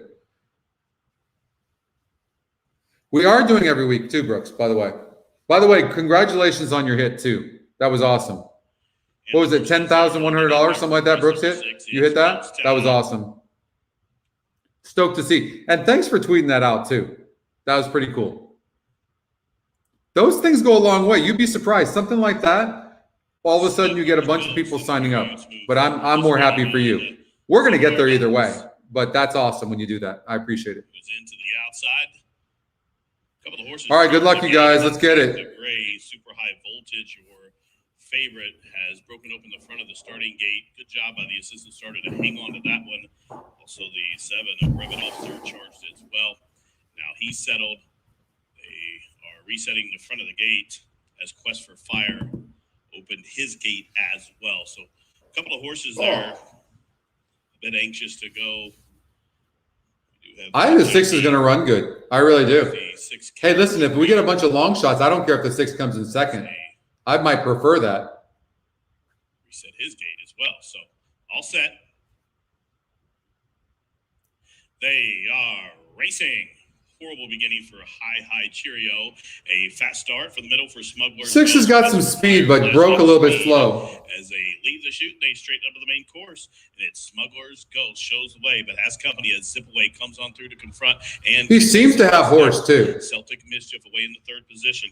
And he's not afraid to go in between horses, which I'm liking right now. I'm liking the way the 6 is running. Wide is Cigar Box, who's about 5.5 lengths off the lead. Super high voltage, the class-dropping favorite, settles along at just about 4.5 lengths off the lead. He's going to need some racing room. He's pinned in right now by Soulbeat. 2 lengths further back, Hi-Ho Cheerio, after that slow start, has raced up into within about 6 lengths of the lead. The quarter was 22-2. The leader is Zip Away. From the middle, Cabot Trail moves a closer second. Quest for Fire to the outside in 3rd. Here's Live Oak Plantation, super high voltage. Going to switch to the outside for clear running. He's going to be about 5 wide, but he has momentum as they race. 12's running good. Stretch and splitting horses. Celtic Mischief with a daring move. Black Blinkers, White Shadow come on through to take the lead. But here's super high voltage, the favorite, ratcheting up the. Nah, he's not going to run good. Outside the 16th pole, it's Celtic Mischief to the inside. The favorite ran good. Voltage, trying to press pass down to the wire. Here's the well-traveled super high voltage. Delivers as the favorite, won by about 1.5 lengths. Top pick. And that horse broke through the gate as well. But won the race. I guess, you know, trying to beat a 36% horse, sometimes you have to do that anyways. I don't regret it. 6 didn't run good, though. All right, Sam Houston, race number 9. So we're alive to the 1 horse. All right, so let's do this. So trifecta, I only have, so here's the thing, it's not hard. 1 with 589 with 589 and do an exacta 1 with 589. I mean, that's it. 589.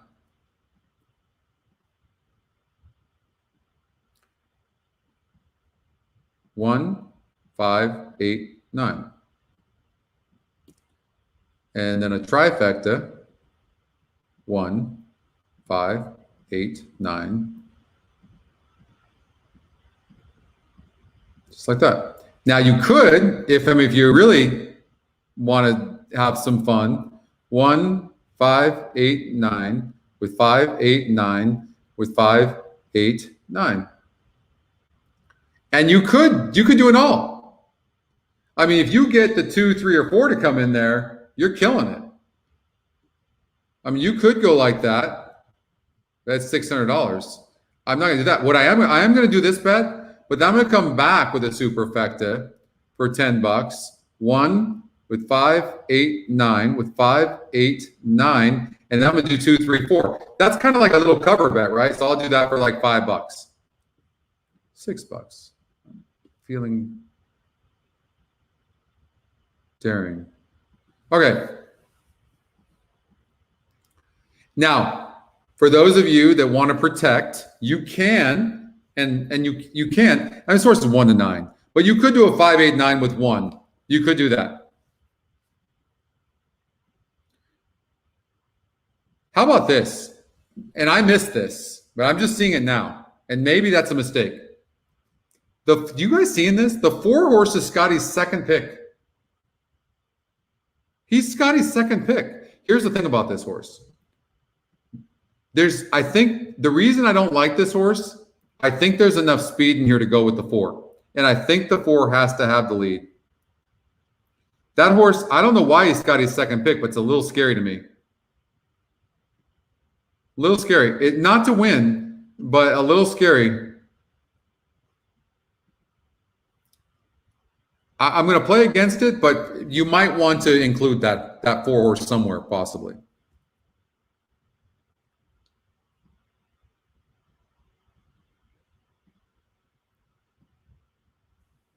I'll be right back.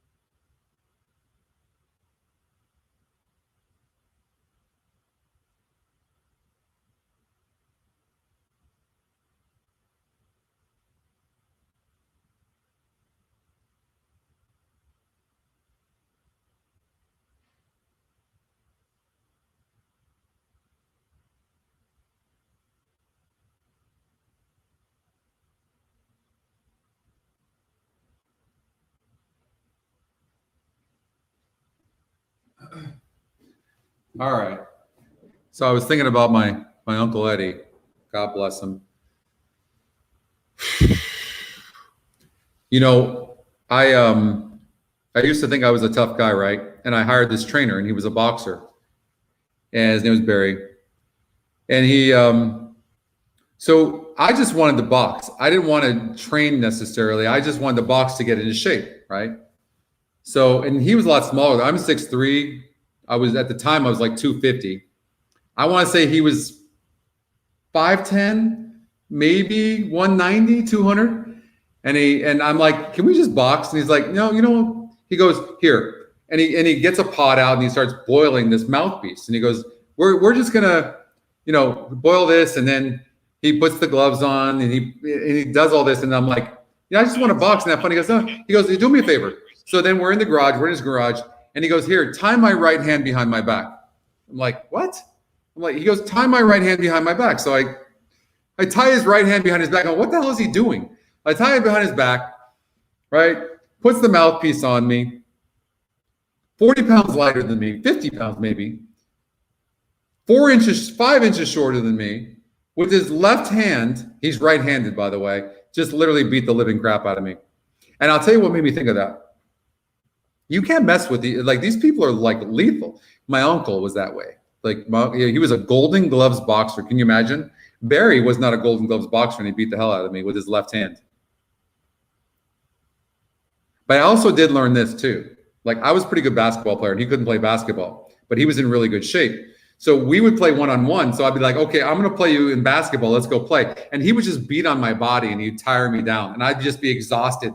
I'd be up. We go to 15 by ones. I'd be up 11-0, and he'd beat me 15-11 because he would just tire me out.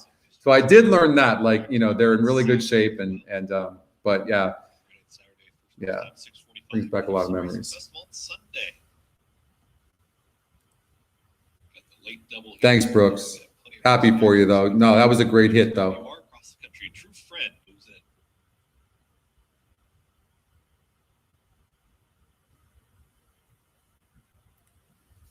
You don't bet, no, Michael. You don't bet the odd. You're just betting it in the exotics. That's all you're doing. You're not betting it to win for sure.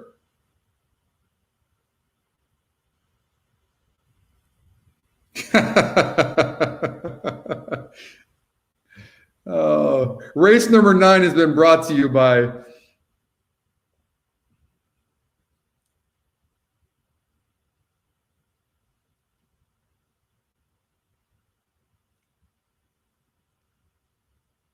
2 out, 2 more left to load. Zoe's Gold Lady and Dreamin' Tiger to the outside. You guys don't even know how good boxing is or was, you younger people. Boxing in the past, Sugar Ray Leonard, even before that, that was boxing. Muhammad Ali, like George Foreman, Marvin Hagler. Sugar Ray Leonard was the you guys don't have, you younger guys have no idea. MMA is great. It didn't even compare to the top boxing matches. It was incredible. Dreamin' Tiger, last load. All in line. All set. Yeah, I know, Michael.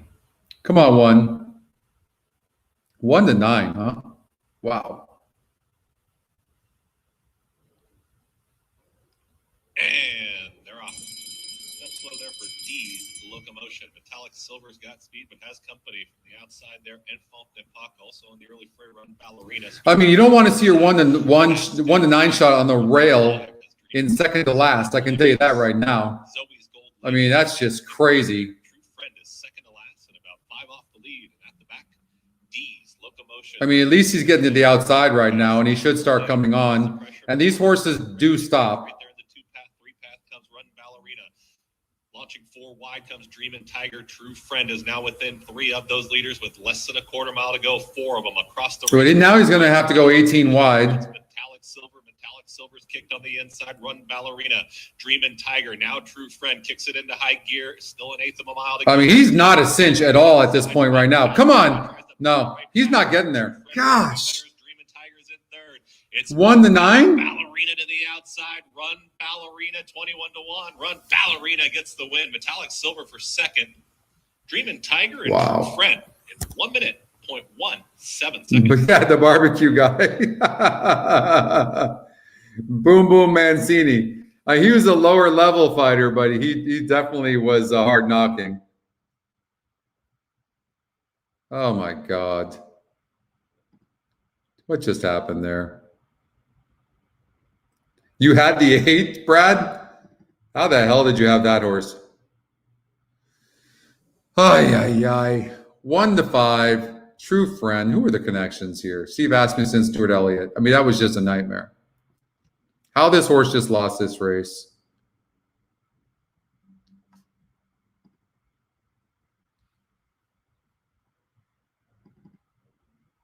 You had the exacta in the chat? I don't think we saw that, Nick. Way to go, though. Hagler was just amazing.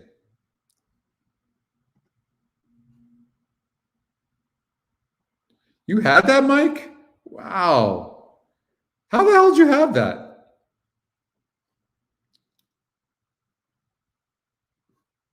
Incredible. Absolutely no excuses. Really no excuses. I mean, check back a little bit, but for a 1 to 5 favorite, no. So you're alive in your pick 4 and pick 3. Who are you alive to, Brad? That's amazing. We'll root for you.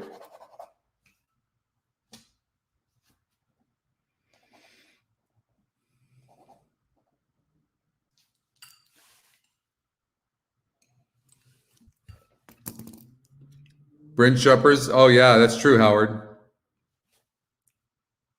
The 8 had the second highest GSR. It did. 21. Well, look at, we only threw out the 2, 3, 6. So I guess, I mean, just for future, if I don't say anything, if I leave horses up there, I feel like they've got a fighting shot, right? So if for whatever reason you think the favorite is vulnerable, you could do something like that and cover those horses. Okay.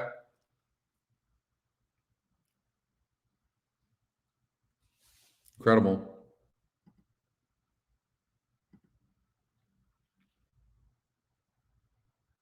Yeah, that was a great ride. Oh, you did? So I'm not sure. Did you have that, Jerry? 23,000 bet to show on the 1. Smokin' Joe Frazier was an absolute machine. Absolutely, David. God, he was incredible. Man, there was so much fun. Watching boxing matches back in the day was so much different. Show bets will pay really good. My stepfather David loves to play those. You see a big horse getting bet like that, yeah. Honestly, like the more I look at this horse, I didn't study this race ahead of time. I wish I would have. I don't think it would have been my type of horse because look at, he's on the rail, been off since November. He got a second place finish against that 50 group. And when I look at the rest of these, well, that was 5 furlongs. I couldn't have liked the 8 either, but I wouldn't have necessarily loved the 1. I will say that. I will say that. I mean, he didn't look that much better than the rest of them, that's all. And he had the rail. I probably would have liked a horse like the 9, to be honest with you. This is my type of horse. Tactical, good post. I would have liked the 9. How do you run? Charlestown, race number 5.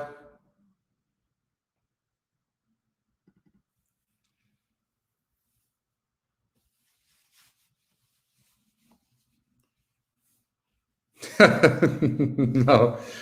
I haven't talked to Chris in a while. We haven't had him on the show because of the internet issues. That's the only reason. Chris is great. $119.40 exacta. Way to go. Wow.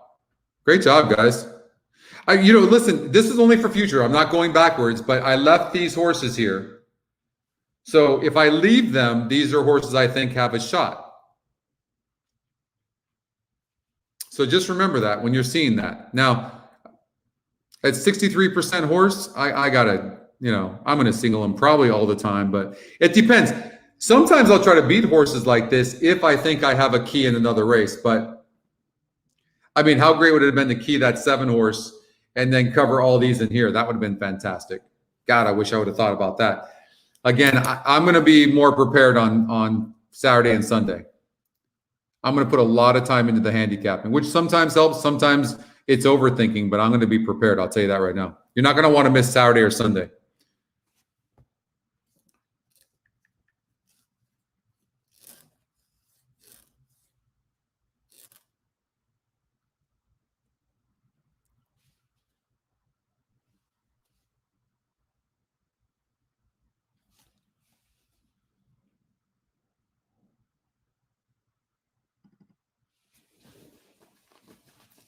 $1 pick 3.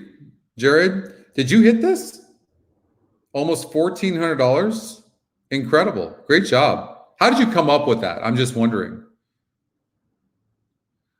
I'm actually not sure. If you go look on the website, you'll see. So you got Friday, Saturday, 131 is Sunday. So 3:30 Eastern time. No, sorry. Hold on here. Sam Houston.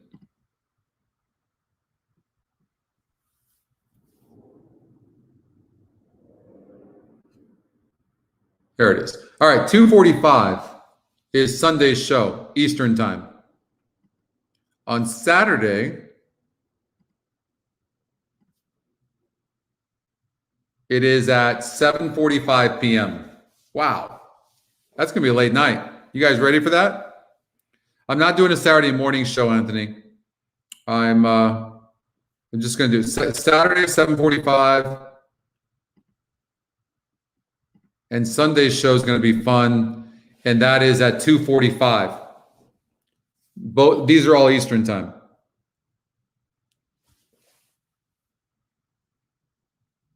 I'm not going to do an Oaklawn Park show tomorrow. I'm actually going to be at Gulfstream Park, Pat. I'm going to go over there, and then I'm going to go there Saturday as well. So I'll be at Gulfstream Park the next couple of days. Try paid $217, Aldo. Nice. Wow. You guys have that? How did you guys have all that? Incredible.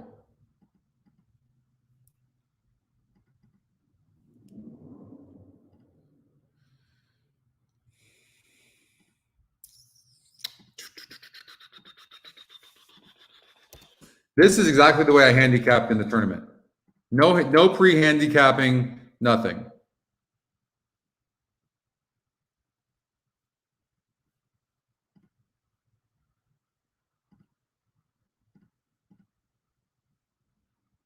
This horse is not getting bet, so I'm not going to put him in the first spot, right? So when we talk about making a change, this is an advantage doing verticals. How about something like that? I'm leaning towards the 8 in this race. Even though the 1's getting bet, I'm kind of leaning towards the 8. 1-8 with 2-4, 1-2-4, 8 with 1-5.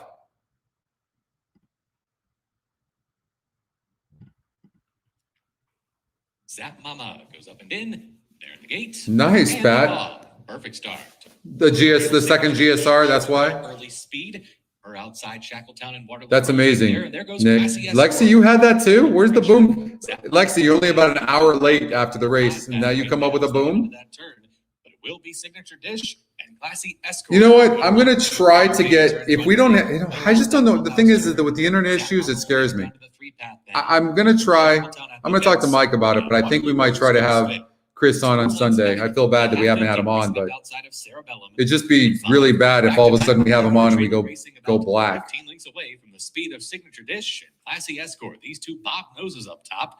24-2 is the opening quarter mile. So these are the top two Scotties. I remember that, right? Another 5 lengths back. Watching basketball, Lexi? Past a tiring Shackletown. They're outside, half empty, moves up now into that 5th spot. I just thought the 8 horse at 7-2 was a good bet, and I think the 8's running better than the 1. Heading into the far turn. They've been at each other throughout. Signature Dish. Nobody's really coming. It's these two horses. And now Classy Escort puts a head in front. Classy Escort is in front from Signature Dish, who tries to battle back. Classy Escort still forges to a narrow lead. Signature I mean, they've been doing the entire way. What a horse race. Best right now past the 16th Right? hole. Classy And it's going to come in 8-1-5. Classy And I believe, isn't the 5 horse the Scotty Longshot? I think we nailed that, right? Signature Dish.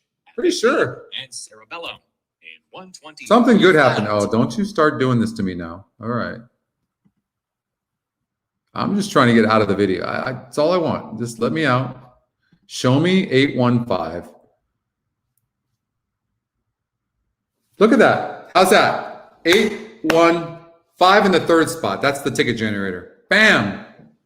I knew. I thought I remembered. I'm like, I know that 5 was in the 3rd spot. 5-1. 8 horse 7-2 over even money over 5-1. That's a hell of a trifecta for $4. Wild man, you had that? Nice. $20 ice cold exacta. Boom. All right. Where are the booms? You had the 8-1? How amazing is it how cold? Well, listen, I don't even want to say we were cold because we weren't cold. We had horses. We weren't getting racing luck. So we weren't cold.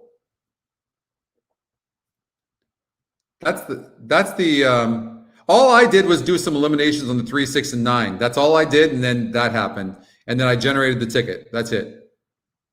No, I did one other change too, right? What did I change? I did something. Oh, I took the 5 horse out of the 1st spot because the horse wasn't getting bet. That's all I did.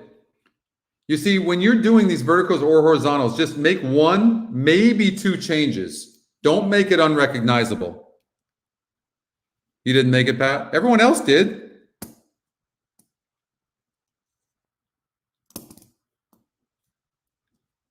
Come on, Aaron.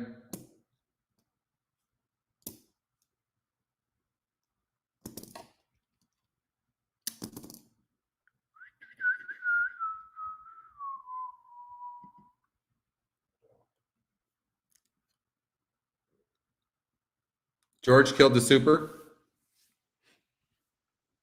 Greg, you had that?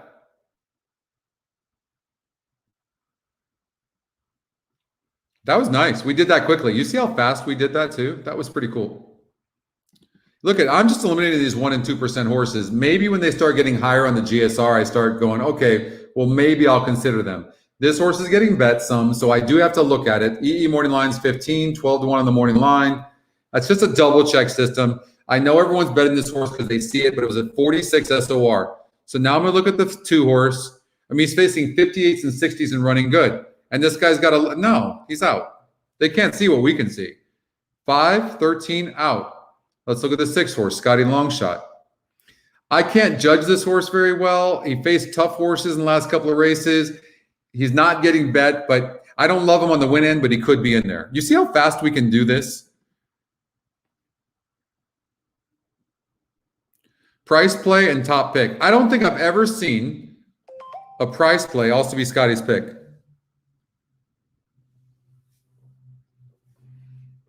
I don't think I've ever seen that.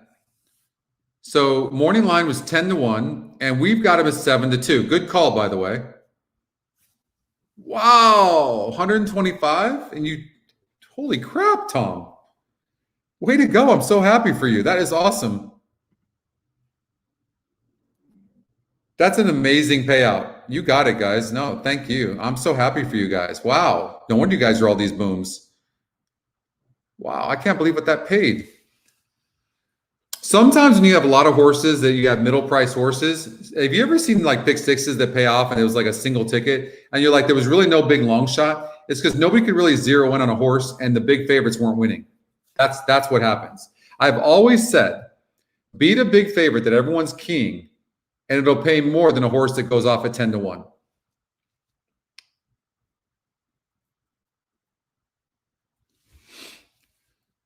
Okay. Let's do the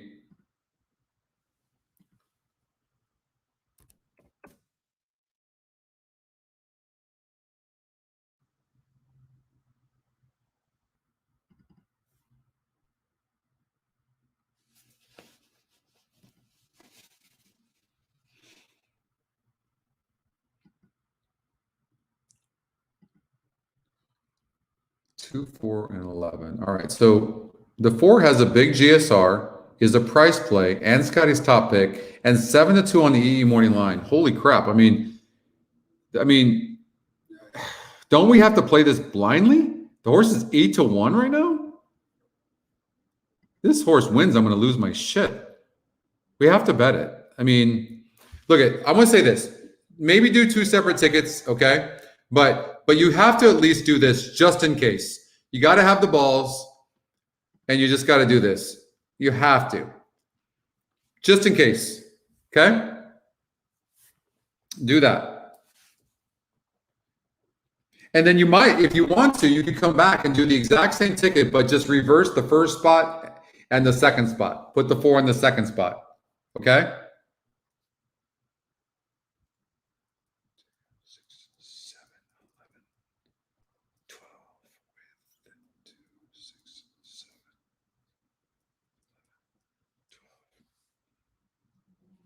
12. Okay. Now we'll unlock that. And you can clear all positions in case you don't know how to do it, and then go like that. We'll regenerate.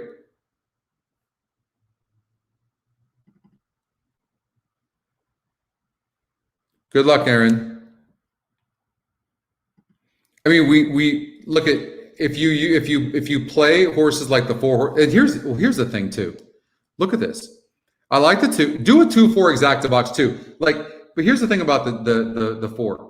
It's got 1 win, 2 seconds, and 1/3, and a 60 SOR. Only one other horse that we can see that we even like is 1 for 1, and that's the 2 horse at the distance, and that's probably why the horse is getting bet. And that win was a while ago. I do think the 2's a player, though, to be fair. We're getting 8-1 on the 4. Ay, ay, ay. I'm such a wuss because I love underlays. I get all nervous, like, why is this horse dead on the board?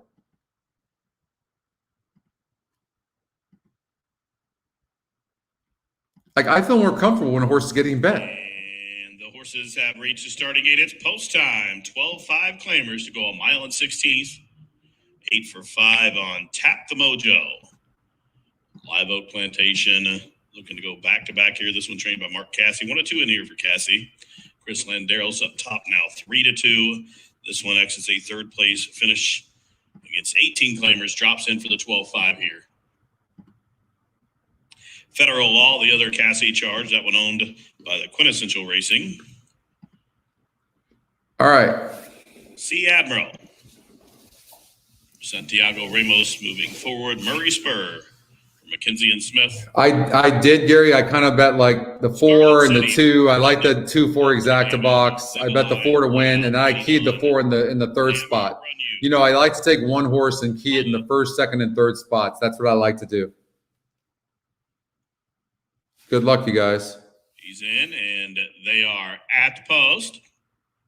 See a good break on the 4. And they're off. Not a good break. See, Admiral broke inwardly. That affected Federal Law out of the gate, but it was a fast and clean start for both Murray Spur and Chavez. From between horses, See Admiral now vying for the lead in between horses, Scarlet City, as they race into the turn. To the inside, See Admiral shows the way up on the outside. You know, the best jockey getting a horse out of a gate for sure, that was Pat Valenzuela, to me. Some of these jockeys, they're just not prepared for the start. Like, why they just let the horse open, the gate opens. I think that jockeys could increase their win percentage by 7-8 points if they would just be ready and break the horse out good, no matter if it comes from behind or not. Break good, because you can make up 2 or 3 lengths. And like the jockey on the 4, he just let the gate open and just kind of broke. I mean, it's just moronic. So frustrating. That's why jockey win percentage and how a jockey does is so important. I think the 4 will run, and if the 4 doesn't win, it's because the jockey on the 4 did a terrible job. Moves a closer third. Down along the inside, Tap the Mojo. He's going to look to angle in here as drifting out Scarlet City. He's pinned into the outside by Inclusive, and there is a scene for that one as Landeros pokes his nose in between See Admiral and Scarlet City, and he's aiming at Murray Spur to the top of the home stretch. Here comes Murray Spur. Meanwhile, Tap the Mojo did get sequestered. 2's not really running very well, I don't think. I can't get the rail, so hopefully he is coming. As they set down for the stretch drive, Chavez is gaining ground to the outside, 4 across the course with a furlong to go. I mean, the 4 horse is not going to, the one's going to win. It looks like 2 maybe. 4 horse ran like dog shit. Come on, get up for third, 4. Nope. Look at that. Gosh. It was the other horse. And that was all because of the break of the 4. That's all it was. It was the other horse that won. All right, we got to slow internet again. Hopefully, we got one more race to get by, but that was all the jockey. You could put a note on that horse all day long. That was the jockey. Believe me, that was the jockey. Nice, John.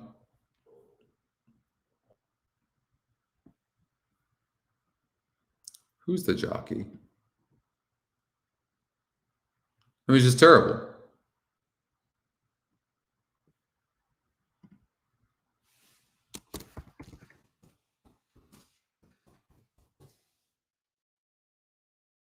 If that 4 even gets third, then we hit that ticket. And the 1 horse went off at 25-1. Do you see how good that even that trifecta that I play was? You had that, Memo? Nice. That's all it was. It was a terrible break. He was finishing up. He moved on. He moved up and made up a ton of ground on the backside all the way past the 3/8. Just so you know. So the reason I explained that is not sour grapes, but understand that you want to put a good note on there, right? That's why my notes are so good, because I'm putting notes on there. That made a big difference. That was a terrible break. And the 2 won the race. Did we hit the who got third? Because this is the trifecta. I didn't see who did get third. Pat, you have that. You guys are all saying boom. Is that because that 11? So 2, 1, 11. Did we do the 11? Holy shit! It hit. No wonder you guys are booming.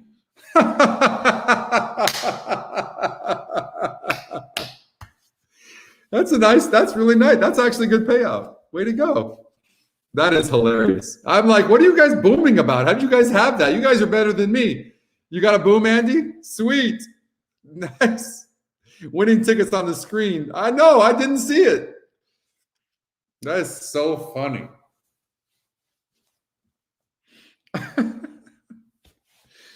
Oh, God.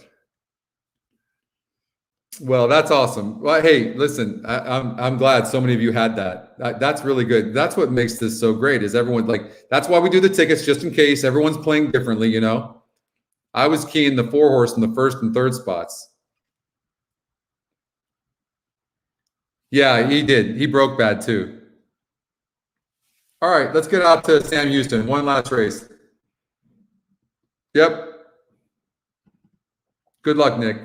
Boom, boom, boom. Tom, you're on fire tonight. Holy crap.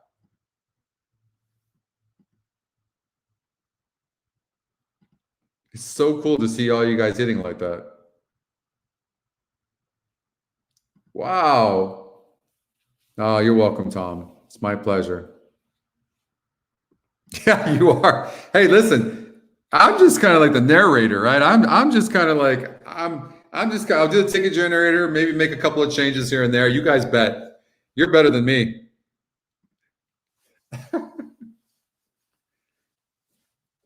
That's true. That's true.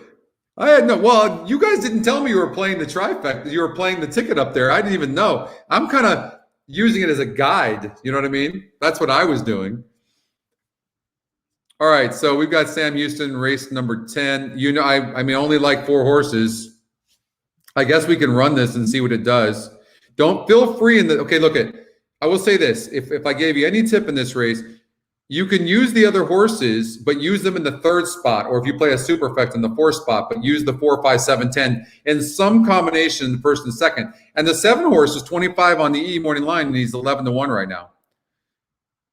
So maybe our morning line was high. And we didn't like the 4.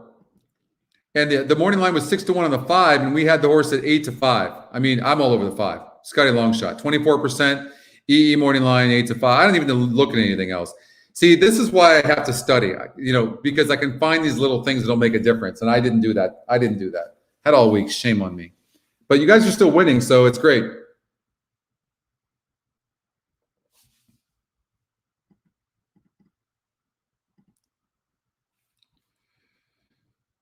Okay.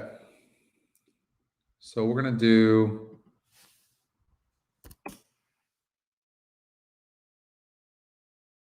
I got to clear that.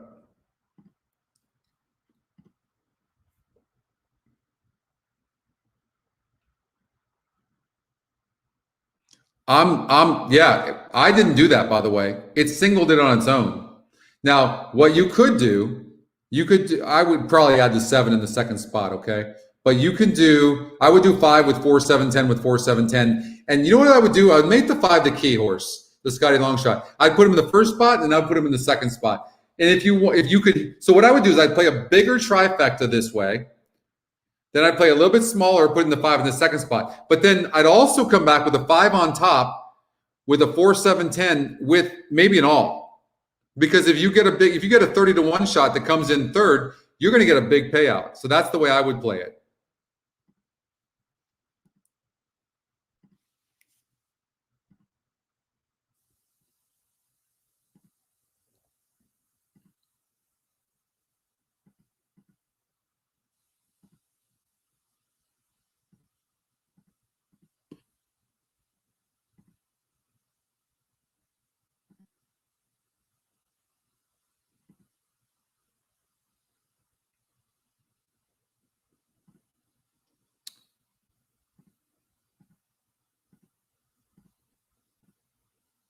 Look at the 10 horse, guys. 15-1 on the morning line is 3-1 right now. I'm curious what he is on our morning line. 9-2. The 10's probably live. By the way, too, you can see I eliminated the 1, and I could be wrong. And the 1 horse is the Scotty top pick. I didn't like it. And I could be way off. I even got a note on the horse. New trainer seems 1-paced. The reason I didn't like it is he's 1-paced, and now he's cutting back in distance. That's why I didn't like the 1. Okay? But he might get up for a piece. No, I didn't personally, Gary. That's just me, though. I'm on the 5. 5, 4, 7, 10. Let's see. Yep, 5 with 4, 7, 10. But I'm kind of leaning towards maybe do a cover bet because the 10 is getting so bet and the E morning line's good. Maybe do a cover 5-10. I think that's going to be my cover. It's time for the 10th and final 7 furlongs of distance. Houston High 5 in race 10. Back tomorrow with more live races. So I'll do a trifecta. 5-10 with 5-10 with 4-7, and I'll throw the 1 in there just in case. That's my cover. That's my cover.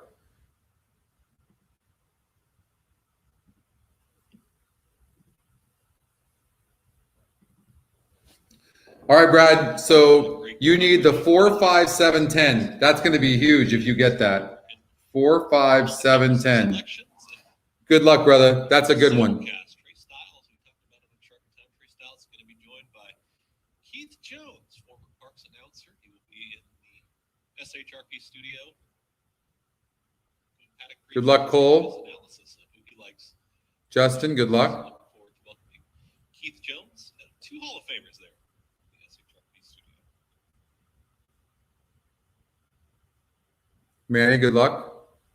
A few more left to load. All right, last race of the night. City Bargeman. Chris Griffin has the call of race number 10. You guys, good luck.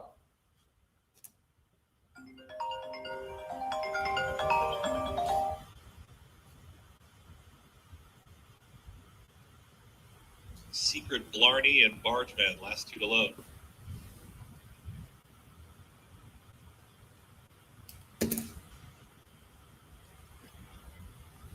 Looks like it. All in line, all set. Let's have the fun.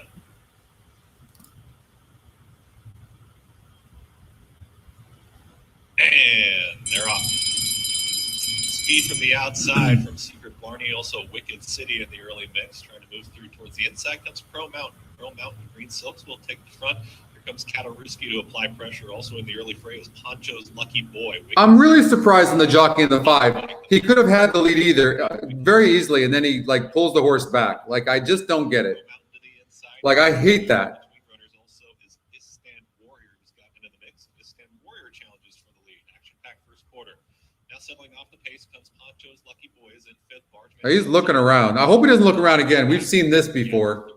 Back to Schoenhardt. Outside of that runner comes Secret Blarney and also Geminator. Pearl Mountain's got pressure from the outside from Istan Warrior. Here comes the move from Wicked City. Purple Silks is making a 3-wide move. Bargeman is trying to follow that move as well.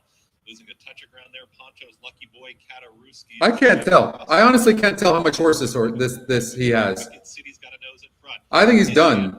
Like, I don't get the games. The 10's running beautifully. There with less than a quarter mile to go. Crow Mountain kicks for home. Wicked City now puts a length on that one. Here comes the 10. Malibu Mo, and Malibu Mo is rolling from the back of the pack with an 8th to go. Wicked City going to have to hold off Malibu Mo, who's now within a length. Brad, you're good no matter what. Half of that lead. Wicked City inside the final 16th. Here comes Malibu Mo. One final try. Wicked City gets it done. 4-7 or 10-4-1. Excuse me. Nice going, Brad. Way to go. That's not bad for probably some of you, right? 5 didn't run. It was all the other horses. 4-7 or 4. Excuse me. 4 and 10. 10 went off at 5-2. That horse started looking good, and the 4 horse went off at 7-1. Nice going. That's a nice payout. Maybe an exacta box would have been, or a trifecta box would have been good there. The 1 got 3rd. Nice, Brad.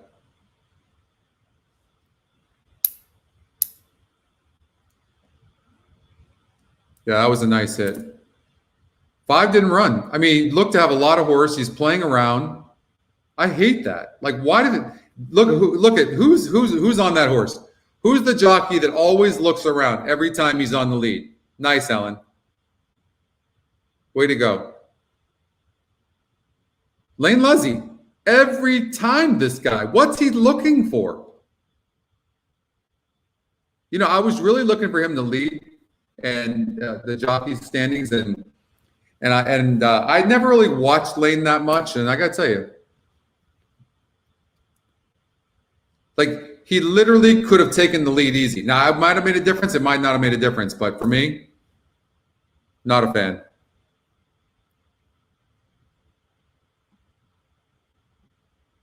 He's on the rail. What the? And did you see? He's on the rail, and he looked to his left. Did anybody else see that? Like, what are you looking on the rail for? You're on the rail. What's he looking for? What is it with this guy? I think he needs blinkers, Jared. That's fantastic. Nice going. But that's a nice trifecta as well. That's a nice trifecta. For me, I'm going to be really careful I don't think I'm going to single Lane Leslie anymore. I really don't. Not for me. That's the last time. Brad, way to go. $1,730 for a 50-cent pick 4. Brad, very good. Gary giving you some love there. Yeah, we kind of saw the 10 late, right? Because look at the EE morning line. This is where, even on horizontals, do you know how big this plays in the horizontals? Because that morning line odds maker made that horse 15-1. And this horse goes off at 5-2, and we have the horse at 9-2. That's where you use the EE morning line, right there. I mean, are you kidding me? How do you, and then 21%, and Scotty's second pick. All these things are lining up. That exactly. I think so. Nice, Manny. Way to go. But I'm going to be ready I can tell you this. I'm going to be ready for Saturday's show. I'm going to look at every video, every horse, everything up and down. We're going to be ready for Saturday. But it looks, I think we all did okay. We weren't on fire, but we did okay. We couldn't seem to put these pick threes, most of us anyways, back to back.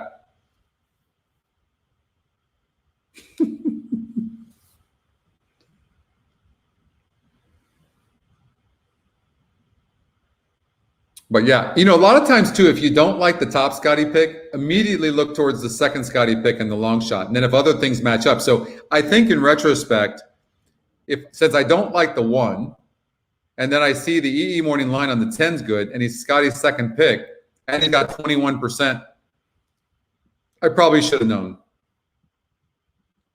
Bad handicapping on my part.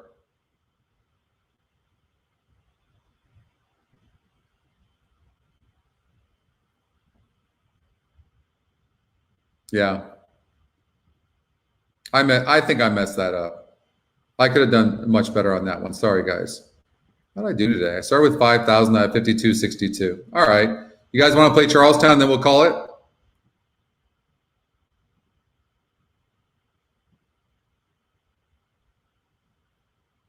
I guess so. I mean, seriously, I don't know him. He could be the nicest guy in the world. I just don't understand why he keeps looking around. I don't know Lane. I actually feel bad talking shit, but I just don't get why every time he's on a horse that I'm betting and I'm keying, he's looking around. Like, what are you looking around?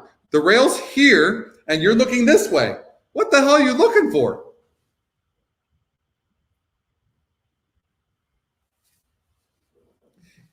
Gary, I would, Gary, but I just, man, you know how that goes. I just never think about that stuff. I'm so focused on what I have to focus on, and it's just really hard to do. I can't make any promises. And way to go, Wild Man. I'm happy for you. I think you did good tonight. Same with you, Michael. We'll so close, Pat. I know. You got it, Jerry. My pleasure. Manny. Yeah, the EE morning line, right? Do you see how I did not know this EE morning line was going to be so big on our site? It has been huge. I'm so proud of it. I'm like really stoked about it.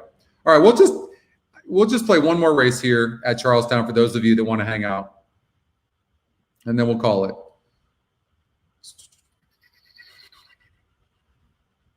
All right, I'm going to eliminate these low win percentages. They're not getting bet. This one is getting bet though, the 11. For the 6th race. We got a 3 to 5 shot. We'll do a trifecta here for $5. It's going to single the 9, I'm assuming.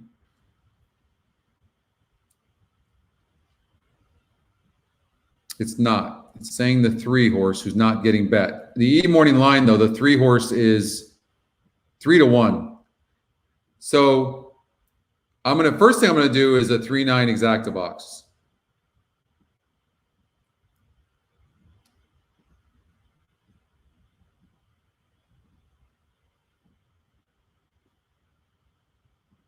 And then I want to do a trifecta. King to 9. Does he have speed? He does.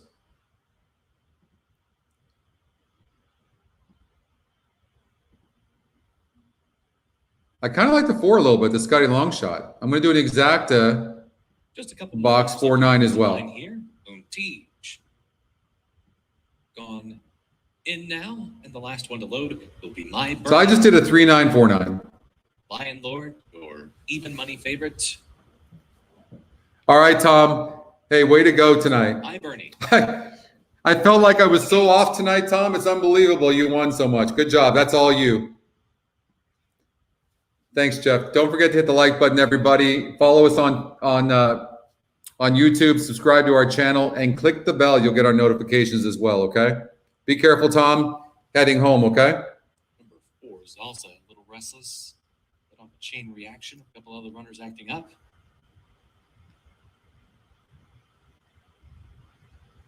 Adjusting Moon T. 9 broke good. 3 broke inwards and killed. If the 3 comes in first or second, he's going to get disqualified because you just crushed the 2. Luis Batista head off to set the pace. Relentless strike to take dirt. We're hoping for the Scotty long shot to get second. That would be fantastic. Or first, because I think we boxed it, right? We'd love it to come in 4-9, finish off the night. You got it, Dan. Now Paul, he's 7th and joined up outside by Moon Teach, who now loses that spot to him. They're followed further back by My Bernie. Runs along in 8th. So right now I like our chances because the 2 got squeezed and the 10 70-1. So to me, it looks like what I would worry about is the 3 horse getting the second and the 9 doesn't get there. But I think the 9's running pretty good. Ideally, I don't think I want the 3 to come second because the 3 killed the 2. And good, thank God, because the 2 horse is kind of moving up. And was one now Paul. My Bernie trying to run on from behind. 3 looks done already. I think it's these 2 horses. I mean, no one else is coming. I just would love the 4's kind of petering out a little bit now. Oh man, it's going to be the 3 horse, isn't it? And then he interfered with the 2. I don't know. Now the 2's coming. I can't tell. Opens up a 2-length lead. Come on, 3, get up. Don't let this 2 beat you. Cause for surprise. Lion Lord needs another 16th. Cause for surprise, lunging at him late. Wow. Lion Lord and cause for surprise come down together. Didn't see that. Lion Lord does it. 9-2-4-3. I mean, we came in first, third, and fourth. And it was close between was one. And the 3 got squeezed, or the 2 got squeezed. What was the 2 story?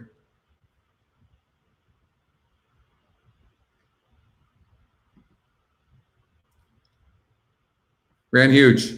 This is a hard trier. Ran good. Yeah, it was fun. Hey, I'm really happy for you, Brad. Way to go. Thanks, Gary. All right, Jeff, we'll see you tomorrow. Good luck at Oaklawn Park. And I know. Good stuff. Dan, C-Money, Cole, everybody. Thanks, Jeff. Thank you so much, everybody. Thanks, everybody, for watching. Don't forget to hit the like button, and we'll see you on Saturday, all right, for the Sam